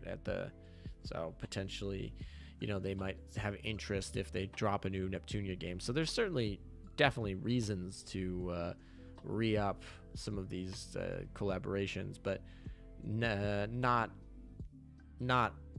all of them are not extremely likely to happen. I wish your chat moves a little faster sometimes. Yeah, it's really slow tonight. This is probably one of the slowest streams that I've had in a while, which is okay. But yeah, it's a little bit slow tonight, which is fine. It's probably because it's late in the timing is a little bit different. Certainly, content that a lot of people are not doing, particularly given this Operation Siren, and I did just stream not too long ago. Plus, I did the podcast stuff earlier, so a little bit slower than usual, but that's all right.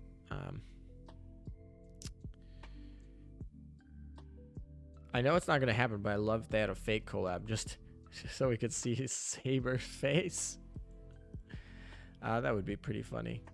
I shall wait for the day. Azur Kantai. Kantai would not accept that at all. There's no way. Kantai does not want to give legitimacy to Azur Lane, and there's no reason to give that collab because Kantai has the only reason Azur Lane is successful is because Kantai has neglected to go global.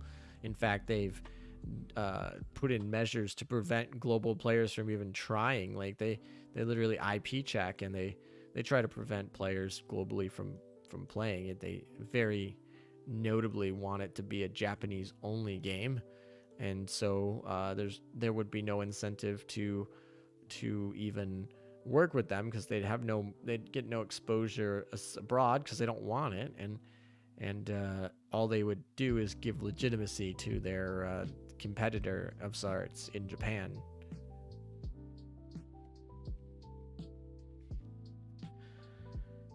I think with collabs, other franchises which themselves have gacha games is very unlikely.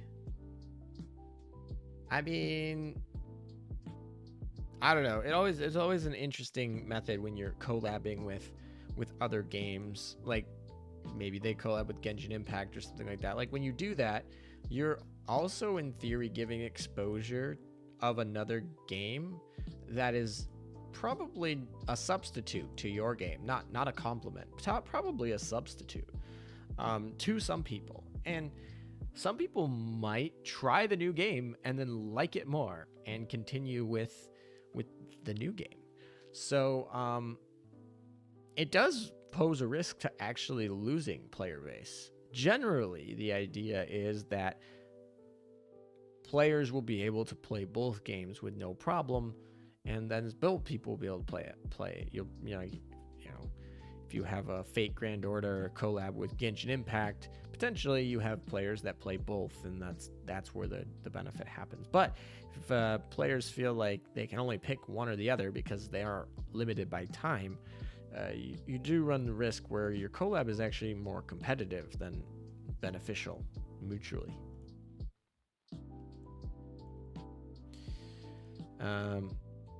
This won't happen. Kantai sued Azur Lane for stealing their idea. Oh, did it really? I didn't even know that.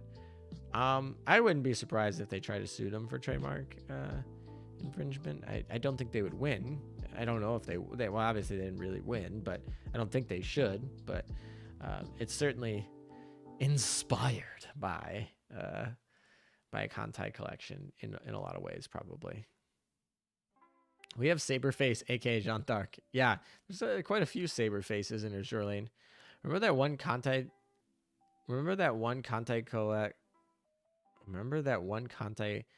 collection dev who said you won't cry in Azur Lane?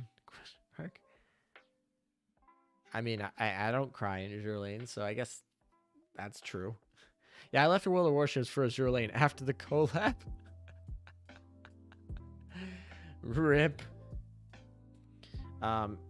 Yeah, this definitely is more of a risk for games like Azur Lane that expect you to have a large time investment into them. It's ironic because Azur Lane definitely started as something that you definitely didn't need to put massive time investments into, but with additions like Operation Siren, the amount of time investment is quite a bit now. Yeah, that sounds like Kantai's bad at business. I mean, they had a great idea and cornered a market, and they're nowhere to be seen on the. When you talk about ship girls, that's not the first name that comes to mind. Let's just say that. And it's not even. I mean, I've played Kantai Collection. Azur Lane's a better game. I'll just say that.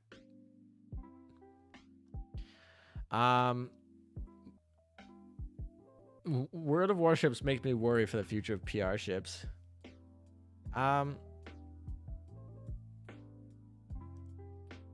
Yeah, I don't know.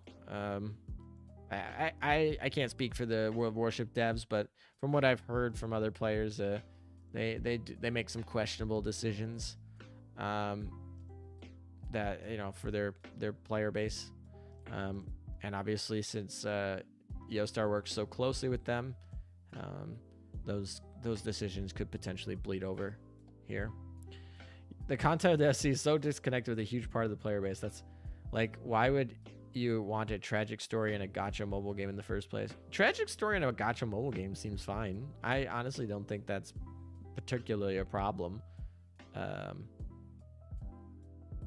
really don't. Like, Amagi's a tragic story, right? Like, Amagi's dead. Amagi died. She got sick and died. Tuberculosis or COVID or whatever. She's probably not COVID, but probably TB or something like. It's like Amagi's dead. So like there could be some interesting things when you play with those things. I mean, and then Akagi went crazy over her death and literally like sided with the evil aliens to play with the fundamental basics of time to reset the world to try and revive her dead sisters. So, I mean, there's some dark elements to it. I'm getting behind in chat now. Chat was moving slow, so I was actually spending longer times on each topic, and now it's starting to pick up a little bit as, you know, people in other parts of the world start to wake up. Yeah, non-adaptation in the modern world will slowly destroy you over time. Yeah, unfortunately, I think, unfortunately, a lot of people, because of fear of that, because that's certainly true, will actually over-adapt and bring in new changes in what I like to call like uneconomic growth that doesn't provide value, because of fear of that. But yeah, certainly, if you don't adapt for long enough, you are going to become obsolete. But I think actually there's a little bit more fear about that than actually exists. But you do have to be aware of it. Kaching versus Yang Sui, Hu Tao versus Oite, Paimon versus Purin UR. Yeah, they you know, certainly similar art styles, but you know, honestly, with anything that has hundreds of characters and artists that are being reused over and over again, of course you'll find similarities. Like, those artists draw for other people, right? So, man, Halem, your music is making me sleepy. Yawn with Laffy. Yeah, well, hopefully the music's relaxing, chill, you know, everything like that. Think of all the MMORPGs that adopted ideas from each other constantly. I miss MMORPGs. I would still love to play an MMORPG. I just can't have the time to do it, really. And I think the thing is, like, Azur Lane, I spend a lot of time playing it, right? But the actual amount of mental capacity to do most of the stuff is low. Azur Lane benefits from the fact that you do have some strategic benefits. You need to spend time working on stuff from time to time, but you can turn it on and off. Like, you can decide, okay, I want to do this type of content. I want to do an EX mode. I want to do PvP or whatever. And I'm going to turn on my mental brain. I'm going to play the strategic part of the game, and I'm going to think. But then at other times when you need to grind, you can just put it on in the background and let it roll, and you can go about your actual work. So like, it allows you to actually have more hours put into the game. Whereas like, I feel like a lot of MMOs, like, maybe just the ones that I played, felt like you always had to constantly be on. So like, you couldn't realistically do it while you're doing other things.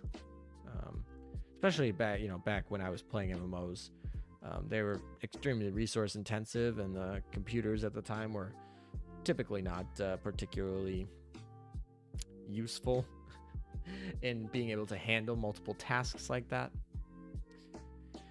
Yeah, Kantai does restrict themselves for whatever reason. I mean, they have the right to do that, but it definitely doesn't help them in becoming a global presence, which may not be their goal. But I haven't played World of Warships in about 2 months now because they seem determined to crash the game with no survivors. Game commander rework, Famu boot, more skeevy monetization. Yeah, I mean, that's always concerning.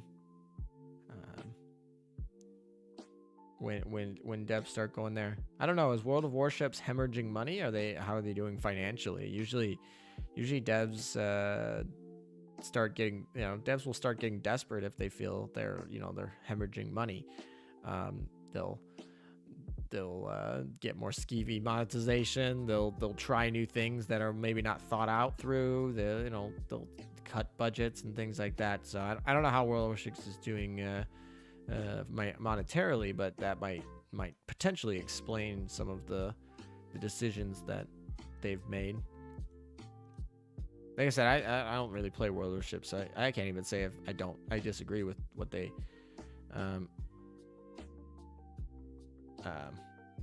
yeah. I don't particularly, I'm not 100% informed on the topic. I'm just talking theoretically here. I'm talking political, not really. We're not really talking about political. We're mostly sticking to gacha games. Really, it's been a long time. Puerto Rico, Santa Box Part 2, Electro Boogaloo rework. The community managers are just being the worst. They can really be... Actually, that reminds me of the Muda bot ended up getting like a cease and desist with the Azur Lane stuff this week that I saw, and that was disappointing because it's not like Muda bot's like really profiting off of using the Azur Lane waifus as part of a waifu collector bot game simulator that's used on Discord. Like, right? I mean, are some people going to donate to the project? Certainly. But like, I don't know. Like, because he put together a bot and gets maybe a few donations as a bank, like, does that really count as a... I don't know. It seemed weird because it was like, if anything, it gained exposure. There's how many anime Discord servers don't know what Azur Lane is? Add the Muda bot to it to play the waifu collector game, and then come across an Azur Lane character, and then maybe check it out because they think the art's cool. A big benefit of Azur Lane is they have really good artists. I just feel like that's weird exposure, and kind of just feels like I don't know all the details behind it, but I know that they had to remove those all the Azur Lane people from the Muda bot, and that was kind of weird.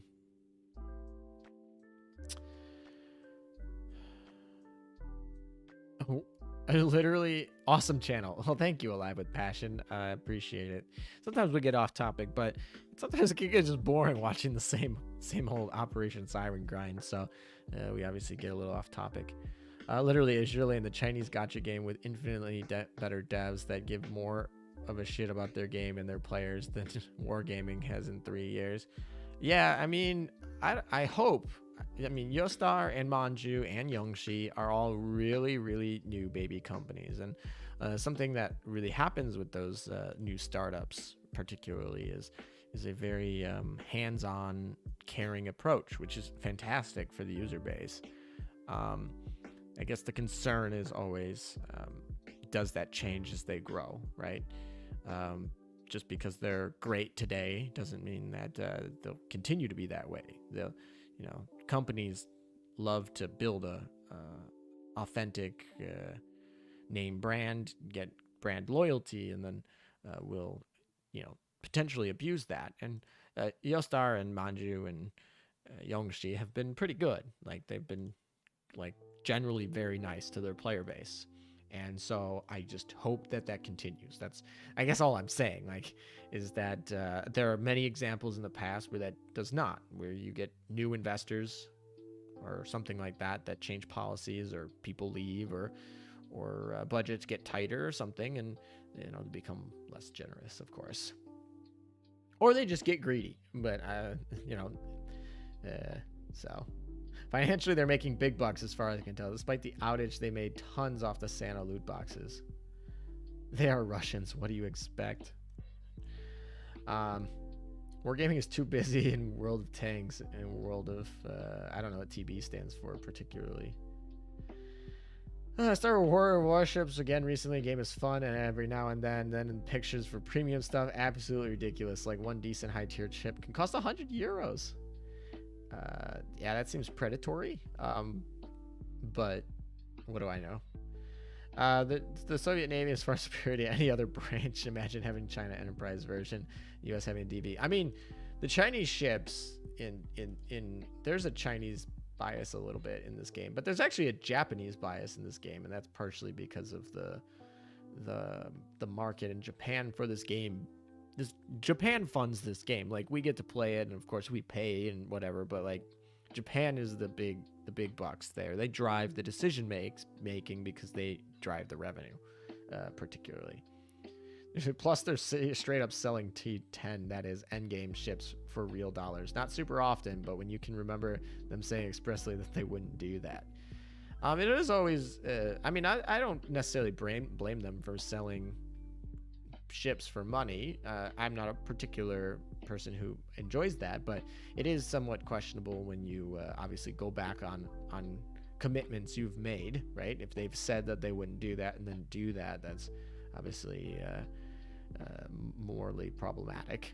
I can't believe they actually I can't believe there are people out there buying digital ships and World of Warships which basically the exact same as others for €100+.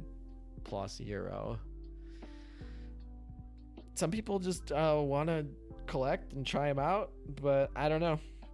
Shirley and Des want to play for long, so they steal your private information from your iPhone. I mean, that is potentially, possible. That is Shirley's objective is to get you playing constantly so that they can use data. However, I don't particularly see that being their motive based on the way that a lot of their programming has. Any mobile app, by the way, on Android or Apple is going to have extreme security issues, right? Ones where the app can do numerous things that you probably don't want it to do, if particularly without you knowing. But I feel like certain apps are designed to break when you try to put in measures to protect against that. And something like Azure Lane doesn't particularly break when you try to put it in a VM, when you try to change, run through VPNs or through different sources or things like that. So actually, it's certainly possible that they are doing that, but it seems less likely than other applications and other games that I've worked with. March was my best month for clearing OS content, yet could not clear as much as possible. Spent 6 hours yesterday in Operation Siren. Yeah, you can spend 6 hours and not feel like you've gotten much progress. It really is there. That's why I love Azure Lane. They're really like the cultured aspect, but they really care about history. Tons of references that are actually deep red history. Yeah, you got to give a lot of credit to the artists to that too for adding in that flavor of history. Dedication to that, I think, is great. 1 million on a mouse pad. Yeah, they definitely did. Yeah, they made about $1 million. Well, $1 million in revenue. We don't particularly know how much it costs to make that mouse pad, but my guess is it's not a pretty not that expensive a mouse pad. My guess is the margins on that mouse pad were absolutely enormous. Probably to the extent where they could probably have funded their whole donation to the WWF on just profits from that mouse pad alone, and probably got to keep some in the bank afterward. But yeah, that was a very successful mouse pad, and they certainly knew their market when they marketed that thing. Certainly not something I would ever purchase myself, but I'm not their target market for most of the things that they sell merchandise wise. JP player literally saved the game. Yeah, this game would be dead if it was based on the Chinese player base. And in fact, the Chinese player base is not a huge fan of this game particularly. They actually, I was talking to user Z23 or Z123, and he's talking about there's another Ship Girls game in China that's more popular than Azure Lane. And it had come out after Azure Lane. They're particularly not a huge fan of Azure Lane in China. Of course, they always have the regulation fights with the Chinese government for pornography and things like that as well. So, yeah, but it's Japan where they are awesome. Like think about how many more potential people there are in China, but Japan makes 80% of their revenue in 2018, something like that. And of course, in now it's a much lower. We have a global, so Japan makes up much lower than 80% at this point. But it was still at that point in time, it was like there's more people in China, but Japan makes 4 times the amount of revenue for Azur Lane. Submarines would be ridiculous. There's no way we could add them and you could still have the game work wargaming when they cared about the game being functional and being playable.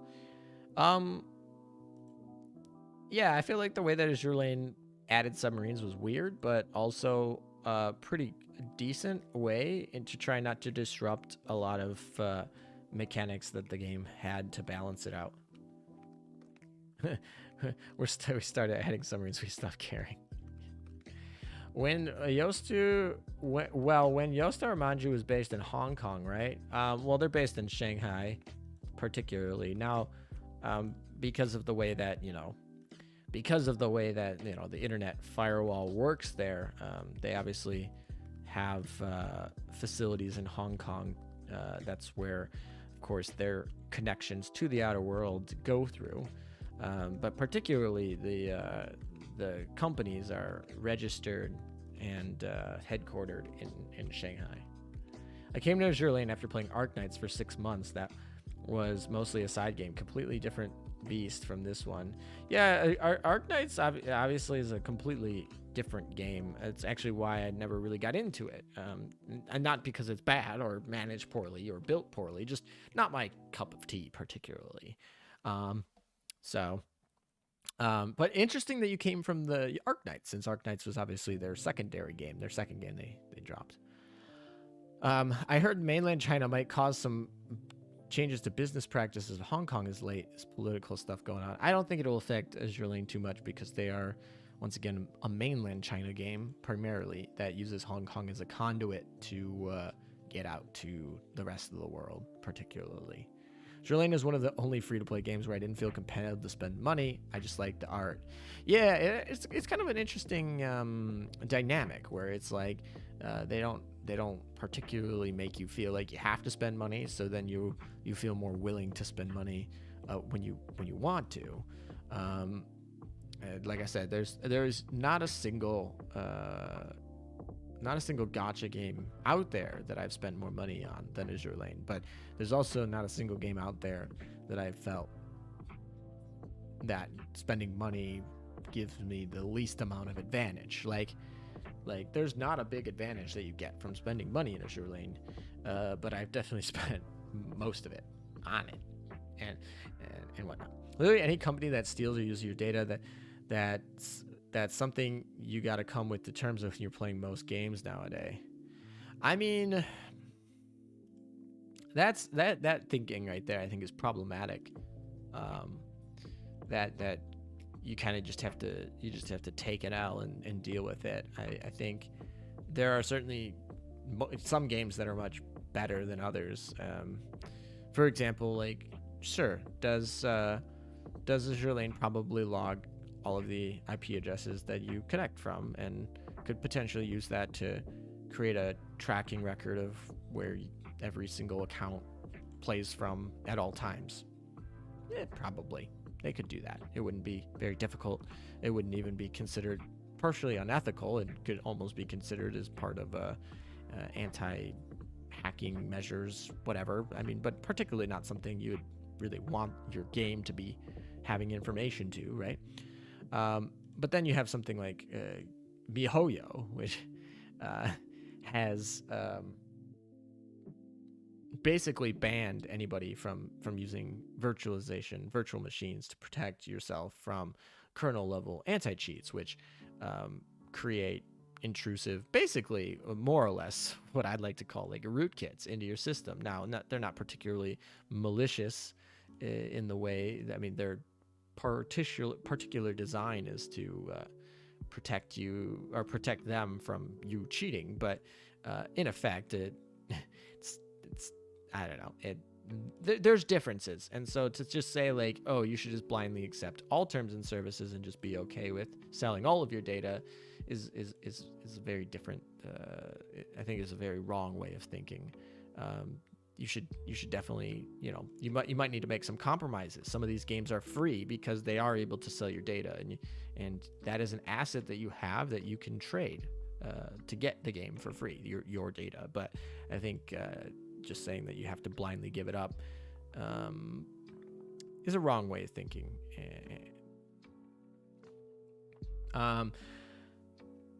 Okay. Anyway, the App Store shows you what the app uses from your phone. Yeah, I mean, kind of. They talk in very broad measures, right? For example, like Azur Lane. Azur Lane has a permission that asks for permissions to read and store all of your files. That is a very broad permission, and you need to give it to Azur Lane because Azur Lane needs to store they need to store the PNG files on your phone to load them up when they need them in the game, and store different log files of all sorts of things. Very reasonable thing for a game to do. It wouldn't be able to function without being able to read-write files onto your phone. But that permission, for example, that they, Google or the App Store or whatever tells you that is a very broad permission. That means that they could read and write and create files anywhere in your phone for any purpose. And you're basically just trusting them to, you're assuming that they're going to be using it to write, for using PNGs, right? Putting the PNGs on your files and loading them up into the game when they need them, which is pretty much what they do when you do it. But that doesn't stop them. The permission that you give them means that they can write and read any files on your phone. They could read all of the images in your phone camera roll if they wanted to. They could write the app to do that, and they would not have to get any extra permission from you. You've already given them permission to do that. So those broad statements of permissions on the stores, not necessarily, they're better than nothing. The fact that Android in their more recent updates, if you're an updated Android user, has the ability to remove permissions from apps, even if it would cause them to break them, is actually a kind of a neat feature. You obviously can't remove them from Google apps, ironically, but from third-party apps like Azur Lane, you can take away the privileges whenever you want. So, for example, you can take away the privileges when you're done playing, and the game won't work when you try to load it up, but you can give the permissions back and the game will load up again. So that is actually a new feature that Google put into Android for third-party apps that I think is good, and I think Apple does something similar now. Actually, I think Apple got sued by Facebook for like antitrust things because of putting that feature in or something along those lines. So the point is, not all companies are the same. And generally the way that data privacy is set up is you give them everything and you kind of just hope that they're responsible with it.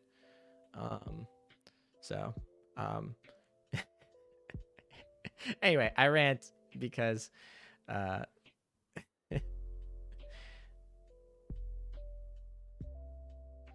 don't know. I feel like I rant about stuff like this. Hey, I gotta go now. See you later. Thanks, Fusion, for tuning in and hanging out. Listen to me rant. Well, that's scary. A little bit. I mean, in today's world, if you use a computer, you might as well assume that somebody can watch everything that you're doing on it. And if you are near a microphone or a camera, you might as well assume that it's on and somebody's watching it. That's just the assumptions that you should to live by, I think. Doing otherwise will probably not benefit you. 3 a.m. here. Good night. Have a great day and good luck on the polls. Thank you, Alexis. We'll probably do a few more polls just because you guys have been good and listened to me rant. Good night. Sorry, Matt. I have to go to work. See you on the next stream. No problem, Paul. Hopefully you have a good day at work and take care. Got to go to sleep. See ya, Haas. We're hitting that time where people are having to go to sleep or go to work. As soon as you hit your internet, your data is open. Actually, it's not even the internet. just the internet. You can actually, because of the way that screen frequencies resonate, you can actually still be disconnected from the internet and still have your screen's information be captured basically without connection to the internet. Now, your potential attacker has to be close to you. Proximity in this attack needs to exist. But, we're talking like 100 meters, not particularly, you don't have to be like 5 feet from you. They can be like, a decent distance away from you. So even particularly devices not hooked up to the internet can potentially have somewhat remote access within a certain range of proximity, because screens resonate frequencies that are given off, and unless you are in a Faraday cage, those are readable through walls and through distance, and with correlations can reconstruct screen data. 11 a.m. here in Belgium. I'm glad I'm at 4 p.m. What time is it for me? It's very late for me, and I do have to get up in the morning. But I'm gonna take a quick nap after this stream, and then I'll be. I actually probably have to take a shower too.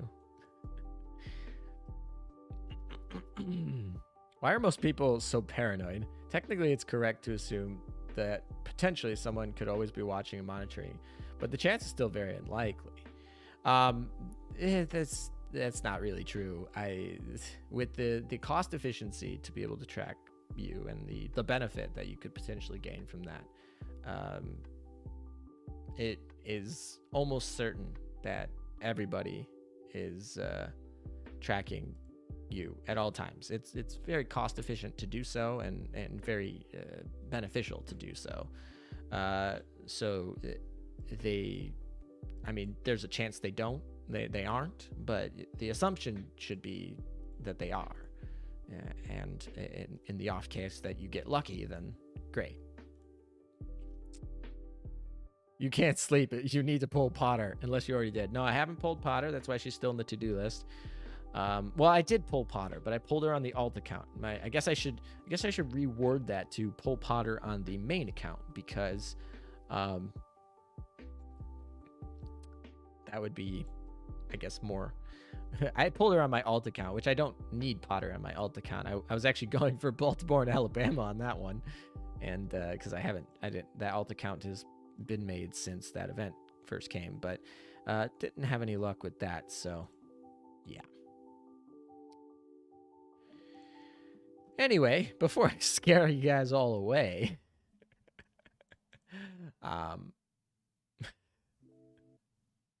Luis Sevilla, hey Alan, I'm back on the phone. Nice, welcome back. Yeah, so I was basically just scaring chat. That was basically what was just going on. So we can always move on to a different topic.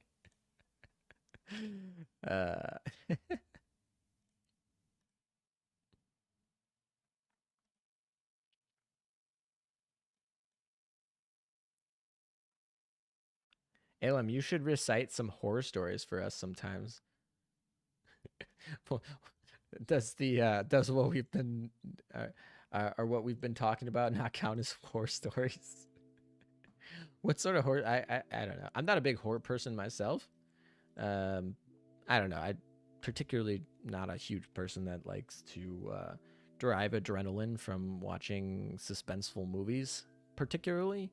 I'm not saying that all of them are bad. I'm just not somebody who's there just for the adrenaline sake. And I find, at least in the horror movies that I've particularly watched in my anecdotal cases, have been particularly movies that are not fantastically written or directed, or with plot holes, and that they focus primarily on getting adrenaline from suspense, and that's just not something I have a huge value for. So So if there's a horror movie that has other aspects that I value more, then of course I will watch it and like it and whatever. But horror for horror's sake, it is not particularly something that I'm like, oh yeah, like your movie's not going to be good in my opinion just because it has horror in it. I'm not scared. I'm more like intrigued. I guess. I mean, some people. What got you into Azur Lane? Are you a ship lover of this era or just the art? So I talk about this a little bit in my 5K subscriber milestone video, but that's old and no one watches that crap anyway. But so I'll reiterate for those of you here who have not seen that. But effectively, I like anime games. I like anime particularly. I'm familiar with gacha games, not really turned off by them like some people are and whatnot. And however, a lot of gacha games are really bad. They're really boring or whatnot, and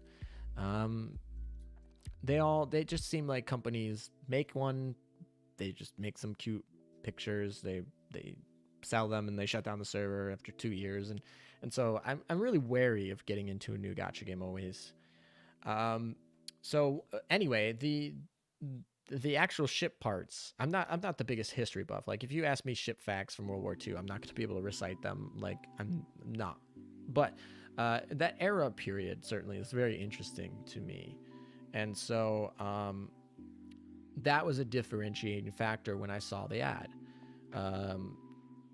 To that kept it in my mind. Like I'm someone that doesn't click on ads. I just don't click on ads, but obviously it doesn't mean that advertising doesn't work on me. I'm a human being, right?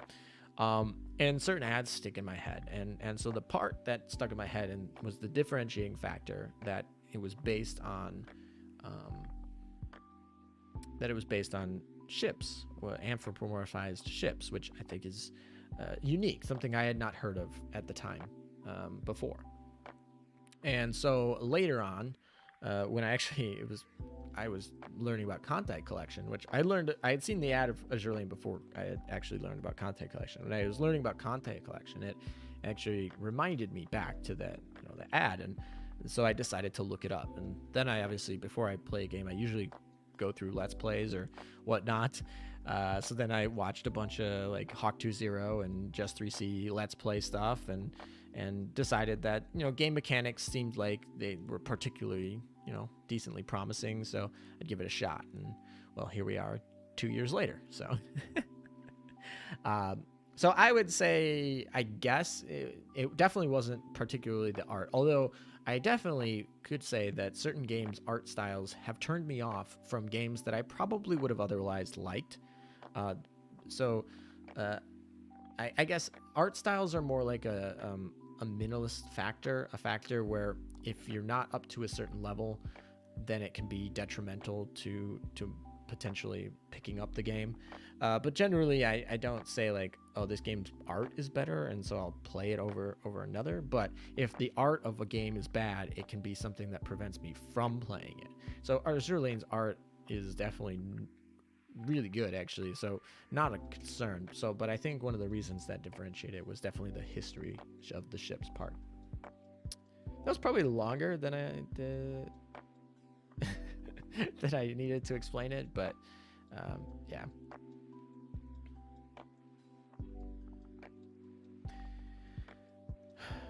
I'm from the U.S. Particularly. Why is it called a building if it's already been built? That's a good question, actually. Sometimes the English language and vernacular is certainly got some interesting factors to it that I don't always know the answers to. This is particularly one I don't. Why read horror story when reality is more scary? That's certainly an interesting take that can sometimes be true. True horror is hearing all the Japanese VAs trying to say L in a Azur Lane title screen. I mean, they probably laugh at us when we try to pronounce certain characters in their language. So it's just kind of the way that your mouth learns and has muscle memory of specific sounds, and ones that you don't particularly use often, you're going to be obviously poor at. And certain languages train you to make those specific sounds. For example, like the double R sound in Spanish or something like that. Azure Lane Meta, do you have Wyvern Bombers? Yes, I do. Not plus 13 yet, though, but we're getting there. Just 3C. Yeah, actually, I think the first person I watched was Hawk, but Hawk is more of a Let's Play person, which you watch right at the beginning to like just get a sense of what it is. So probably he was the first person I watched, but and Just 3C is more guides. So that's somebody I watched actually when I actually first like logged into the game, right? So they have different types of content. And then hopefully my type of content that I didn't find much of when I was starting to play, and really why I started making it, was content after that.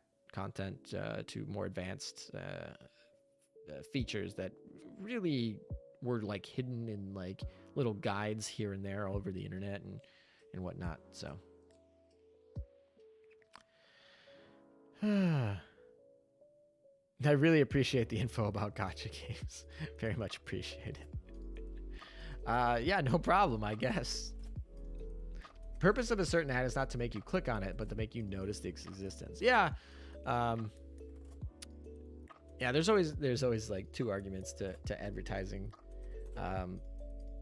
And one of the benign one to advertising that is particularly not one that's used often, but is that advertising is used as a way to get information to people who might actually want to act upon it. And so, like, you know, you putting your ad is actually giving viable information to a customer. I don't know particularly if I believe in that sentiment, but that is definitely one argument of the benevolence of marketing, and the reason why it has a place is transferring information to basically transferring information to somebody who potentially could use it. But of course, in present practice, most of the time it is used as a means to psychologically manipulate someone to have excess consumption, and that, of course, is a whole different story. There's a in theory and an in practice version, and they don't always line up. Those wyverns are painful in PvP. Yeah, those wyverns have more than twice the crash damage of Ryuseis. So even though Ryuseis might hit more torpedoes, although wyverns have more torpedoes too, they just don't aim them. They just fire them in straight lines. But in theory, the torpedoes hit harder, the crash damage is more, and so yeah, Ryuseis might quickly becoming not the go-to in PvP anymore, unfortunately. Marketing and propaganda are closely related. Of course, I mean, like, what is considered propaganda is always somewhat subjective in nature, right? That's always glad to be chilling out right now. We're chilling out with relaxing music and low talking voice and just, you know, talking about just our topics aren't necessarily chill. Should I get Rainbow Torps or Wyvern first? Totally the Wyvern. Yeah, the Rainbow Torps, honestly, like the Rainbow Torps that are in that are in the Gear Lab right now, very likely will not be best in slot Rainbow Torps for very long. They are largely, I mean, if you can build them, go ahead, but like your priority is going to be on a Wyvern over those magnetic Rainbow Torps. Those are not particularly high priority in the Gear Lab. If you want them, you know, they're there, but they're not particularly high priority. How long will you stream? Until I get really tired or lose my voice or internet goes down. I don't know. I mean, I should probably get heading to bed soon. We're what, cracking in on 5 hours here. I got to get up in few hours. It's late morning, so. But I do have to shower, so I probably won't actually go head right to bed after I end streaming. I don't know. I still have AP stuff, and I feel like, see how many little dark tokens there are I gotta get through? I don't know. How many people are still here? A lot of people have left. We've lost over 50% of you. Pretty little, yeah, about 50% of you have left since peak. So, you know, a lot of you have probably gone to work or gone to bed, depending on your time zone. I'll probably be wrapping it up soon. I want to finish this one though, and then he can't stop until he pulls Potter. Yeah, definitely. I'm gonna pull some more Potter pulls before I end up leaving. So, I'll probably be done in the next hour, probably. EU gang. Have you watched the final episode of Azur Lane Slow Ahead? Kind of. I loaded it up. I watched like. It's kind of funny. It's like it's only what, an 8-minute episode. So when I say that I watched like, I was gonna say I watched only like 3 or 4 minutes of it, but that's like half the episode. I particularly actually looked it up to see if it was out and see what it was, but I haven't watched episode 11 yet, so I didn't particularly. I don't know why. I was like 4 minutes in. All right, this is the real one, and then I was like, this out, and then I was like, I haven't watched 11 yet, so I probably shouldn't watch 12. But they're so short, it's kind of always funny to me. LM, when is the next stream? Well, it's definitely not this weekend. This weekend is obviously Easter. I'm not gonna be streaming this Easter, unlike last Easter, which was my first stream ever. Next, I don't know if I'll be streaming the weekend after that.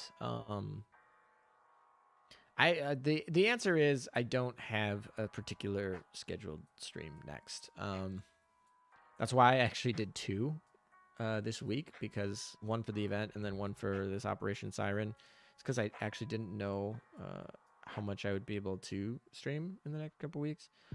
But I will definitely try and give you guys at least 24 hours notice, and I try, but lately have not been very successful, and I shoot for 72 hours notice, but it's probably been closer to 24 and more lately. So hey LM, have you been familiar with CGP Gray? For some reason I feel you love his videos. I don't know him by name, but maybe I've seen his videos. There's a good chance I've seen a video of somebody that I've never that I don't know their name, so I'll look them up maybe.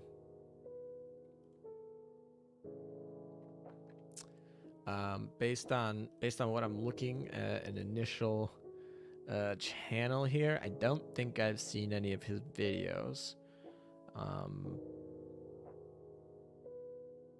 I don't think I've seen any of his videos. But hey, we got another promoted pawns. Nice.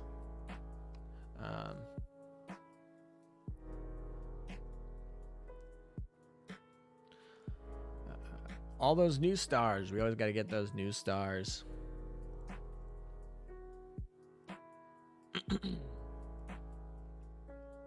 Recommend it. Videos are interesting. Rules for Rulers was one of the first I watched. Rules for Rulers. That sounds interesting, at least in the title. It's intriguing, but maybe I'll give him a shot.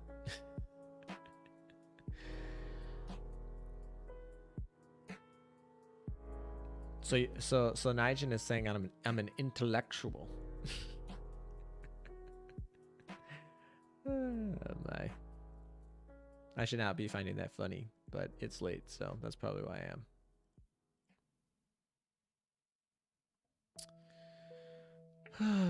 My cats have not been dropping too good today. Not getting me good stuff. All in chat. Which waifu ship is scary Rune? Wait. All in chat. Which waifu ship is scary? Rune, Taiho, or Akagi, and why? So basically, which ship is the most yandere? Basically, is that the question? Cross says Laffy loves big fluffy pillows.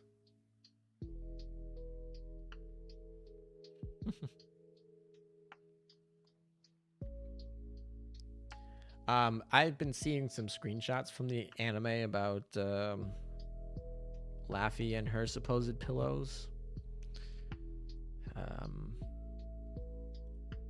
That will be interesting to watch when I get to those parts in the show. I mean, let's be realistic. When the show came out, I was not expecting anything different from it. So it lived up to expectations in that regard, at least. Fan service at its best. Taiho is observed, but mostly harmless. It's a draw between Akagi and Rune when it comes to Commander. But Rune is definitely the most bloodthirsty one. Yeah, I mean, I don't know their personalities, but I feel from what I've seen from the limited amount of the lore channel and the Reddit, I feel like Rune is kind of just like a psychopathic murdering ship, and Akagi is just kind of like a obsessive compulsive, like clingy defensive ship, where it's like if you don't, I feel like Akagi ain't gonna mess with you if you ain't gonna mess with Commander, but I feel like Rune would totally mess with you no matter what. But like I said, I'm not one that's too experienced with the ins and outs of the personalities of the ships, particularly. They are all good. I feel like that they are all good is a perfect comment coming from someone that has the username Mr. Psycho. Oh, Nijin, literally same comment says Mr. Psycho. How appropriate. We're on the same wavelength there, Nijin. Rune has Stephen King's Misery vibes. How much application size does BlueStacks contain? BlueStacks is a pretty big app. Emulators are very big and resource intensive apps because of the nature of what they do. They're emulating a device.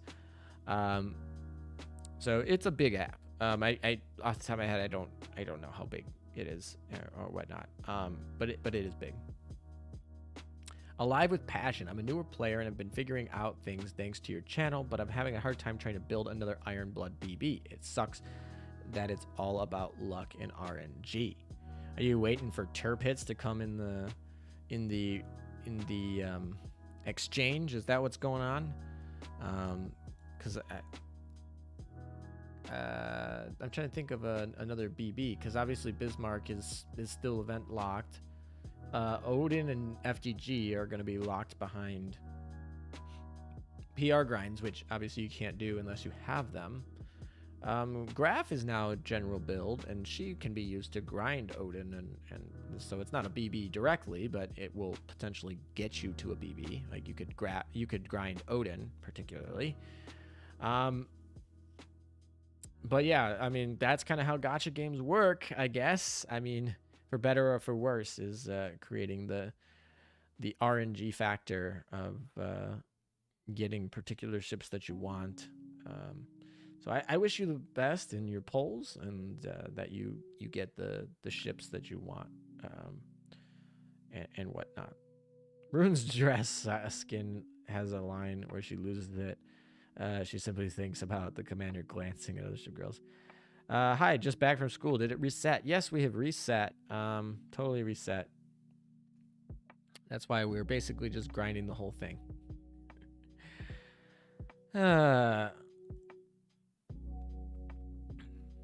In 3 Yandere, Rune...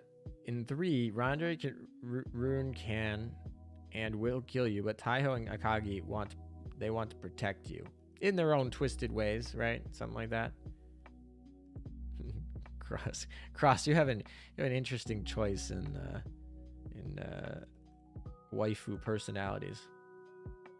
Anything Ironblood, BB. All I have is Scharnhorst. Oh, right. Yeah, Scharnhorst is a decent. Well, she's not that good, but she's at least something that can allow you to grind towards Odin. Elam, I legit retired a lot of rare ships until the next ship exchange. I mean, you really don't. I guess. Honestly, like, you don't really need rare ships if you're not a collector. And even if you are a collector, like, once you see them, they're collected. I mean, of course, fleet tech, you might not particularly level them, but yeah. This sucks. I thought that my phone that has Azur Lane was charging, but I did not know that it was not in the socket. I hate that. Or if you're on a socket that's turned off, like you plug it into a socket, but that socket doesn't have power to it. I hate when you think you're charging and then it's kind of funny because realistically, like, you should be very quickly able to see if it's charging, but for some reason, you know, we all just sometimes just don't check. We just plug it in and assume it's going, and then it's not all the time. For some of my reason, all of my Axis dock that have wait for OS to reset. Yeah, the Axis docks don't do anything right now. So there's no point in going there unless missions bring you there. Maybe they'll have some future update that will change that. But at the moment, yeah, you are kind of, there's no reason. Like if you go into one, come on, and I go into port or something like that, they're gonna be particularly not. Yeah, it's gonna say wait to reset, even though the reset happened like pretty recent. Oh, I should check shops now that I actually have some currencies. I remember there was some good stuff in shops. Let's see. Nope, that's not what I meant. I really still do wish that they had you come into port when you actually like entered. Ooh, this is kind of nice. I don't have enough tokens to buy it, but that's simply really, really good. That's unfortunate. Is there anything over here that I want to buy? Cross, I'm a Yandere fan. Well, that is kind of apparent based on your choice in Azur Lane waifus. Certainly. Oh, this one I can buy. I'll probably buy this. I pulled one military grade. That's like, I guess, okay. These superconductor things are fine too. We all know Leipzig is rune controller. Leipzig is a fan of canon anti-rune. So if I have 3 games with a total strength of 20 gigabytes, can BlueStacks contain them? Can the game crash? So BlueStacks,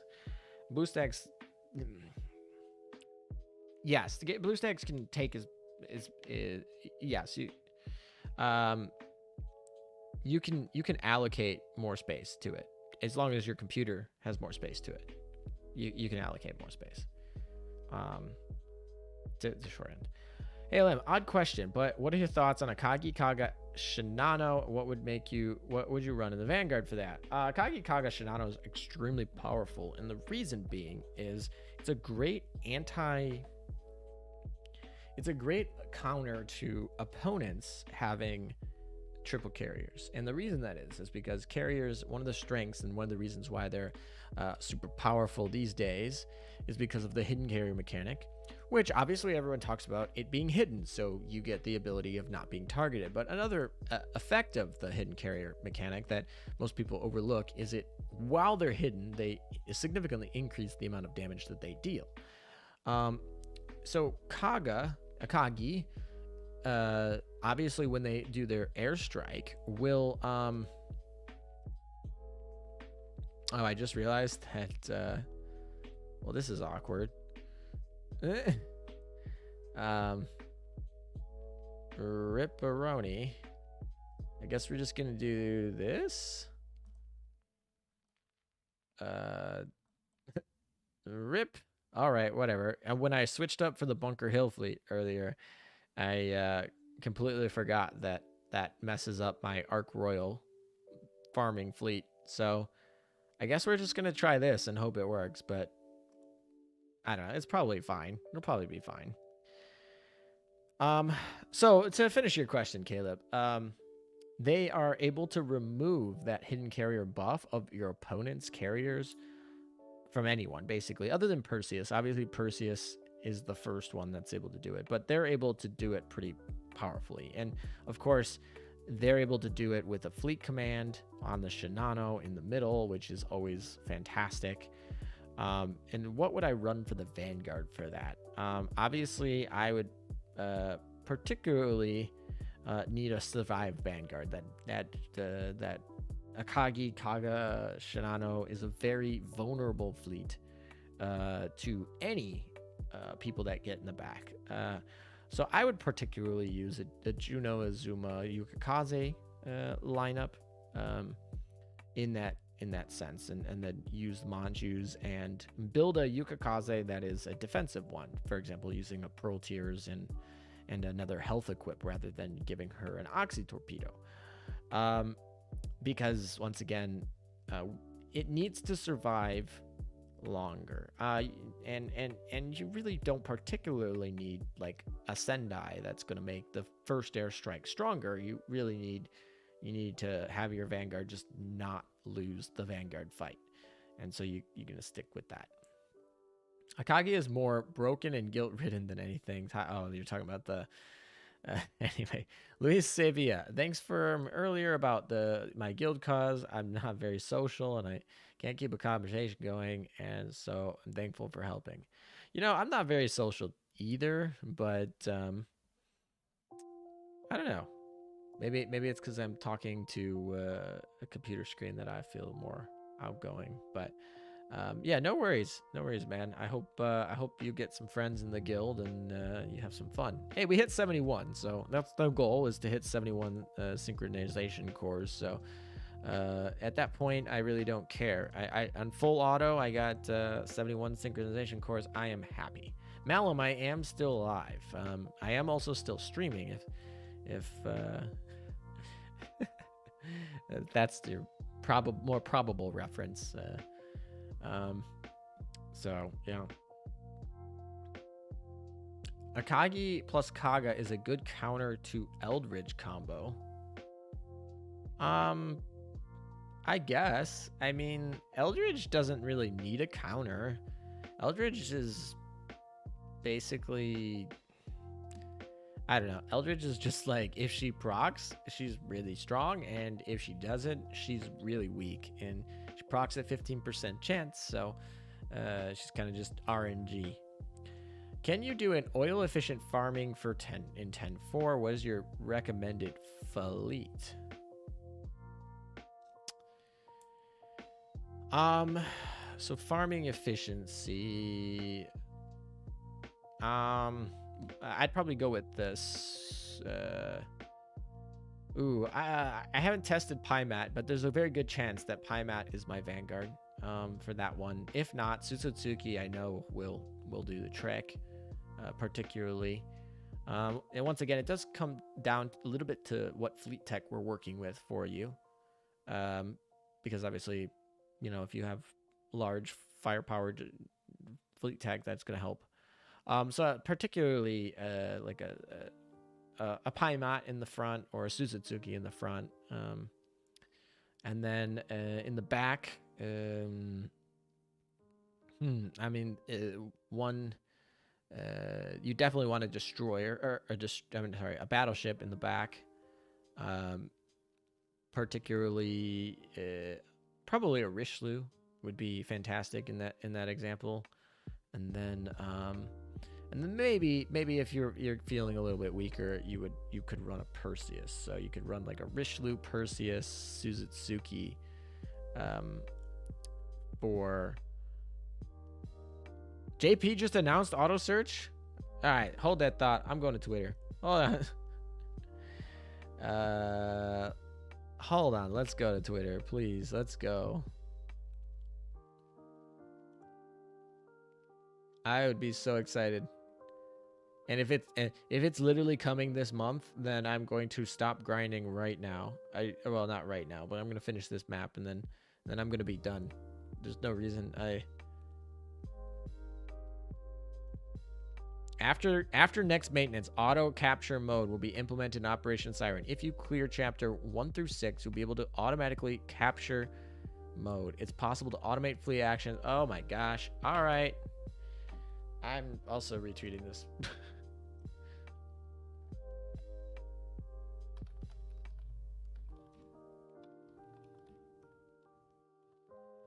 Just added.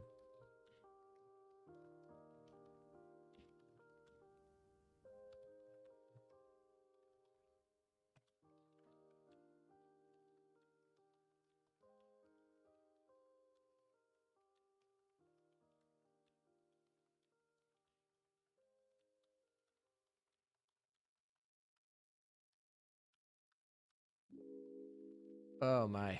This is exciting.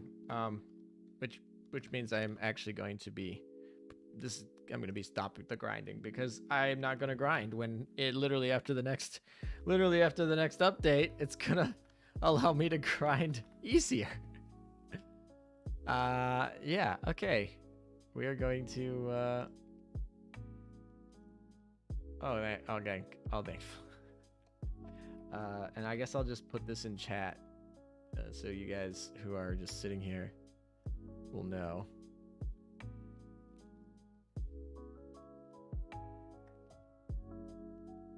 Maybe it's an April Fool's joke. I really hope it's not an April Fool's joke. If it's an April Fool's joke, I'll be a little bit disappointed. To be fair, the last time they did an April Fool's joke announcement on April Fool's Day, it ended up being true.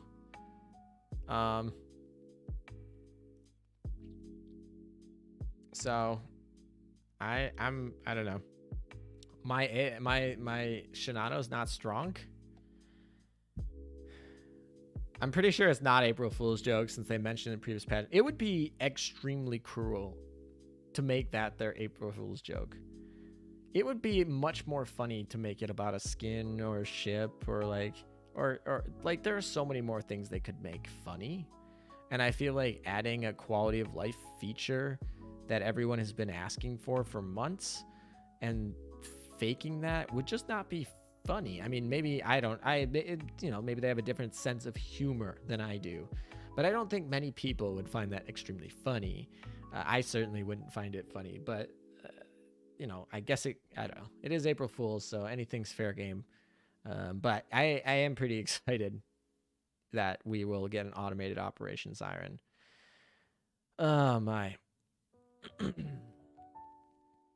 Yeah, of course, we have a Magi server on April 1st. Yep, a Magi server. I actually thought there was a decent chance that was actually an April Fool's joke. I thought that could have been, and it ended up not being, which is cool. Not funny, did bruh.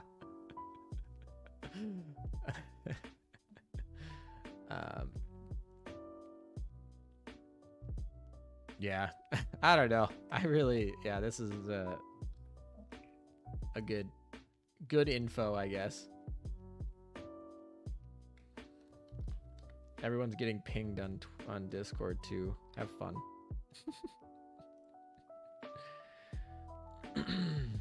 Good stuff. Assuming it's true, but I'm gonna assume it's real. If it is real, why did they announce it today? Today is everything is sus. True, but also they made announcements about the Amagi server on April 1st last year. They make announcements on April 1st in Azure Lane. Maybe to play with us. Last year they came out to be true. Maybe they're just like getting us settled to be like, oh yeah, announcements on April 1st from Azure Lane are true. Okay, so we've learned that there's going to be an automated system coming next update, which I assume is next Thursday, so in 1 week. So there's no reason to grind this more tonight. So I'm done with grinding for tonight. We're going to do some polls, and then I'm going to log off and say goodnight. So awesome. That actually makes me pretty excited. Godzilla and King Kong are on HBO Max. I saw a bunch of spoilers on that already, and I'm just like, all right, cool. I mean, spoilers don't necessarily bother me as much as other people. I can still enjoy movies where I know the ending. I feel like all the historical thrillers are ones where it's like, you know the ending, and they're still enjoyable. But yeah, I feel like I've been pretty spoiled on that. Should I replace my hood with Alabama? If you're doing a mob fleet in PvE, yeah, most certainly. It will probably make your life easier. I mean, obviously, if the hood is higher level, not right away, but if they're the same level and you're in PvE and it's a mob fleet, Alabama is better than hood. Yeah, certainly. The Japanese server will get a rerun of Vodum's mini collab. Yeah, I saw that. I tweeted about that a little bit earlier. Time to wrap things off. Okay, then ALM, West Coast here, so it's time to sleep then. Yeah, it's pretty late, even on the West Coast. And the East Coast, it's almost time to wake up again. All right, we're going to do one last 3 build. I want everyone in chat to... I'm going to do 1-3 build. And the question in chat is, will I get one of the 2... In my 3 build, will I get one of the 2 new ships from the event? Yes or no? I want everyone in chat to answer yes or no. Before you see any of the build times, before anything, I want yes or no. Do you think I'm going to be doing a 3 build? Do you think I get Sumner or Potter in that 3 build? But you know, Alabama, Birmingham, Baltimore, those don't count. We already have them. We need one of the new ships. Baltimore or Potter. Yes, ja, which I assume means yes. A lot of yeses. We got 2 no's, 3 no's.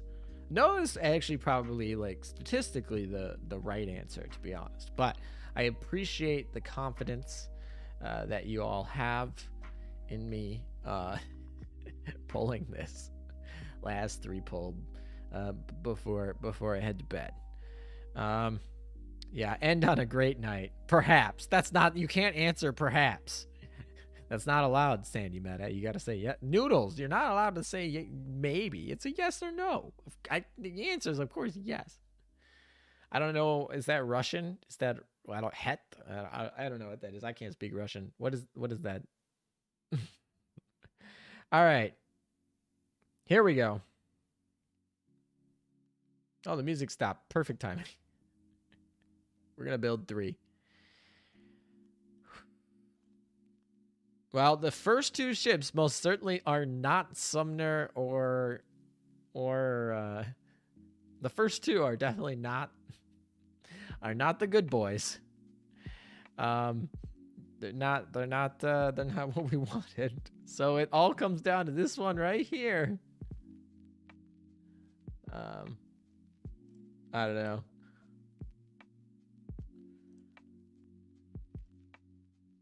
Interesting. All right, that was weird. I was getting a playback error on my side, but the stream is totally 100% up. All right, so here we go. We got a chance for the in queue to potentially be one of those 2. Both of them are rate up ships, so maybe we got a chance. But yeah, the first 2 are pretty garbage. Nope. Hey, we got a rare instead of a normal.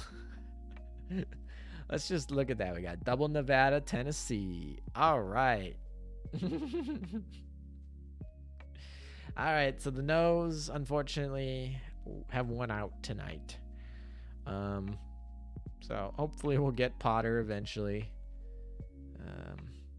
Hopefully. But anyway, thank you guys for tuning in. For some of you who've been here for 5.5 hours with me, and everyone else who's just caught the end or been here for half the time or whatever. I appreciate you sticking around as we just grind it out. And like I said, I don't know the next schedule for when I'm going to be streaming, but I'll try to give you guys at least 24 hours, hopefully aiming towards 72 hours advance notice between the next stream. I won't be streaming this weekend. For those of you who celebrate Easter holiday, I hope you guys have a good Easter, and otherwise everyone else just a good weekend. And I guess we're gonna go to outro basically, and take care, guys.